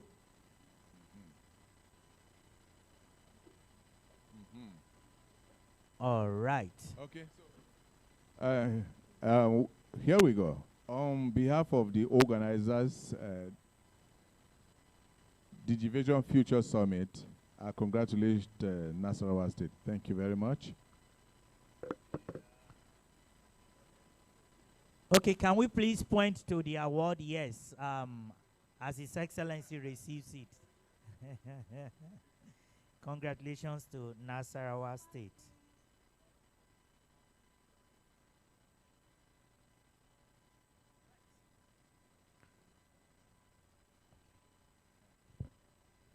Otumba, please, you stay back, sir. The Oracle has selected you to stay back, sir. Yes, sir. Okay.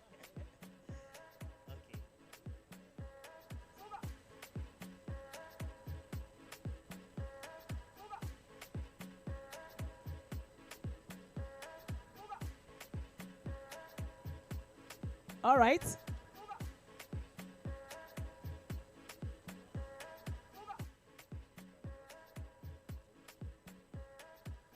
All right, Okay, ladies and gentlemen, please, we invite His Excellency, the Governor of Nasarawa State Representative, to please come forward to present the award to the Executive Secretary of NICO, Otumba Abiodun Ajiboye. For many of us who don't know him, he is himself a very key player in the formative stage of the development of the digital space that we are enjoying today. Otumba Abiodun Ajiboye was the organizer of one of the biggest industry award within the ICT ecosystem, and he has been within the political space. He was strategic in the communication process that brought in the renewed hope agenda. If you cite Otumba Ajiboye from a distance, you may just undermine his personality, but he's a man of deep conviction, and if you listen to him, you just would want to continue listening and listening. Please, ladies and gentlemen, a big congratulations to the Executive Secretary of NICU, Otumba Abiodun Ajiboye, as he receives the award of the icon of cultural expression in a digital age. Congratulations, sir. Some they try to they put me for ground. I dey do it normal, cause I dey vibe with another pattern. I be there for life. Hello? It's my singular honor and pleasure to give this award to an icon of culture, a man who personifies unwavering commitment to the rich mosaic of our country and our culture and our identity and values. A man who we all see culture at a glance. Otumba Abiodun Ajiboye. Sir, congratulations. Congratulations. Congratulations, sir. All right, I was looking forward to that festival that you spoke to us about. We're all ready. If I would not be jackpine. Congratulations. Up next is the most distinguished MDA in digital transformation. And it will be presented to the National Information Technology Development Agency, DG, ably represented this evening by Dr. Engineer Mrs. Jimo Falilat O. A round of applause for her. She comes. Ladies and gentlemen, the singular honor of the DG that is most appointed by any government in Nigeria falls on the shoulders of Malam Kashifu Inua, who has on record been appointed 3 times, even though he's serving his second tenure. He was first made the Director General of the agency under the leadership of President Muhammadu Buhari. His tenure was renewed afterwards before the president left office, and he was reappointed again as an affirmation under the president of Ahmed Bola Tinubu, and he is in history the youngest Director General of the National Information Technology Development Agency. Please, they are receiving the Revered Award of the most distinguished MDA in digital transformation. Can we applaud them? It's thank you. So can I introduce them now? Thank you, Mr. DJ. It's my singular honor and privilege to give this award to the Director General of NIDA, Madam Inua Kashifu Inua. Very vibrant, forward-looking, insightful, intellectually resonant, and one who indeed is not just internet savvy, but one who is at peace with the fastest rising technology, and he's personifying it. So congratulations for work done and work being done and work to be done. Congratulations. Congratulations. Congratulations. All right. We want to allow him to go to his seat. Thank you very much, sir.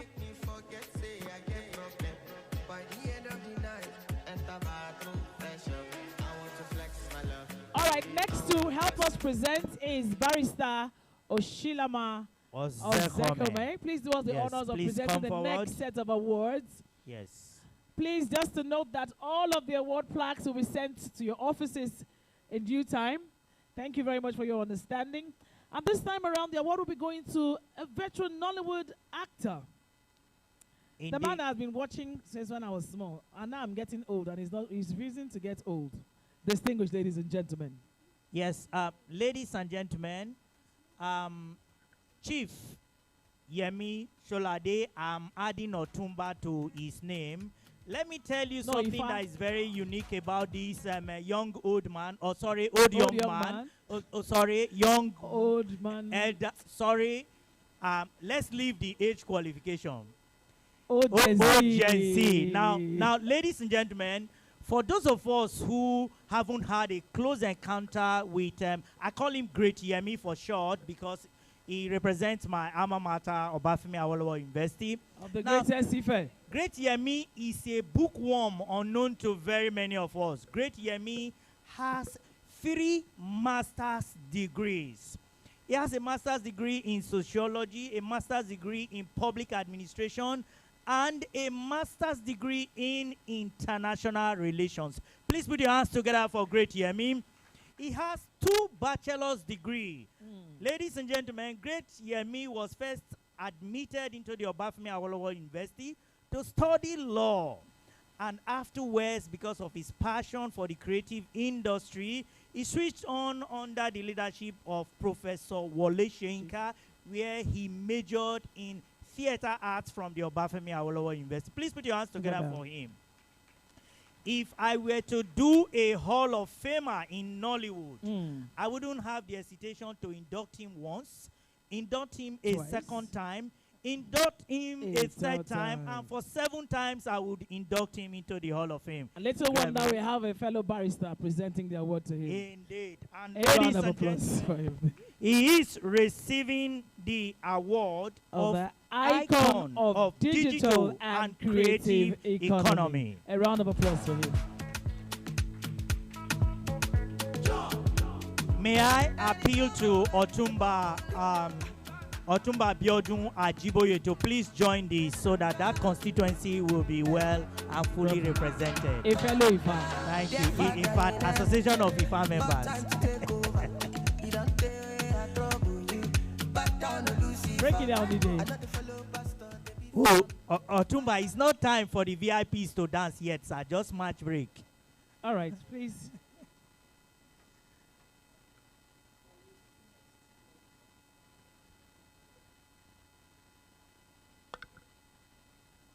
It's always a pleasure to meet a role model. I grew up watching him and reading about him. In fact, to show you how much I've actually followed his life, he has 3 master's degrees, and currently I only have 2. So I need to go back to school to ensure I get the 3rd one so that I can be more like him. So on behalf of Digivation, I would like to present to you this award for the icon of cultural expression in a digital age. Congratulations, sir.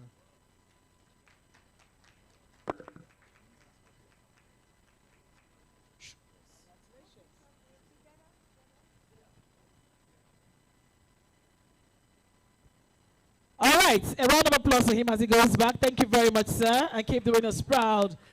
A round of applause for the old Gen Z. Thank you very much. Congratulations, sir. Up next is an award presented to NIMSI. Yes, we've spoken about a lot about what NIMSI is doing and how they are revolutionizing, identity management in this country. And today they've been honored with the award of the most outstanding MDA in innovation user experience. And who is going to collect it on their behalf? The person who has the honor of collecting this award, ladies and gentlemen, I will not reveal too much, but if you are looking for a contract at NIMSI, if you don't get Madam Ewok, you will wait forever. Yeah, on the long term. And ladies and gentlemen, there's something about NIMSI under the leadership of the Director General, vibrant engineer Abisoye Odushote Koka. She's introduced a whole lot of innovation to data management and, of course, identity process in Nigeria. Let me also tell you that within the last 1 year, previously, You would go to NIMSI offices across the nation. You probably have to queue endlessly. Now, let me give you a word for free. If after today you go to NIMSI office for any reason and somebody is not answering you, I will give you the number of Madam Ewok. She will give you the number of the Director General. We will not announce it in public here. NIMSI introduced a very wonderful solution that is referred to as the self-service experience. If you want to make a modification to your information, your age, your name, your state of origin, or you even want to modify your sex, maybe male or female, you want to change it, you can do self-service without going to NIMSI. Please, let's put our hands together for NIMSI. A round of applause. And so today, they have been honored with that award and will be presented by a barrister. A round of applause for NIMSI, please. Most outstanding MBA in innovation and user experience. Please put your hands together for NIMSI. As God always works, I've been looking for a job at NIMSIC. I'm tired of being a lawyer. So what I'll do is I'll go there and ask for Madam Ewok. So it's my privilege and my honor to present this award of the most outstanding MDA in innovation user experience to the National Identity Management Commission represented by Madam Ewok. Congratulations, ma'am.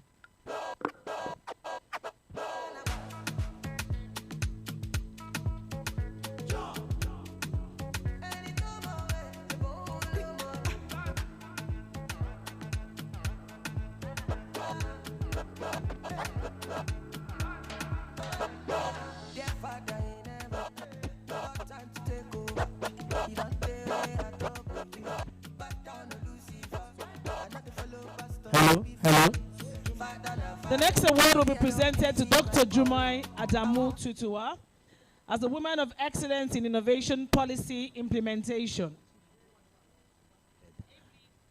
Okay, ladies and gentlemen, Dr. Mrs. Jumai Adamu Tutua is ably represented by a perfect gentleman whose height is just marginally more than mine, Dr. Timothy Ajayi. Please put your hands together for him. I don't know why Great Yemi is laughing. I said his height is marginally more than mine. All right, and so ladies and gentlemen, the DG of FIRO is receiving Woman of Excellence in Innovation and Policy Implementation. She's the only woman Director General who is receiving this award for innovation and policy implementation. Congratulations. It's always good to recognize the importance and the role that women play in our society and in the development. So it is my honor and privilege to present this award of Woman of Excellence in Innovation Policy Implementation to Dr. Jumai Adamu Tutua. Congratulations. Thank you very much. Thank you very much. All right. Ladies and gentlemen, you would recognize that we have been given one monotonous plaque as the award sheet for previous awardees. This is because the award plaques just arrived this venue. And let me tell you, the reason for the delay of the arrival of the award plaque was simply because three important personalities needed to affix their signature. The President of the Federal Republic of Nigeria, the President of the United States of America, and of course, the President of Russia. Don't ask me where they signed. The awards have been endorsed by these three powerful presidents, and they have arrived here live.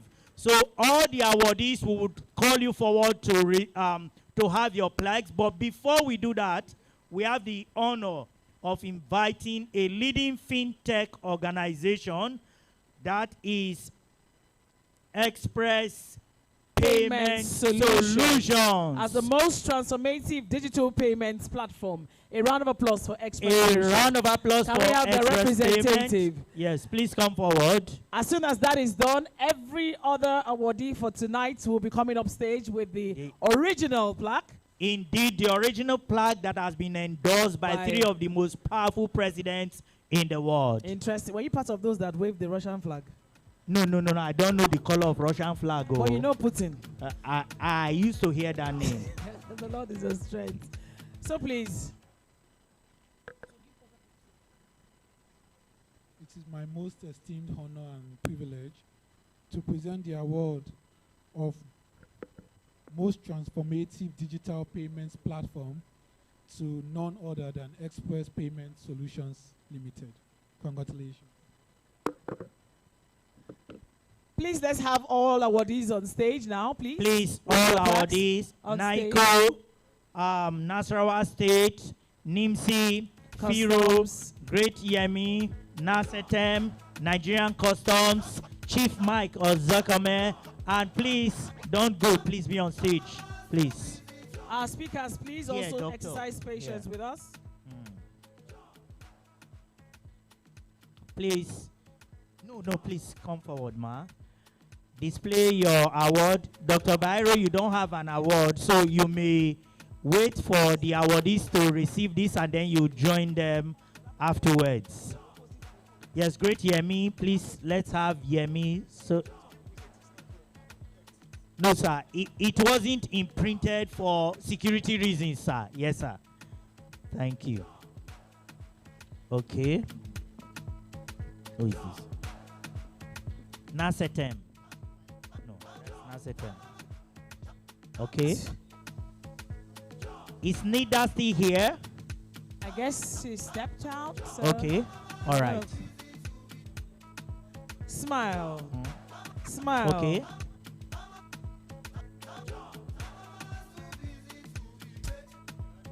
Yes, please. Dr. Byro, stay at the middle, please.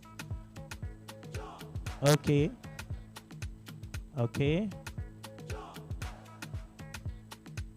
We celebrate these icons that are pushing forward the development of our nation.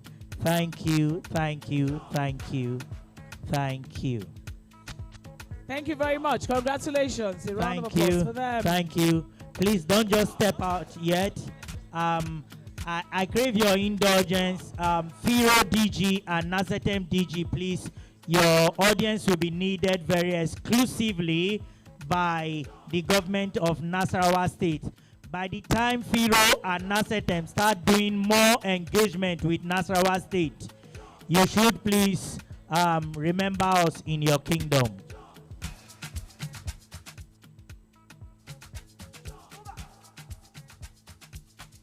Now, all the speakers, please, all the speakers, the panelists, please come forward. Panel 1 to panel 2, please, all the speakers, please come forward. All the speakers, please come forward. Now, by the time the Nigerian Customs Service put a sub-regional head office in Nasarawa State, you would understand. Exactly. By the time NIMSI would have a sub-regional office in Nasarawa State, you would understand that Nasarawa is an investment-friendly destination. Please, the DGs of NASETEM and FIRO, please, your attention will be needed for a couple of minutes because Nasarawa State government is interested in what you are doing. Please, all the speakers, please. All the speakers, please. All the speakers, Dr. Baira Gabi, please stay up. Dr. Roslyn Ascent, please. Tony, Olubenga, Ahmed, all the speakers, please. Okay.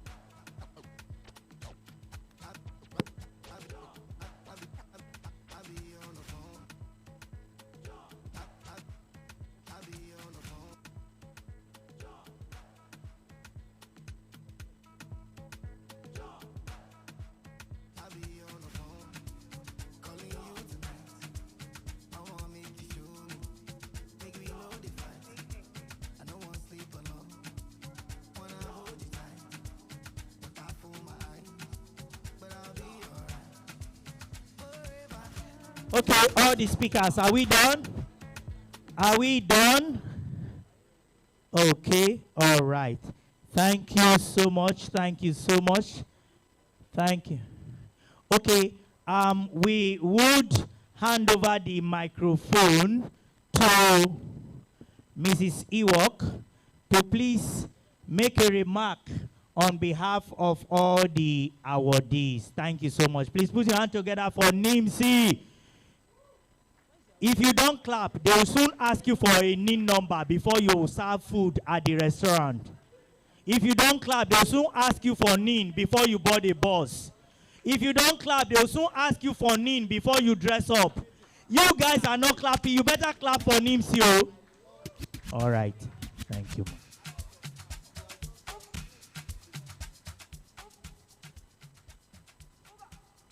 Good evening once again. I think we are already in the evening session.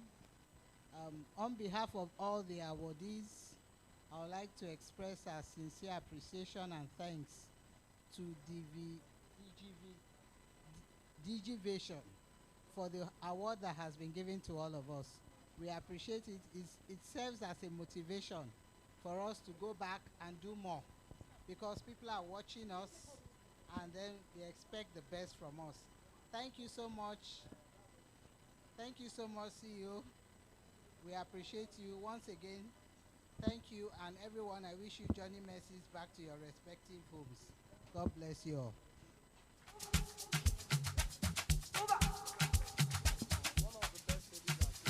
I'll be on the phone, calling you tonight. I wanna make you show me, make me know the fight. I don't wanna sleep alone, wanna hold you tight, but I fool my eyes, but I'll be alright.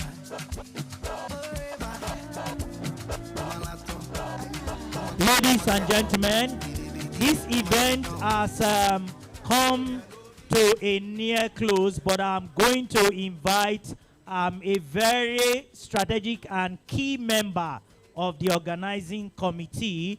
Moji is a multitasking, multi-innovative, multi-talented. Moji can be a photographer, a cameraman, a reporter. She could be a graphics artist. And indeed, ladies and gentlemen, she is the best tag team member that those who enjoy wrestling would want to have. So on behalf of the organizers, ladies and gentlemen, Head of Business Development and Strategy, Miss Mojisola Alabe. The vote of thanks. Thank you very much. Good evening, everyone. On behalf of Digwork team, starting from Dr. Bayera Gabi, the president, Mr. Hilary Damisa, the coordinator, and my other team members, the media guys, the content guys, the researchers, thank you so much. We, the team, would like to express our huge thanks, our gratitude, our appreciation to our guests, our keynote speakers, our special guests, and also our honorable, Thank you very much, everyone. They say time is the most valuable thing you have. Time is the most precious thing you could have. Each and every one of you have taken your time to spend it with us today, to celebrate innovation in Nigeria, to celebrate future of Nigeria economy, of how Nigeria can reposition itself in the future and also in the global technology stage. We would like, on behalf of the team, I would like to say congratulations to all the awardees. Keep up the good work. Please keep it up, because this recognition simply means please do more. We are looking at you, we are watching you, but we know you can.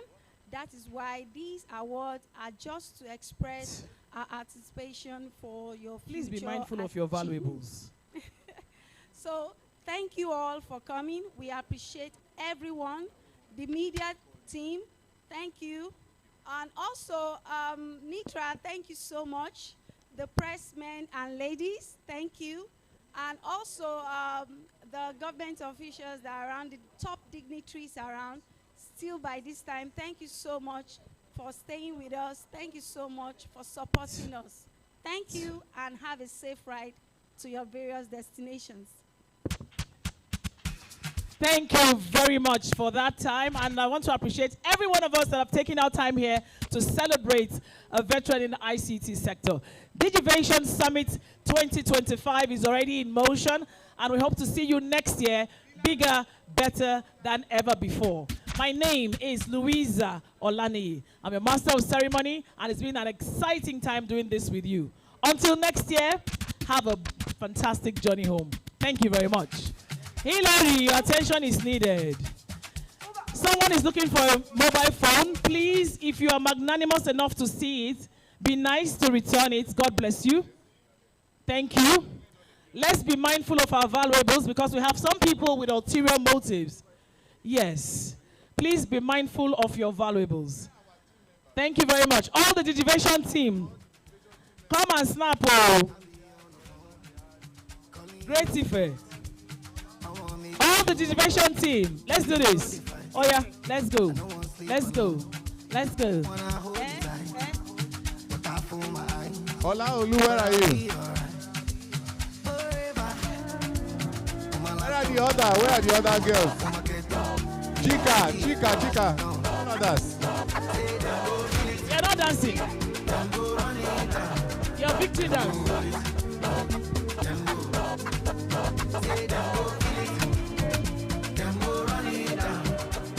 All right, let's do this.